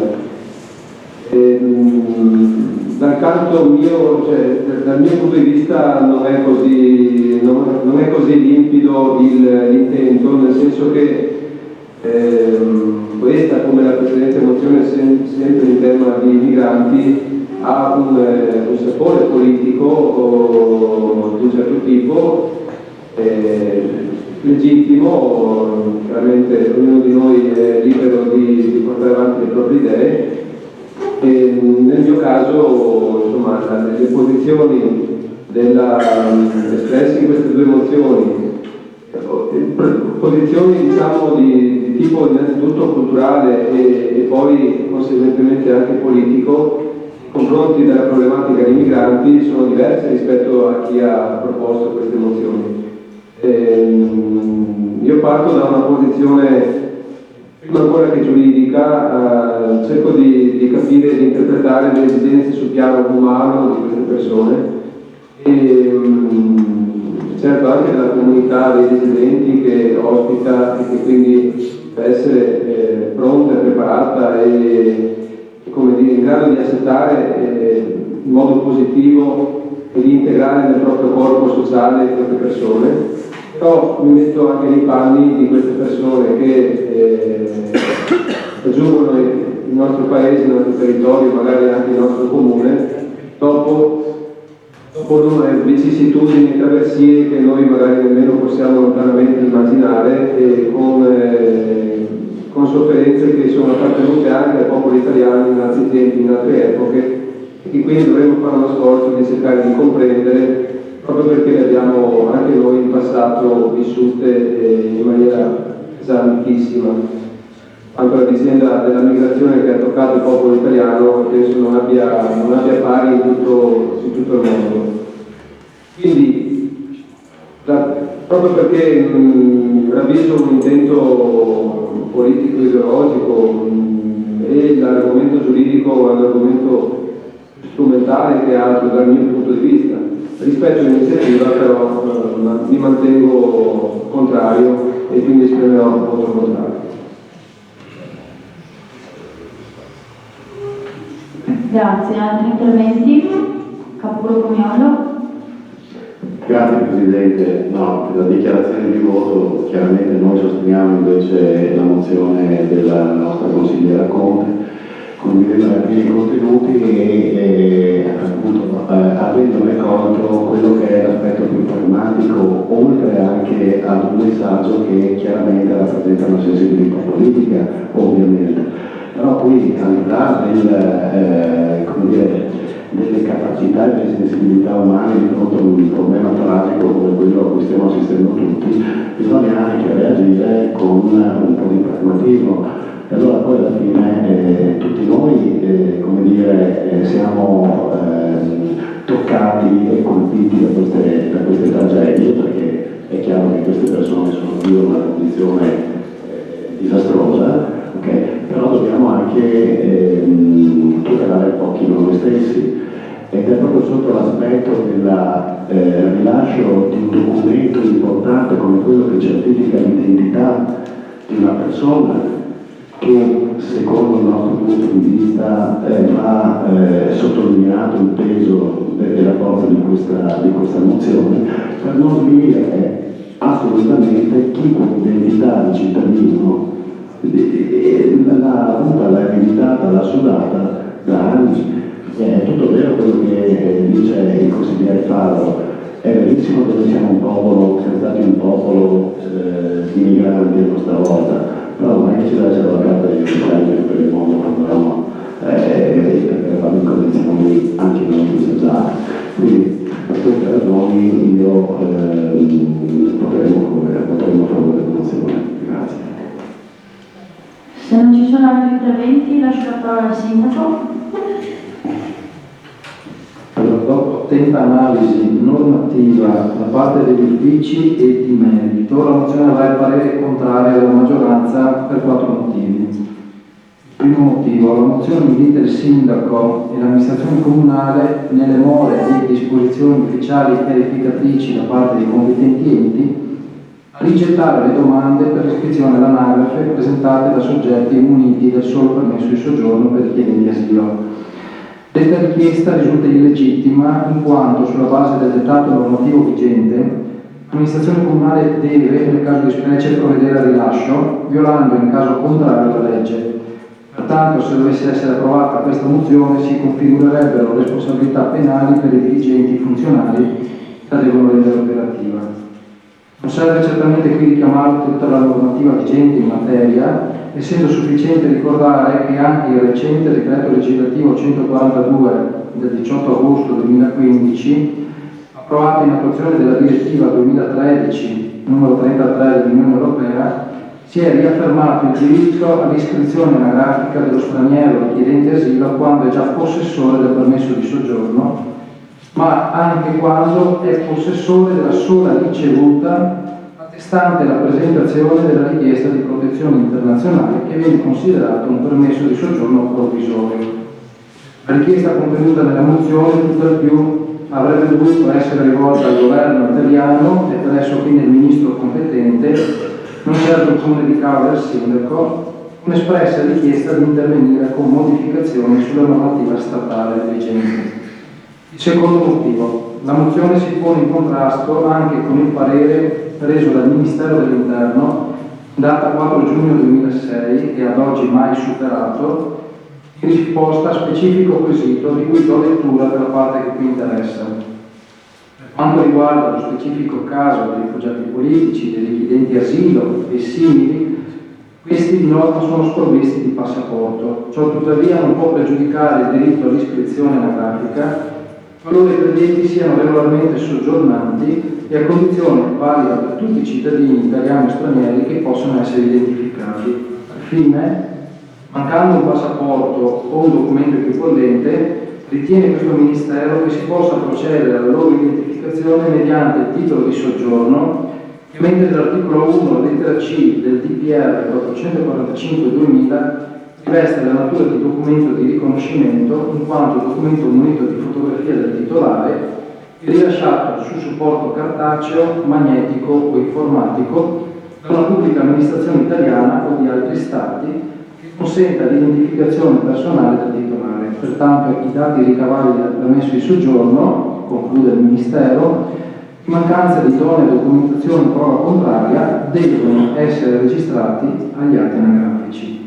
Nello stesso senso, a conferma del predetto parere del 2006, sono le recenti linee guida pubblicate dal Ministero dell'Interno nel dicembre 2014. Terzo motivo. La mozione è finalizzata alla modifica delle prescrizioni operative da applicare nell'esercizio di attività esclusivamente tecnico-burocratiche senza dare un indirizzo politico-amministrativo, e ciò in aperto contrasto con l'articolo 17, comma secondo, del regolamento di funzionamento del Consiglio Comunale, che prevede che con la mozione si propone al Consiglio di deliberare su un atto di indirizzo politico-amministrativo che impegna il Sindaco e riguarda l'amministrazione comunale. Sotto questo profilo la mozione risulta pertanto anche irricevibile per estraneità della materia dalla competenza del Consiglio Comunale. Questo sotto il profilo della illegittimità e ricevibilità della mozione. Sotto il diverso profilo del merito, come quarto motivo, si osserva che a Caorle non sono emerse particolari criticità. Il nostro comune non ospita hub per l'accoglienza dei migranti, non ospita migranti in attesa di ottenere lo status di rifugiato, che hanno richiesto asilo politico e che quindi hanno richiesto l'iscrizione all'anagrafe comunale. In molti anni non abbiamo avuto una sola richiesta.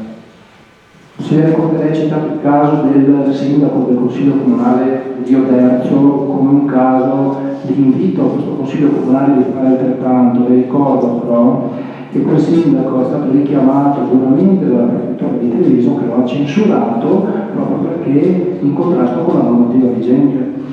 Per queste motivazioni giuridiche e di merito la maggioranza darà parere contrario e tanto vale mi sostituisco al capogruppo che con le dichiarazioni di voto.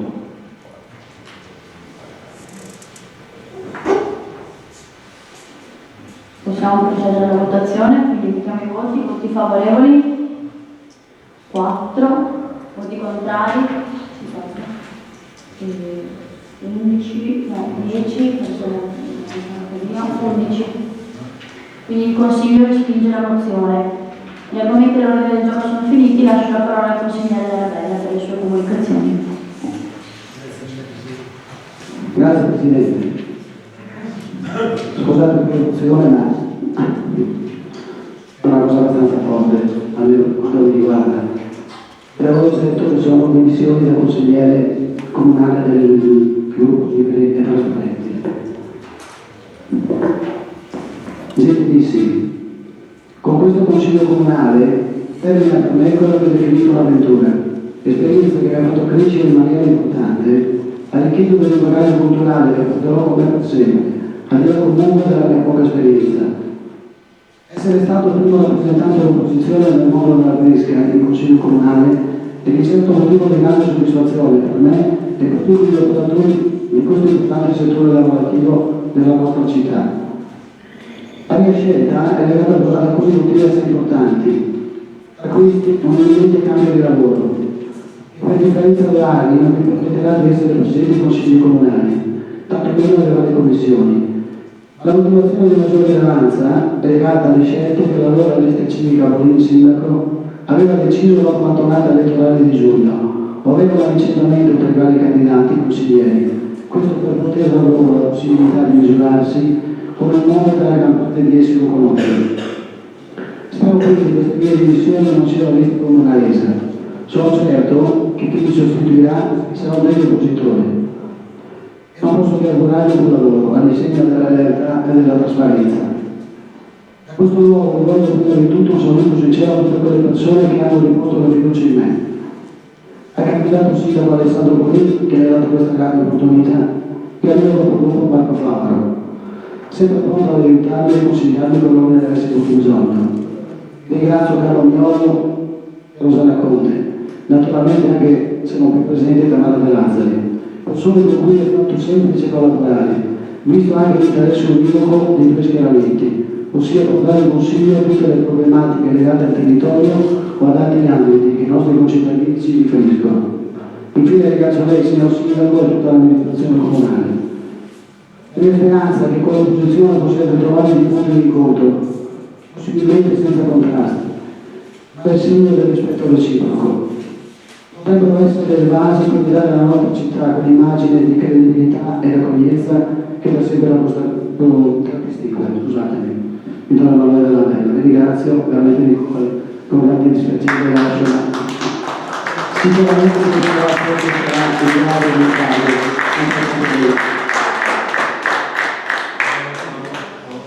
Capogruppo Favaro. Sì, grazie Presidente, mi si è concesso brevemente ma in maniera sincera e forte di esprimere un ringraziamento da parte mia e da parte di tutto il nostro gruppo a Vittorio Emanuele Dalla Bella per aver condiviso, seppur per breve tempo, l'esperienza in Consiglio Comunale, ma per aver condiviso in tutti gli anni scorsi un'avventura politica. Spero continuerà ancora insieme. Grazie. Chiudo la seduta del Consiglio Comunale. Buona serata a tutti, anche buonanotte.